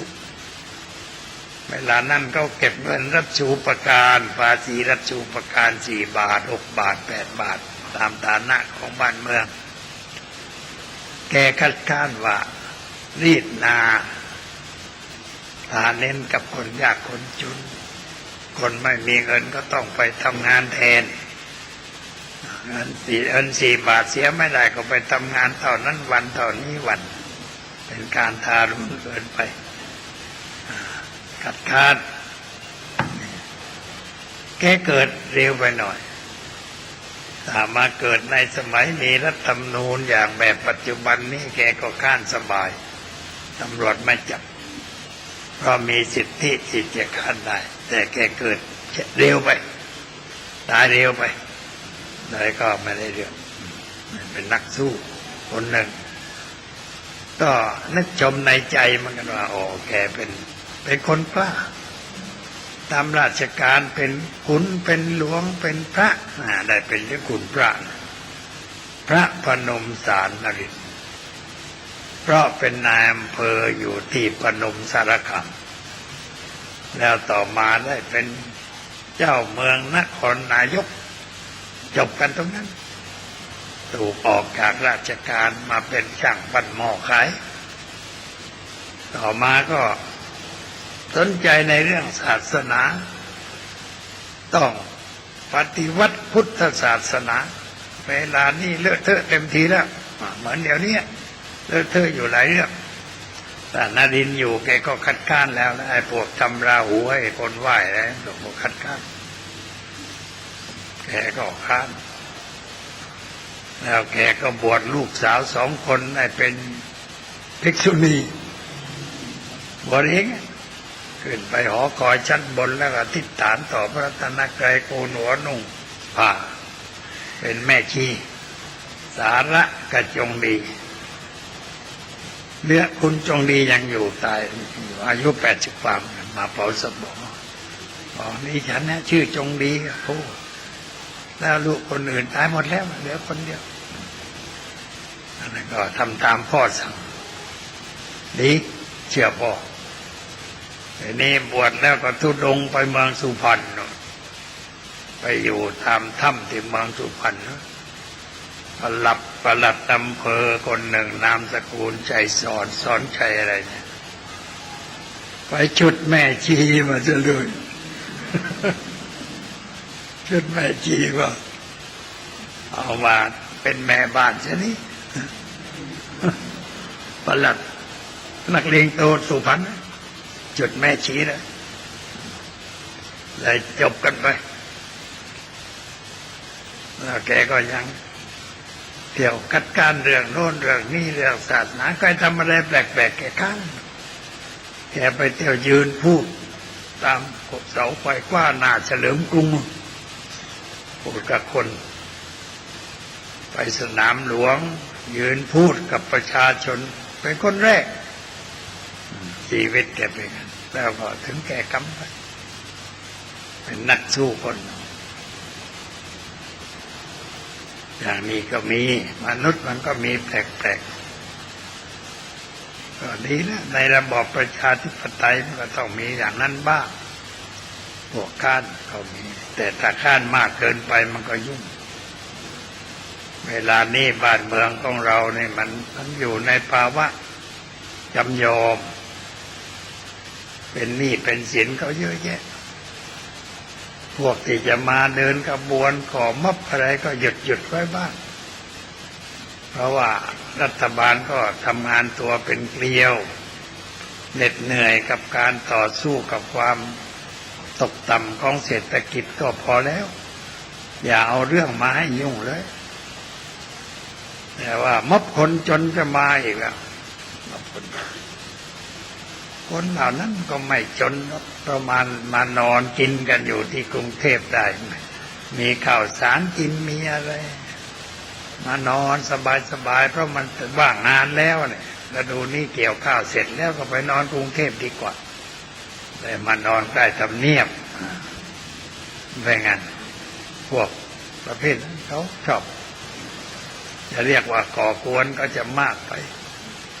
แต่มันเรียกว่ามาทำให้เกิดความรำคาญให้ผู้บริหารประเทศต้องใช้ความคิดยุ่งกับเรื่องที่ไม่จำเป็นน่าจะอยู่ให้เรียบร้อยให้เขาบริหารงานในประเทศมันก้าวหน้าไปกว่านี้ให้มันสบายขึ้นอีกหน่อยก็มาก่อม็อบก่ออะไรแต่คิดไม่ได้พวกนี้จะเอาตาเดียวไอ้คนที่ก่อม็อบเนี่ยมันอาชีพเขาเรียกว่าบ้านหนองกีอำเภอสกลนครเป็นคนที่ออกจากป่าทั้งนั้นก่อนนี้มันอยู่ป่าแล้วออกจากป่ามาช่วยพัฒนาชาติไทยพัฒนาหรือเปล่ามาอยู่แล้วมีเรื่องอะไรก็ไปชักชวนกันก่อม็อบพาคนมานอนกันที่นี่กรุงเทพเดินมาขึ้นรถมาบ้างอะไรมากันไม่ใช่เพราะน้อยๆนะเต็มไปหมดแล้วบริเวณนั้นสกปรกอยู่ทำอะไรก็ไม่รู้เขาเรียกว่าเป็นวิธีการอย่างหนึ่งของคนที่จะสร้างปัญหาก็คงมีใครหนุนอยู่ข้างหลังบ้างไม่มีคนหนุนก็ทำไม่ได้เอาเงินที่ไหนมาทำต้องมีคนหนุนให้ทำพูดไปแล้วมันก็เรื่องยุ่งเราเป็นคนวัดก็อยู่ตามประสาคนวัดอย่าไปยุ่งกับเขาเขาเดินขบวนก็ทำอะไรโยมอย่าไปเดินนะเขาเลยดูโทรทัศน์ที่บ้านก็พอแล้วไปเดินเนี่ยก็ทุบก็ตีกันเราปล่อยรับผลจากพวกนั้นบ้างเรียกว่ารับส่วนแบ่งไม่ได้เรื่องอะไรอย่าไปเยอะยักไอ้คนเดินไม่ขี่คนไปดูมันเยอะอันนี้มันทำให้ยุ่งไม่ไปดีกว่าอยู่บ้านสบายอยู่บ้านเวลานี้สตังค์มันน้อยไม่จำเป็นก็ไม่ควรออกจากบ้านไปไหนเพราะค่าน้ำมันก็แพงขึ้นไม่ต้องไปแต่ว่าวันอาทิตย์มาวัดหน่อยแต่โยมไม่มาก็วัดมันกล่อยเกินไปวันพรุ่งนี้ก็บวชพระ บวชกันอีกหลายสิบเพราะถึงฤดูบวชหน้าร้อนที่1 กุมภาแต่วันที่1ตรงวันอาทิตย์ไม่บวชวันที่2พรุ่งนี้บวชตอนเช้าตอนบ่ายอาทิตย์หน้าก็มีพระนั่งลานหินเต็มไปพวกที่หนุ่มๆก็อยากจะบวชเพื่อศึกษาบวชที่วัดนี้ก็ให้การศึกษาเต็มที่นอนให้รู้อะไรไปบ้างไม่ใช่บวชเฉยๆหน้าร้อนในบวช1 กุมภา1 มีนา1 เมษา1 พฤษภาแถม1 มิถุนาด้วยแล้วก็หยุดเตรียมบวชเข้าพรรษาต่อไปทำกันตลอดปีไม่ว่างวัดชนประทานไอ้ตอนที่ไม่ได้บวชนี่ก็มีพระต่างจังหวัดมารับการอบรมธรรมทายาทนี่เพิ่งไปเมื่อวันที่อาทิตย์ก่อนออกไปแล้วส่งไปต่างจังหวัดให้ไปปฏิบัติหน้าที่สอนตามโรงเรียนสอนชาวบ้านตามที่ต่างๆเป็นการฝึกฝนการปฏิบัติงานเดือนกว่าแล้วกลับมาพบกันอีกทีแล้วก็จะสมัครใจอยู่ที่หน่วยที่ไปสอนก็ได้จะกลับไปบ้านก็ได้แล้วก็ไปก็ทำงานตามที่ได้รับมอบหมายช่วยสอนคนให้ฉลาดให้มีปัญญาตามหลักการของพระพุทธเจ้าทำทุกปี17 ปีแล้วขอเงินกรมการศาสนาก็บอกว่าขอช้าไปไม่ได้บอกว่าถ้าจะขอต้องขอเนิ่นๆเขาจะได้ตั้งงบประมาณให้ยังไม่รู้เพราะไม่ค่อยได้ไปกรมคราวนี้เชิญท่านรัฐมนตรีช่วยศึกษาคุณาคมอิ่งชวนมาพูดเสร็จแล้วก็กระซิบบอกเรื่องราวต่างๆให้ทราบผมจะไปทบทวนแล้วเมื่อเช้านี้ได้รับหนังสือกรมแล้วบอกว่าสอบสวนดูแล้วแต่ว่ามาช้าไม่ได้ตั้งงบประมาณไว้ให้ก็เอาปีต่อไปแต่ต้องบอกเนิ่นๆเอาละทีนี้บอกกันให้เร็วเพื่อจะได้ตังมาใช้มั่งแต่ว่าก็ไม่เป็นไรเพราะว่ามีตังสะสมไว้ใช้พอได้ใช้หน่วยที่ออกไปก็ให้ปัจจัยไปบ้างค่าเดินทางไปทำงานก็ให้ขาไปขากลับไปอยู่ที่ไหนก็ให้ชาวบ้านแถวนั้นช่วยนะจะไม่มีตังก็เดินมาก็แล้วกันแบกรถเดินมาอะไรอดทนหน่อยสอนไปอย่างนั้น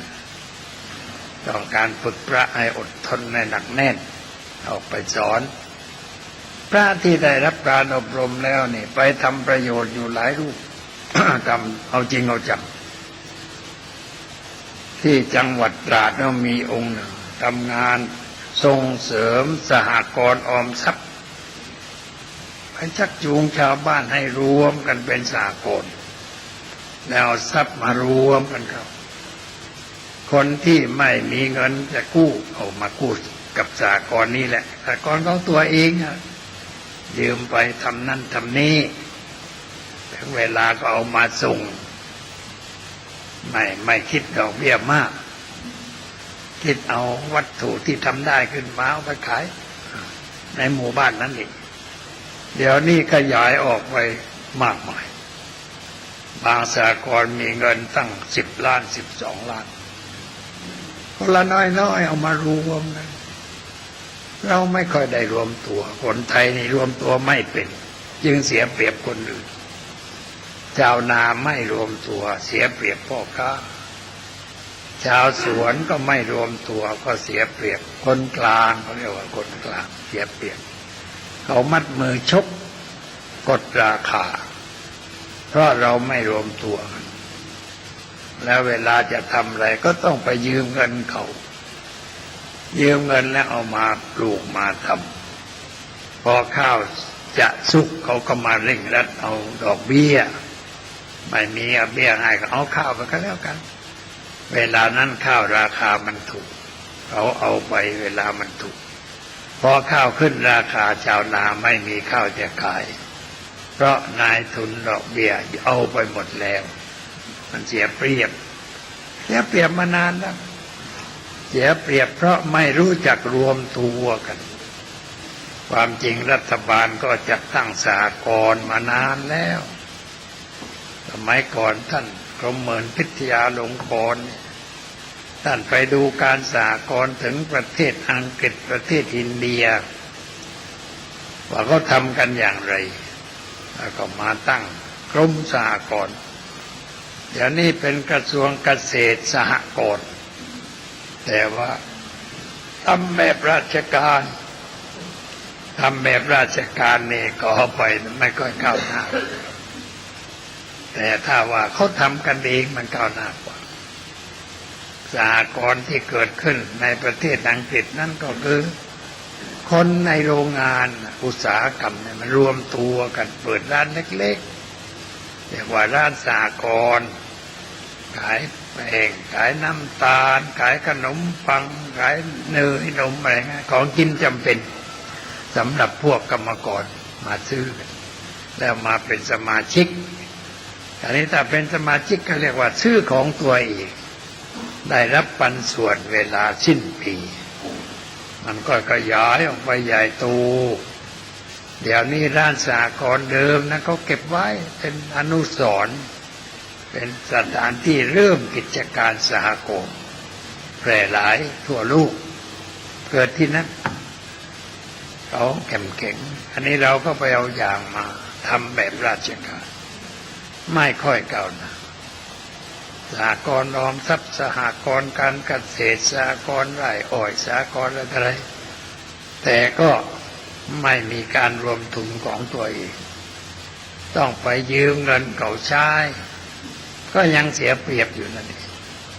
อันนี้พระท่านไปทำในท่านทำแบบให้รวมกันรวมทุนมีกรรมการเงินที่ได้เอาไปฝากธนาคารไว้คนสมาชิกยืมไปใช้ได้แล้วก็ทุกคนต้องประพฤติธรรมด้วยนะไม่ให้เล่นการพนัน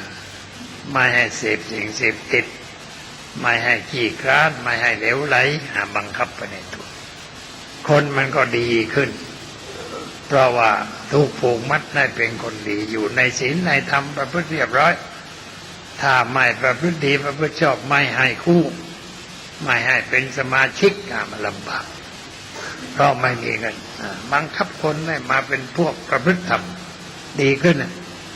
หลายจังหวัดก็ทำกันพระหลายองค์ไปช่วยกันทำแต่องค์ที่ทำที่เมืองตราดเนี่ยแกไปดูงานที่สงขลาอำเภอจะนะคนที่อำเภอจะนะคนหนึ่งแกเริ่มงานสหกรณ์แบบนี้เจริญก้าวหน้าพระก็ไปทุดงไปดูงานแล้วกลับมาบ้านก็มาทำจะก้าวหน้ากว่าที่ใดๆแล้วก็มีที่จังหวัดหรือพัทลุงก็มีหลายหน่วยพระเป็นประธานประชุมพระต้องเข้านั่งด้วยพระไปช่วยเป็นประธานพูดจาแนะนำพร่ำเตือนดีจะได้เนี่ยอย่างนี้ที่ทางเบียงป่าเป้าก็มีองค์ไปทำอยู่เข้มแข็งเอางานเอาการผลจากการอบรมที่นี่ออกไปทำงานได้ประโยชน์ไอ้ที่ร่วงไปใช่ก็มีธรรมดาอยู่มั่งสึกมั่งแต่อยู่ก็ทำงานกันต่อไปได้ประโยชน์พอสมควรทีต่อไปก็ทำไปเรื่อยๆถ้ายังมีชีวิตลมหายใจอยู่ก็ทำไปเรื่อยๆมาไม่อยู่พระก็ทำเพราะเวลานี้เรียกว่าวางมือได้เพราะพระก็ทำกันเองมีเลขามีอะไรมาเป็นประธานให้เขาทำหัดให้เขาทำงานเขาก็ทำกันติดต่อสมานงานอะไรแต่ว่าถ้าไปติดต่อไหนงานมาเซ็นชื่อเอาชื่อไปขายหน่อยก็ได้รวดเร็วทันอกทันใจเห็นไปราชการก็เอาเซ็นชื่อทำไป เวลานี้ก็ชื่อไปเที่ยวขายอยู่มันวัดปัญญานะปัญญานันทารามมหาสง่าก็ทำงานเก่งองค์นี้มนุษย์สัมพันธ์ดีหน้าตายิ้มย่องผ่องใสประสานงานดี แต่ว่าจะไปติดต่อที่ไหนก็เอาหลวงพ่อเซ็นหน่อยพ่อเซ็นได้ประโยชน์แล้วไปขอจะทันก็มาขอรอพอจอมาช่วยทำถนนบ้างอะไรบ้างช่วยสูบน้ำบ้างน้ำบาดาลก็อาศัยบารมีก็ได้มาเดี๋ยวร้านนี้ก็ถนนเขาทำไว้ครึ่งทางประตูวัดไม่เข้าในวัดวันนั้นไปเยี่ยมท่านรัฐมนตรีมอสนันมอทหนึ่งก็คุยให้ฟังท่านก็เรียกเลขารพชมาอ้าวกลายเป็นคนรู้จักกันลูกเขยเชียงใหม่ก็เลยบอกโอ้นึกว่าใครที่ไหนช่วยหน่อยไปแล้วช่วยแล้วกำลังทำอยู่ว่างๆจะไปดูหน่อยมันได้อย่างนั้นได้เพราะเราหว่านพืชดีๆไว้แล้วมันก็แตกดอกออกผลออกมาได้กินได้ใช้สบายทำดีไว้เถอะทำดีไว้แล้วดีมันช่วยเราเองธัมโมหเวรักขติธรรมจาริงธรรมะย่อมรักษาผู้ประพฤติธรรมถ้าเราประพฤติธรรมแล้วธรรมะรักษาเมื่อวันก่อนนี้ไปทอดผ้าป่าที่พัทลุงปีนี้เศรษฐกิจไม่ค่อยดีได้เงิน500,000เศษปีก่อนได้1 ล้านปีไปทอดครั้งแรกได้800,000ซื้อเครื่องแยกเลือดได้เครื่องแต่ว่าความจริงเครื่องแยกเลือดเอามาจ่ายให้แล้วแต่ไปทอดเพื่อดึงคนให้มาจะได้เทศน์ศาสนาทำความเข้าใจปีที่2ได้1 ล้านกว่าปีที่3นี่ได้500,000พอใจเท่านี้ก็พอใจแล้วมาได้ไปจากนี่วันนั้นบอกญาติโยมได้ในศาลานี่60,000เศษมาเพิ่มก็ครบเป็น100,000เอาไปให้เขา100,000ได้ที่โน่นรวมกันชาวบ้านมาช่วยก็ได้ชวนให้เขามาทำความดีกันต้องไปทุกปีถึงคนมาทำดีให้แก่บ้านเขาเราไม่ได้เอาไปไหนเขาถวายก็ไม่รับเขาหามาไม่ได้มาเอามาให้แต่แอบใส่ย่ามมาให้จนได้ให้คืนมา10,000ก็ดีเหมือนกันเอามาแล้วได้ใช้แต่ว่าตอนนี้ท่านหมาบัญญัติที่มาจากชิคาโกบ้านเดิมอยู่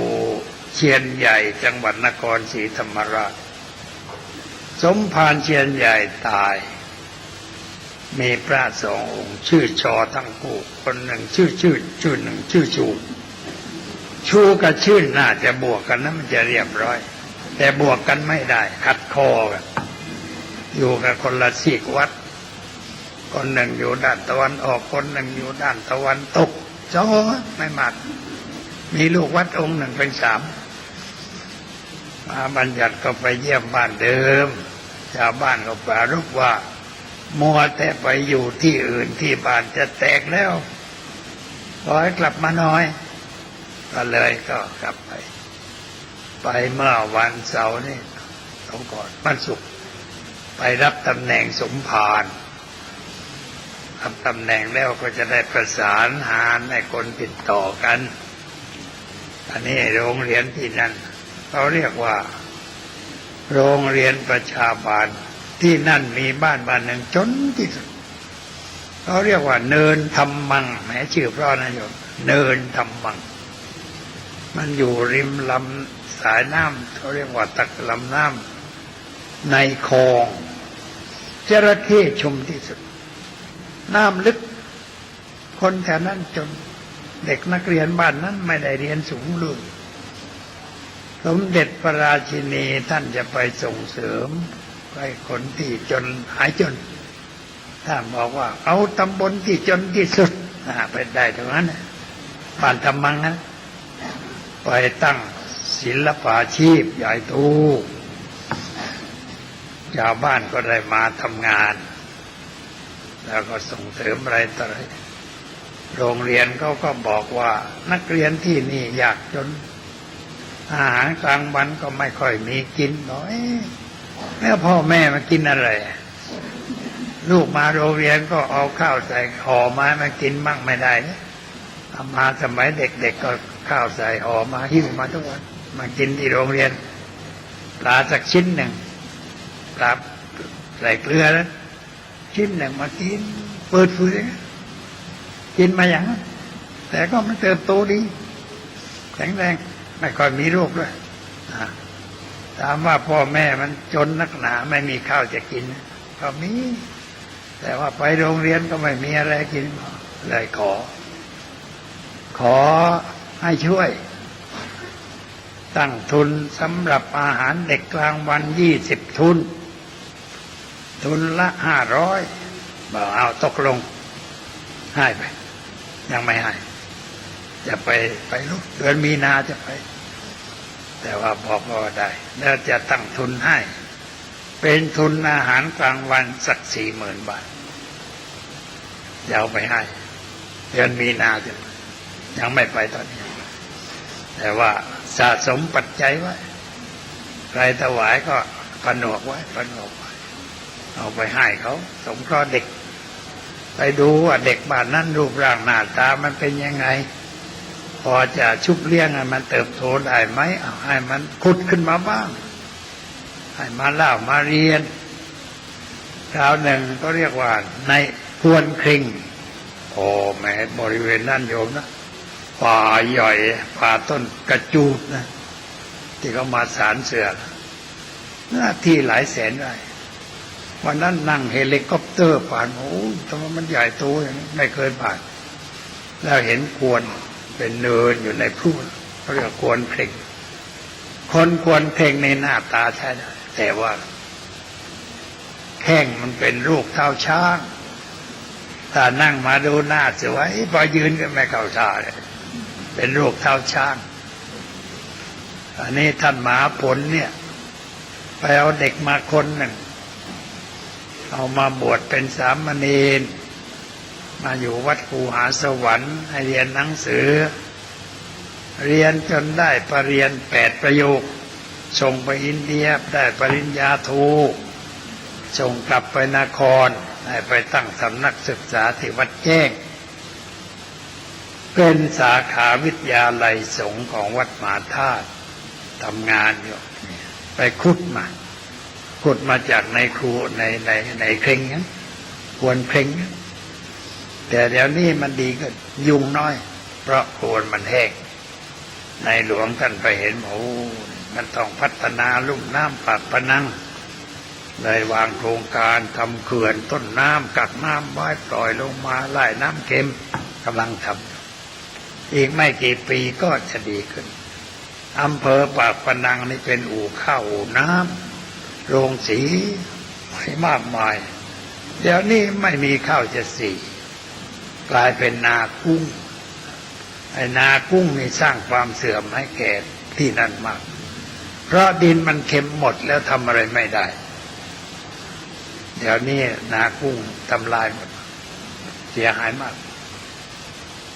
ชาวบ้านก็ไอ้นากุ้งนี่ไม่ใช่ของคนไทยของญี่ปุ่นของไต้หวันมันมาทำแล้วมันส่งไปขายที่โน่นคนไทยไม่ได้กินกุ้งกินเศษกุ้งแล้วมันทิ้งดินเสียไว้ให้มาไประโนดตกใจต้นตาลหายหมดแต่ก่อนป่าตาลนั้นเมืองมายาราบนี่เดี๋ยวนี้หมดแล้วโอ้ตายแล้วต้นตาลหายไปไหนหมดล่ะบอกว่ามันตายกับนากุ้งเอาทำอย่างนี้ก็บ้านเมืองชิบหายแล้วจะกินอะไรต่อไปชาวบ้านจะกินอะไรทำนาไม่ได้ปลูกข้าวไม่ได้ทำน้ำตาลก็ไม่ได้เขาไม่กินน้ำตาลโตนดแล้วเวลานี้โอ้ตายเสียหายดินเค็มหมดในสระมีสระน้ำกักน้ำไว้เค็มไปด้วยเพราะนากุ้งไปอยู่ไกลวัดน้ำมันซึมเข้าไปในวัดก็เค็มไปด้วยทีนี้ ต่อไปพระก็จะเค็มขึ้นมา เลอะหมดไม่ได้เป็นอย่างนั้นทำอะไรมันต้องคิดอนาคตไม่ปัจจุบันมันดีเพราะนากุ้งเนี่ยไปสูบน้ำเค็มในทะเลนะขึ้นมาต่อท่อขึ้นมาแช่น้ำให้เลี้ยงกุ้งไฟสว่างดูเจริญนะกลางคืนไหมไฟสว่างนะแต่ว่ามันเสียหายมากชาวบ้านแถวนั้นต่อไปลำบากขายหมดแล้วที่ดินขายทำนากุ้งแล้วมาเอาเงินมาใช้มันแต่ใดก็หมดไปเป็นลูกจ้างก็ไม่พอกินเดือดร้อนอันนี้มันน่าคิดมาแล้วแต่ว่าเอาละปล่อยเขาไปทำแล้วเอามาเล่าให้โยมฟังเอาตอนนี้ไปเขาเชิญญาติโยมนั่งสงบใจ5 นาที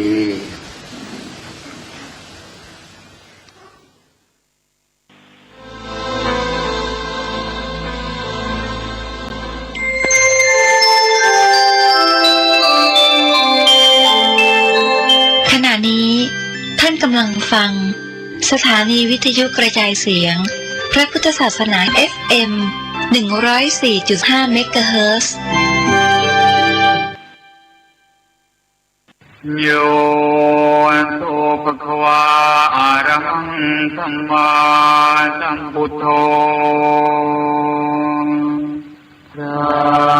ะผู้มีพระภาคเจ้านั้นพระองค์ใดเป็นพระอรหันต์ตรัสรู้เองโดยชอบแล้วสวากาโตเยนะภะคะวะตาธัมโมพระธรรมคือศาสนาที่พระผู้มีพระภาคเจ้านั้นทรงไว้ตรัสไว้ดีแล้วสุปฏิปันโนยะถาภะคะวะโตสาวกสังโฆพระสงฆ์คือผู้ทรงธรรมวินัยซึ่งเป็นสาวกของพระผู้มีพระภาคเจ้านั้นหมู่ใดเป็นผู้ปฏิบัติดีแล้วตามมายังพระขวันตังจะธรรมันจะสังฆังอิเมหิตากาเรหิยาการะหังนาโรติเตดินาภิปุณยามะข้าพระเจ้าขอบูชาอย่างยิ่งซึ่งพระผู้มีพระภาคเจ้าพร้อมทั้งพระศาสดาและพระอริยสงฆ์เจ้าทั้งหลายด้วยเครื่องสักการะเหล่านี้ข้าพระเจ้าได้ยกขึ้นปฏิสถานไว้ดีแล้วในที่อันสมควรอย่างยิ่งเช่นนี้กาลุโลปันเตภะคะวาสุจิราภริพุทโธภิพระผู้มีพระภาคเจ้าพระองค์นั้นแม้ปรินิพพานนานแล้วก็ตามข้าแต่พระองค์ผู้เจริญซึ่งยังประโยชน์อันยิ่งใหญ่แด่สาธุชนทั้งหลายปาฏิมาจนตานุกรรมปมาณตาอิเมตกาเรทุกตาปนาการะทุเตปฏิกันนาตุขอจงรับเครื่องสักการะบรรณาการของผลยากทั้งหลายเหล่านี้ด้วยเพื่ออนุเคราะห์แด่ประชุมชนผู้เกิดแล้วในภายหลังด้วยธรรมากังทิกรตังหิตายสุขายะ เพื่อเป็นประโยชน์เพื่อความสุขแก่ข้าพเจ้าทั้งหลายสิ้นกาลนานเทอญอะระหังสัมมาสัมพุทโธภควาพระผู้มีพระภาคเจ้าเป็นพระอรหันต์ดับเพลิงกิเลสเถิดทุกข์สิ้นเชิงตรัสรู้ชอบได้โดยพระองค์เองพุทธังภวันตังอภิวาเทมิข้าพระเจ้าอภิวาทพระผู้มีพระภาคเจ้าผู้รู้ผู้เกิดผู้เบิกบานสวากขาโตภะคะวะตาธัมโมพระธรรมเป็นธรรมที่พระผู้มีพระภาคเจ้าตรัสไว้ดีแล้วธัมมังนัมมัสสามิข้าพระเจ้านมัสการพระธรรมสุปฏิปันโนภะคะวะโตสาวกสังโฆพระสงฆ์สาวกของพระผู้มีพระภาคเจ้าปฏิบัติดีแล้วสังฆังนามามิข้าพระเจ้านอบน้อมพระสงฆ์ท่านธรรมยังพุทธัสสะภะคะวะโตปุปภาคณมการังกะโรมาเตนะโมตัสสะภะคะวะโตขอนอบน้อมแด่พระผู้มีพระภาคเจ้าพระองค์นั้นพระอรหันต์ซึ่งเป็นผู้ไกลจากกิเลสสัมมาสัมพุทธัสสะตรัสรู้ชอบได้โดยพระองค์เองนะโมตัสสะภะคะวะโตขอนอบน้อมแด่พระผู้มีพระภาคเจ้าพระองค์นั้นพระอรหันต์ซึ่งเป็นผู้ไกลจากกิเลสสัมมาสัมพุทธัสสะตรัสรู้ชอบได้โดยพระองค์เองนะโมตัสสะภะคะวะโตขอนอบน้อมแด่พระผู้มีพระภาคเจ้าพระองค์นั้นพระอรหันต์ซึ่งเป็นผู้ไกลจากกิเลสสัมมาสัมพุทธัสสะตรัสรู้ชอบได้โดยพระองค์เองท่านธรรมยังพุทธาภิตุติงกะโรมาเตโยโสตัสสะกะโตพระตถาคตเจ้านั้นพระองค์ใดอรหันต์เป็นผู้ไกลจากกิเลสสัมมาสัมพุทโธเป็นผู้ตรัสรู้ชอบได้โดยพระองค์เองวิชาจารณธรรมปันโนเป็นผู้ถึงพร้อมด้วยวิชาและจารณะสุขโตเป็นผู้ไปแล้วด้วยดีโลกวิทูเป็นผู้รู้โลกอย่างแจ่มแจ้งอนุตตร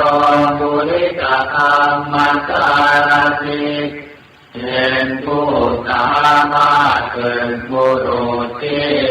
มควรฝึกได้อย่างไม่มีใครยิ่งกว่าตาตาเทวมนุษย์นังเป็นตัวผู้สอนของเทวดาและมนุษย์ทั้งหลายทุกคนเป็นผู้รู้ผู้ตื่นผู้เบิกบานด้วยธรรมภควาเป็นผู้มีความจำเริญจำแนกธรรมสั่งสอนสัตว์โยอิมาโรตังสะเทวะตังสะมานะตังสะพรหมตังสัจจมนะธรรมนิงปะจันสะเทวมนุษย์ตังสยังอภิญญาสาธิอาภวะภเวเท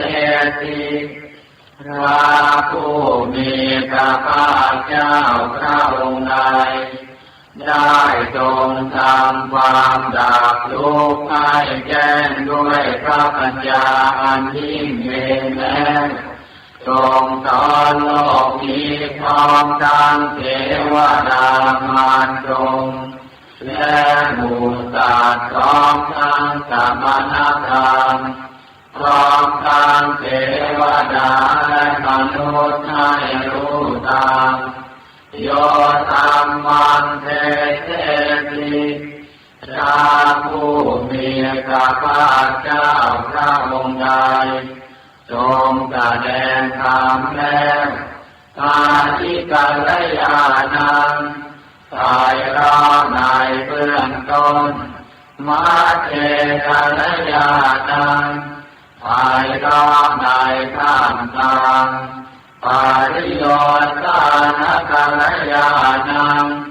สายรอในที่สุดสาธังกัลยาณังเกวัตปาริปุณังปาริสุตังสัมมัจจริยังปะกาเสติทรงประกาศพรหมจรรย์คือแบบแห่งการปฏิบัติงานประเสริฐบริสุทธิ์บริบูรณ์สิ้นเชิงพร้อมทั้งอาถาพร้อมทั้งพยัญชนะธรรมมังภะคะวันตังอภิปูชยามิข้าพระเจ้าบูชาอย่างยิ่งเฉพาะพระผู้มีพระภาคเจ้าพระองค์นั้นธรรมมังภะคะวันตังศิรสานมามิข้าพระเจ้านอบน้อมพระผู้มีพระภาคเจ้าพระองค์นั้นด้วยเสียงกล่าวท่านธรรมยังธรรมาภิทุติงกโรมาเสโยโสนวาคาโตปัสสาวะตาธัมโมพระธรรมนั้นใดเป็นสิ่งที่พระผู้มีพระภาคเจ้าได้ตรัสไว้ดีแล้วสันทิติโกเป็นสิ่งที่ผู้ศึกษาและปฏิบัติพึงเห็นได้ด้วยตนเองอาคาติโกเป็นสิ่งที่ปฏิบัติได้และไม่พ้นได้ไม่จำกัดการเกหิปาติโกเป็นสิ่งที่ควรกล่าวกับผู้อื่นว่าท่านจงมาดูเถิดโอปัญญิโกเป็นสิ่งที่ควรน้อมเข้ามาใส่ตัวตาจะทางเวทิตาโกวิญโยนิเป็นสิ่งที่ผู้รู้ก็รู้ได้เฉพาะตนธรรมังธัมมังอภิปูชยามิข้าพระเจ้าบูชาอย่างยิ่งเฉพาะพระธรรมนั้นธรรมังธัมมังศิรสานมามิ ข้าพระเจ้านอบน้อมพระธรรมนั้นด้วยเสียงกลางหันธรรมยังสังฆาปิตุติงกะโรมาเตโยโสสุปฏิปันโนภะคะวะโตสาวกสังโฆสงฆ์สาวกของพระผู้มีพระภาคเจ้านั้นผู้ใดปฏิบัติดีแล้วโอ้ยสุปฏิปันโนภะคะวะโตสาวกสังโฆสงฆ์สาวกของพระผู้มีพระภาคเจ้าผู้ใดปฏิบัติตรงแล้วยายาปฏิปันโนภะคะวะโตสาวกสังโฆสงฆ์สาวกของพระผู้มีพระภาคเจ้าผู้ใดปฏิบัติเพื่อรู้ธรรมเป็นเครื่องออกจากทุกข์แล้วสามีจิปฏิปันโนภะคะวะโตสาวกสังโฆสงฆ์สาวกของพระผู้มีพระภาคเจ้าผู้ใดปฏิบัติสมควรแล้วญาติธรรมได้แก่บุคคลเหล่านี้คือจาจาริกุลิกายุคานิอาคาปุริตาปุกาลานผู้แห่งบุรุษสี่คู่นับเพียงตัวบุรุษได้แก่บุรุษเยสัพพะคะวะโตสาวกสังโฆนั่นแหละสงฆ์สาวกของพระผู้มีพระภาคเจ้าอาหุเนยโยเป็นสมควรแก่สักการะที่เขานำมาบูชาปาหุเนยโย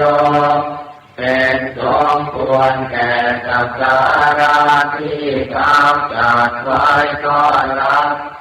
ทักษิเนยโย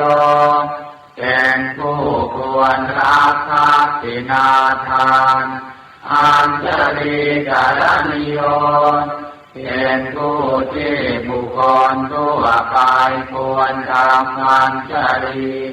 อนุตตรังปุญญาเกตังโลกัสสะเป็นเนื้อนาบุญของโลกไม่มีนาบุญอื่นยิ่งกว่าอามังสังฆังอภิปูชยามิข้าพระเจ้าบูชาอย่างยิ่งเฉพาะพระสงฆ์หมู่นั้นกามังสังฆังศิรัสสานามามิข้าพระเจ้านอบน้อมพระสงฆ์หมู่นั้นด้วยเสียงกลางหันธรรมยามรัตนัตยาปนามคาทายโยเจวะสังเวคาปริติตานาปาทันจะปนามเต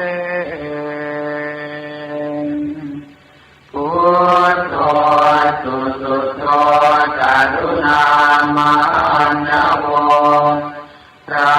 พุทธเจ้าผู้บริสุทธิ์มีพระกรุณาดุจท่วมมโน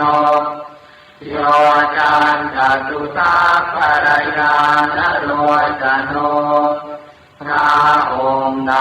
มีตาคือญาณันประเสริฐหมดจดถึงที่สุดโลกัสสะภาคุปฏิเลสกาตโกเป็นผู้ฆ่าเสียซึ่งบาปและอุปาทิเหตุของโลกวันทามิพุทธังนาคามาจเรนะกังข้าพระเจ้าไหว้พระพุทธเจ้าพระองค์นั้นโดยใจเคารพเพื่อธัมโมปฏิโปวิยตาสัจจตุโนพระธรรมของพระศาสดาสว่างรุ่งเรืองเปรียบดวงประทีป โยมัสสปากามัสสเปตปิลโกจำแนกประเภทคือมรรคผลนิพพานส่วนใดโลกุตตะโรโยจัตถัสสะทิปันโนซึ่งเป็นตัวโลกุตตะและส่วนใดที่ชี้แนวแห่งโลกุตตะนั้นวันทาพิธรรมบางธรรมาทะเรนะจังข้าพระเจ้าไหว้พระธรรมนั้นโดยใจเคารพเพื่อสังโฆสุเทตาปยติเทตสันทิโตพระสงฆ์เป็นนาบุญนามยิ่งใหญ่กว่านาบุญนันดีทั้งหลายโยนิตาสันโตสุขทานุโภตโกเป็นผู้เห็นพระนิพพานตรัสรู้ตามพระสุคตหมู่ใดโลละปะหิโนอริโยสุเมธโตเป็นผู้ละกิเลสเครื่องโลเลเป็นพระอริยเจ้ามีปัญญาดีวันทามิตังกานามาทะเรนะตังข้าพระเจ้าไหว้พระสงฆ์หมู่นั้นโดยใจเคารพเพื่ออิเทวะเมกันตปิโกจะเนยคังวัตถุทยังวันทยตาภิสังขตังปุญญังมยายังมมสสาสุภาทวามหาโหตุเวกาสปะภาวะสิทธิยาบุญใดที่ข้าพระเจ้าผู้ไหว้อยู่ซึ่งวัตถุสามคือพระรัตนตรัยนานควรบูชายิ่งโดยส่วนเดียวได้กระทำแล้วเป็นอย่างยิ่งเช่นนี้ขออุปาสวะทั้งหลายจงอย่ามีแก่ข้าพระเจ้าเลยด้วยอำนาจความสำเร็จการเกิดจากบุญนั้นอิทาตถาคโตโลเกอุปันโนพระตถาคตเจ้าเกิดขึ้นแล้วในโลกนี้อาระหังสัมมาสัมพุทโธเป็นผู้ไกลจากกิเลสตรัสรู้ชอบได้โดยพระองค์เองธัมโมจะเทสิโตนิยานิโก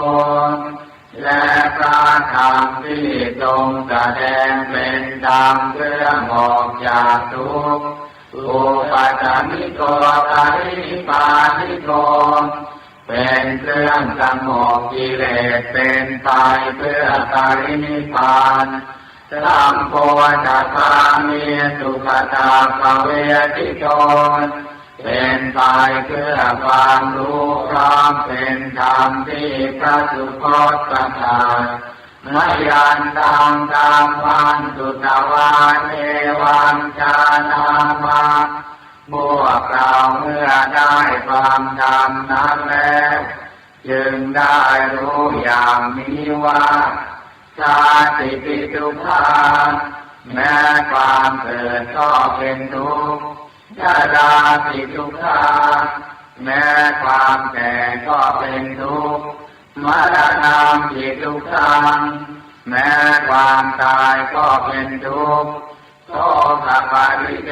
วะทุกขโทมานาสุปายาสาปิทุกขาแม้ความโศกความร่ำไรรำพัน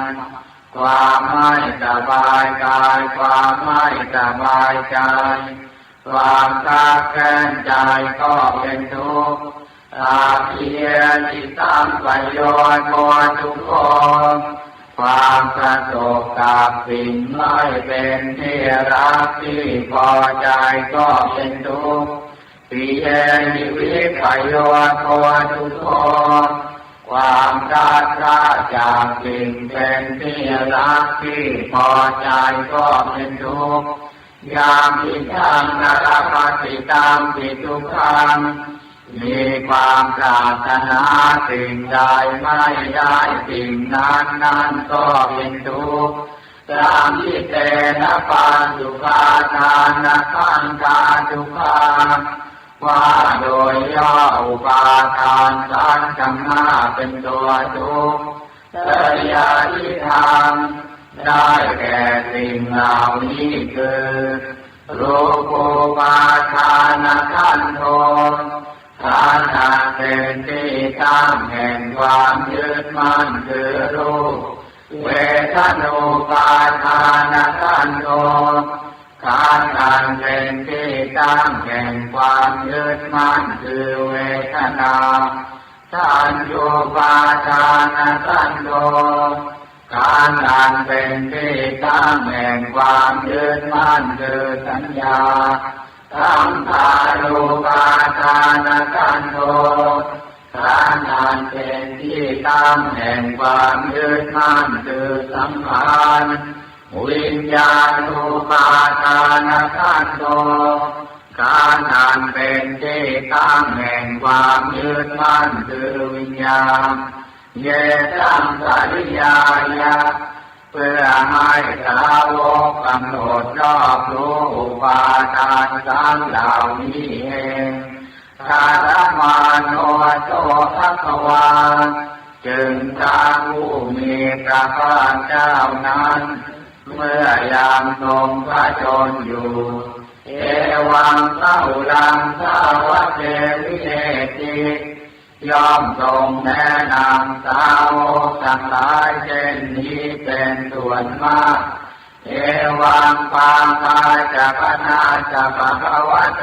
สาวะเกตุอนุสาสนีพระอุลาภวะจักขีหนึ่งคำสั่งสอนของพระผู้มีพระภาคเจ้านั้นย่อมเป็นกายในสาวกทั้งหลายส่วนมากมีส่วนคือการจำแนกอย่างนี้ว่ารูปังอนิจจังโลกไม่เที่ยงเวทนาอนิจจังเวทนาไม่เที่ยงสัญญาอนิจจังสัญญาไม่เที่ยงสังขาราอนิจจังสังขารไม่เที่ยงวิญญาณังอนิจจังวิญญาณไม่เที่ยงรูปังอนัตตารูปไม่ใช่ตัวตนเวทนาอนัตตาเวทนาไม่ใช่ตัวตนสัญญาอนัตตาสัญญาไม่ใช่ตัวตนสังขาราอนัตตาสังขารไม่ใช่ตัวตนวิญญาณังอนัตตาวิญญาณไม่ใช่ตัวตนอาเปสังขาราอนิจจาสังขารทั้งหลายทั้งปวงไม่เที่ยง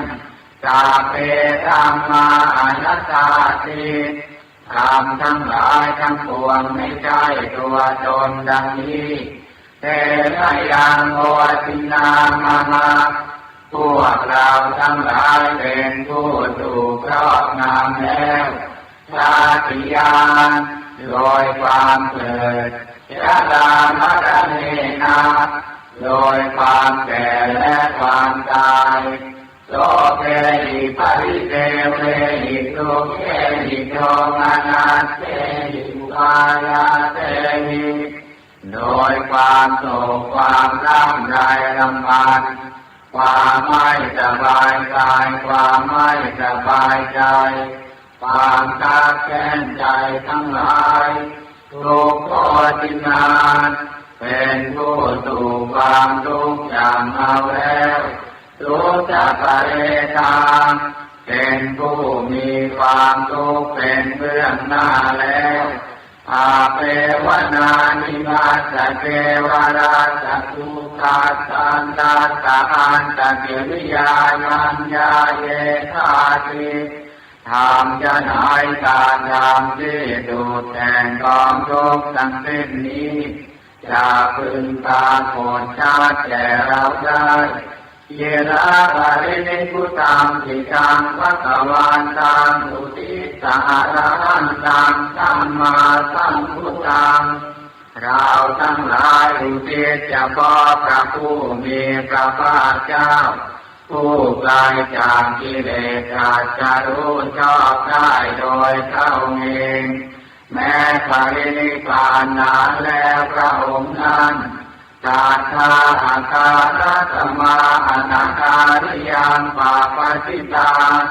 เป็นผู้มีศรัทธาออกบวชจากเรือนให้เกี่ยวข้องด้วยเรือนแล้วตาสมิงภควาติพระมจริยังจารามาประพฤติอยู่ซึ่งพรหมจรรย์ในพระผู้มีพระภาคเจ้าพระองค์นั้นภิกขุนังสีลาสาเทวตมาปนาถึงพร้อมด้วยสิกขาและธรรมเป็นเครื่องเลี้ยงชีวิตของภิกษุทั้งหลายตามโนกรรมจริยังอิมาสเทวราชตุกาคันตาสหันตกิริยายะอังวาสตุขอให้พรหมจรรย์ของเราทั้งหลายนั้นจงเป็นไปเพื่อการทำที่สุดแห่งกองทุกข์ทั้งสิ้นนี้เถิดชิระมะรินิพุตังทิตังภควาตังสารนังคตังเราทั้งหลายช่วยถึงแล้วซึ่งพระผู้มีพระภาคเจ้าแม้ปรินิพพานนานแล้วพระองค์นั้นเป็นสารณะธรรมันจะขังขันจะถึงพระธรรมด้วยถึงพระสงฆ์ด้วยกาณาภวะตัวสาสนังยะธาสติยะธาพลังมนติกาโรมานุปฏิปดามาอยากทำลายใจอยู่ปฏิบัติตามอยู่ซึ่งธรรมสั่งสอนของพระผู้มีพระภาคเจ้านั้นภายสติกำลังสาธารโนปฏิปฏิขอให้ความปฏิบัตินั้นของเราทั้งหลายอิมาสเกวะราชทุกขันทันทัสสะหันตกิริยายาสังวัตตุจงเป็นไปเพื่อการทำที่สุดแห่งกองทุกข์ทั้งสิ้นนี้เถิด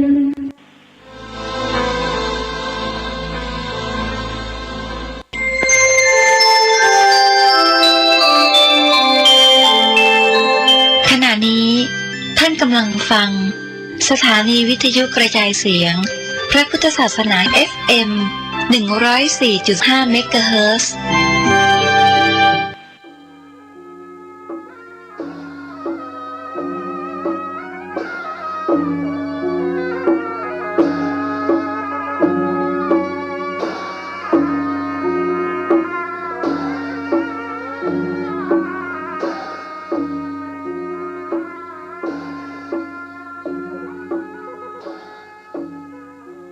ขอความเจริญในธรรม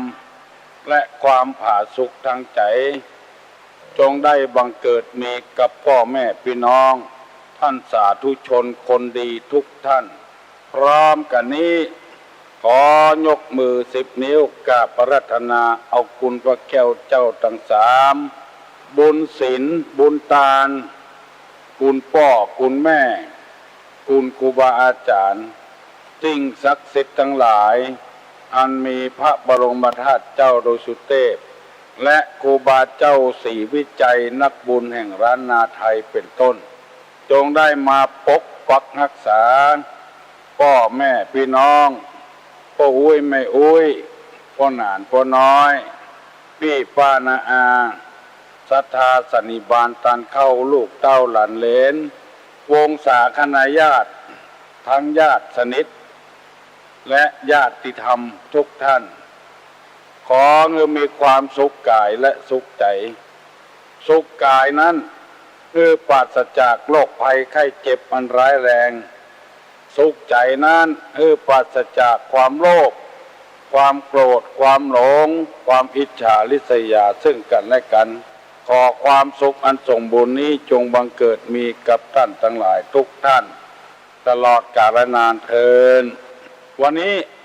ได้มาออกอากาศสดเหมือนกับกูวันเนอร์ทางสถานีวิทยุของวัดฝ่ายหินเปิ้นเกาะดีแล้วพี่น้องทั้งหลายดูตั้งฟังบ่เหมือนวันก่อนๆปากันตกอกตกใจประตกประเสียง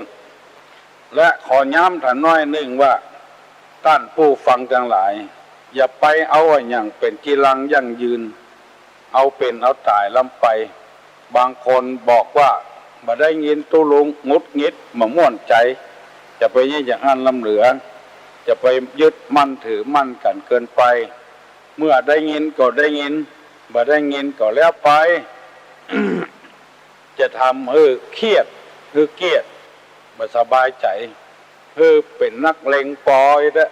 ได้ฟังก็ได้ฟังบ่ได้ฟังก็ฟังอันอื่นเนี่ยอย่าไปหมายมั่นปั้นมือลำไปต่อไปนี้ปากันไหว้พระเจ้าเนอะเพื่อให้เกิดความเป็นสิริมงคลกับตัวกับครอบครัวการเดินทางการหิหาอาลังหังสัมมาสัมพุทโธภควาพุทธังภควันตังอภิวาเทมิกราบสวากขาโตภควตาธัมโมธัมมังนัมมัสสามิกราบสุปฏิปันโนภควโตสาวกสังโฆสังฆังนะมามิกราบอันธรรมยังพุทธัสสะภควโตบุปาภคณามะกะลังกะโลมาเสนะโมตัสสะภะคะวะโตอะระหะโตสัมมาสัมพุทธัสสะนะโมตัสสะภะคะวะโตอะระหะโตสัมมาสัมพุทธัสสะนะโมตัสสะภะคะวะโตอะระหะโต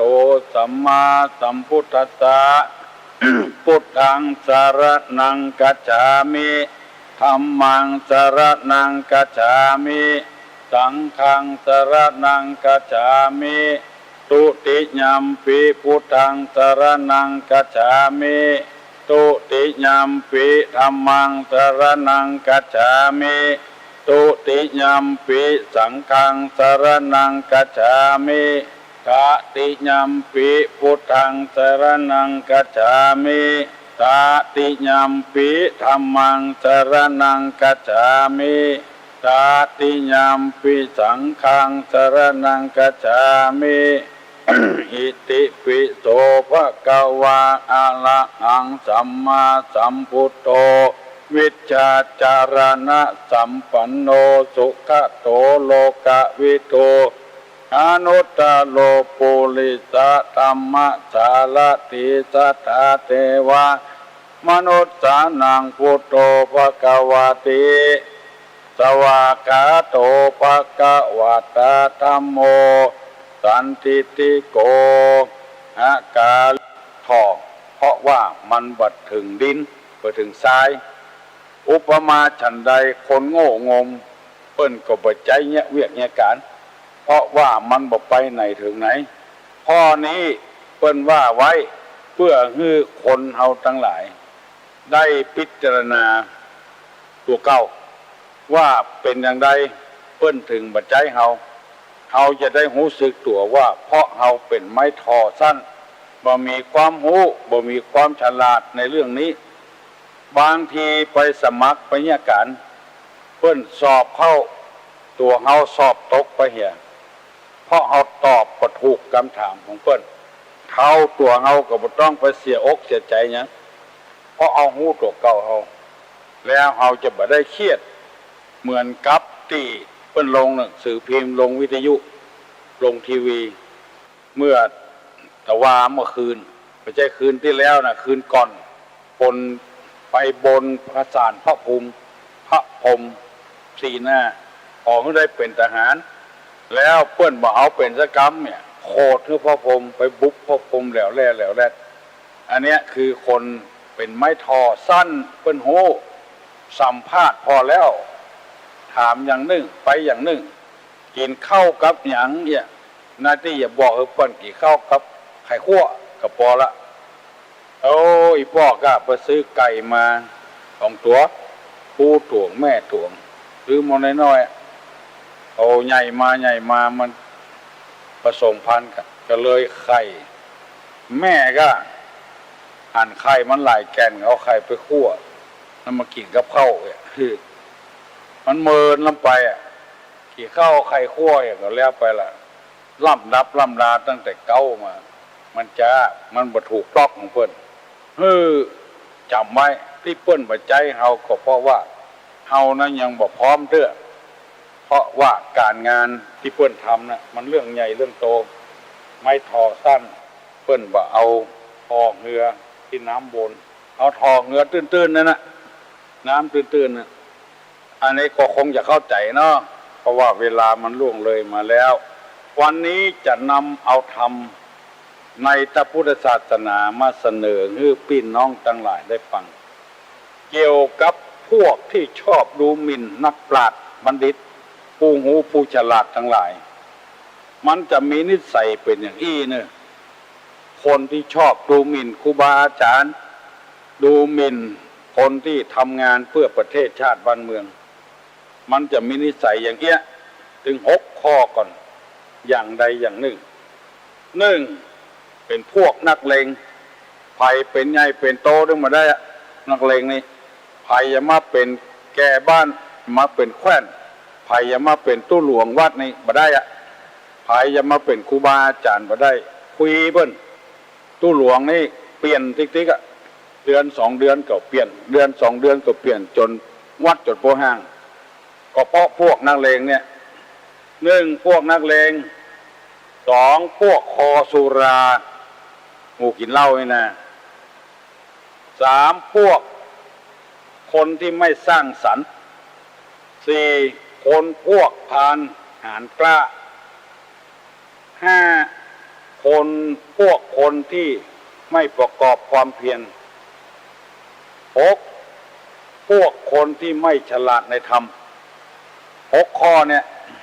อย่างใดอย่างหนึ่งหรือทั้งหมดเป็นบุคคลที่ชอบดูหมิ่นนักปราชญ์บัณฑิตอาจารย์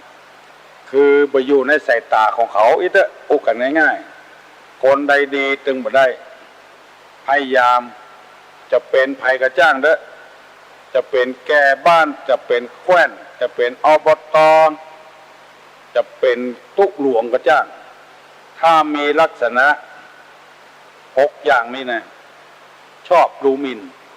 ดูแคลนคนอื่นเขาไปหู้อย่างนี้เป็นต้นเพราะฉะนั้นไผ่มีลักษณะเช่นนี้เพิ่นบอกว่าคือแก้ไขคือเป็นคนอย่าไปเป็นนักเลงอย่าไปเป็นพวกคอสุราคือมีความคิดสร้างสรรค์อย่าไปเป็นคนพาลกล้าหาญคือมีความเพียรความพยายามพวกฉลาดในธรรมดังที่เฮาได้หูได้หันกันถึงวันดังเหี้ยวถึงวันเนี่ยได้จะเป็นเดือนละบัฉลาดในธรรมเป็นพวกนักเลงหมู่เนี่ยทั้งที่หูอยู่ปีนี้เป็นปีมงคลเจ้าฟ้ามหากษัตริย์ครองราชย์ครบ60 ปีเป็นมงคลอย่างยิ่งของคนไทยก็ยังเงี้ยอยู่ทำอยู่คือมันแล้วการแล้วงานฉลองแล้วก็ไหว้ทำก็บ่เป็นหยังที่มาทำตอนเนี้ยการงานในอย่างเงี้ยก็บ่ได้ทำก็บ่ได้ต้องลบไปลบมาอันเนี้ยคือพวกที่ดูหมิ่นนักปราชญ์บ่ฮู้การบ่ฮู้เวลาความเป็นนักเลงสะปะสะปืนนักเลงสะปะสะปืนหมู่นี้นี่บ่ฮื้อไผดีตู้หลวงเจ้าวัดก็บ่ฮื้อลูกวัดได้เป็นคนดีไผจะดีมาก็เอานักเลงเข้าทับเนี่ย ก็เลยบักกล้าทำไปก็กลัวคนเดือดร้อนเนี่ยอย่างกับบักกล้าเนี่ยบางทีนี่ลูกศิษย์ลูกหาก็ดี ลูกเต้าก็ดีชาวบ้านก็ดีลวกเหลือแก่บ้านลวกเหลือแคว้นลวกเหลือพ่อเหลือแม่ลวกเหลือตู้เจ้าตู้หลวงก่อนแต่เขาบอกเปิดโอกาสให้เขาใจความเป็นนักเลงพ่อแม่ก็เหมือนกันครูบาอาจารย์ก็เหมือนกันลูกศิษย์ลูกหาคนใดจะดีบ่ได้ดูหมิ่นดูแคลนบัณฑิตนักปราชญ์ผู้หูผู้ฉลาดถ้าเปิดโอกาสให้เขาก็จะทำได้เพราะคนไม่ใช่เหมือนสิ่งสารสัตว์เอาจ้องหมูไปใส่นาก็บ่ได้ควายงัวเพิ่นใส่นาเพราะฝึกหัดแต่อันน่ะเป็นก้าไถนาน่ะเป็นก้าใส่ล้ออย่างอื่นเป็นไปบ่ได้คนนั้นมันเป็นไปได้สะปะสะปืนขอฝากฝังพี่น้องทั้งหลายไว้ลองสังเกตพอเถอะหมู่ที่ดูแคว้นนักปราชญ์บัณฑิตผู้หูผู้ฉลาดทั้งหลายในบ้านในจอกหมู่นี้ทั้งนั้นหมู่นักเลงเนี่ย ครูเป็นนักเลงก็ได้ตู้หลวงเป็นนักเลงก็ได้พ่อเป็นนักเลงแม่เป็นนักเลงกับลูกก็ได้คือพยายามจะไปคือมันมีอย่างนี้เป็นมาแล้วครูก็เป็นมาแล้วตุ๊ก็เป็นมาแล้วอย่างหมู่นี้เป็นต้นหมู่นี้นักเลงทั้งนั้นสองพวกคอสุรานี่มันคิดสั้นพอมันเมามาแล้วมันบักกึดอย่างนักละใครว่าอย่างก็ว่าใครทำอย่างก็ทำถ้ามันเมามาแล้วด่าพ่อได้ด่าแม่ได้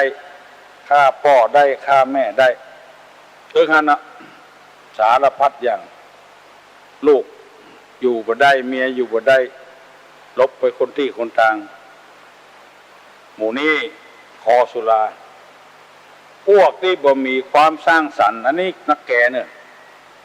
พอคิดจะสร้างจะสรรค์เนี่ยซะยังคิดจะทำลาย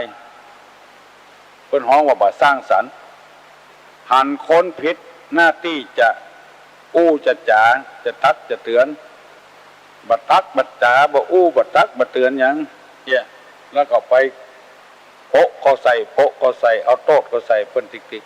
ๆลูกบ่ดีหน้าที่ฮ้องจะมาตักมาเตือนเมียบ่ดีผัวบ่ดีฮ้องมาตักมาเตือนมามาจ่ากันเนี่ยก่อนสร้างสรรค์เนี่ยก่อนอันนี้บ่สร้างสรรค์ทำลายเลยแก่แคว้นบ่ดีหน้าที่จะตักจะเตือนทำลายเลยอันนี้หมู่บ่สร้างบ่สรรค์ข้อที่สี่พวกพานหารกล้าคนพานนี่บ่ใช่คนดีเอามาเป็นหัวหน้าก็โลหมดเอามาเป็นหยังก็บ่ได้โลหมด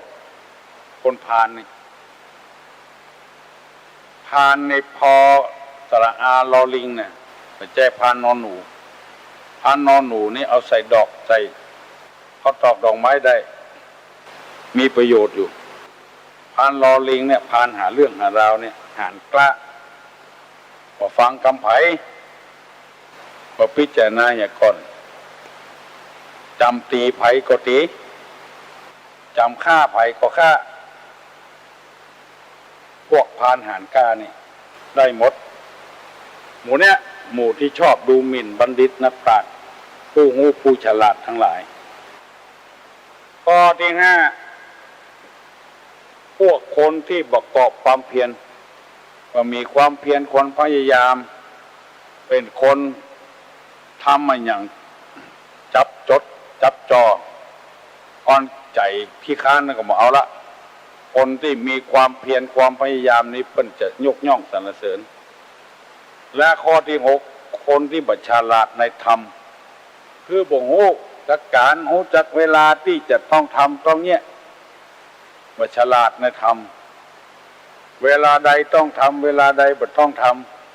ำหมู่นี้หมู่ที่คนทำลายบัณฑิตนักปราชญ์ชาวบ้านชาวเมืองเพื่อไล่ไม่ยิงหนีเมื่อคืนเนี่ยไล่เมียหนีเมื่อคืนเนี่ยบัญชาลาดในธรรมเพิ่นจะไปอยู่ที่ไหนเพิ่นจะไปกินที่ไหนไม่ย่าไม่ยิงซ้ำใครว่าก็ว่าใครเนี้ยก็เนี้ยบ่กึดลูกเต้าก็เหมือนกันท เอาทำมันขึ้นมาไล่ออกบ้านออกจองไปอยู่กับไผขนาดพ่อกับแม่แต่อยู่ยังบ่ได้แล้วไปอยู่กับไผได้หมู่นี้เป็นต้นที่นำมาเสนอนี่เพื่อให้พี่น้องทั้งหลายพิจารณาใจใส่ตัวเก้าพ้องใจใส่ลูกเต้าลันเลนพ้องจะไปเนี่ยไปทำถ้ามันเป็นอย่างนั้นเพราะฉะนั้นทางแก้ไขมันก็จะไปเป็นนักเลงลงไปประเดี๋ยวซ้ำหายคนมันคิดสั้นอย่างบอกว่าซื้อรถใหญ่ซื้อรถอันที่มันตายง่ายๆนะมาใจแล้วขี่ไปใจขี่จ้าขี่ไว้พ่มอันนี้เนี่ยถึงนักเลงเต็มตัว100%ไผ่หันละไผ่ก็ถึงคันแก่นตาคันปาก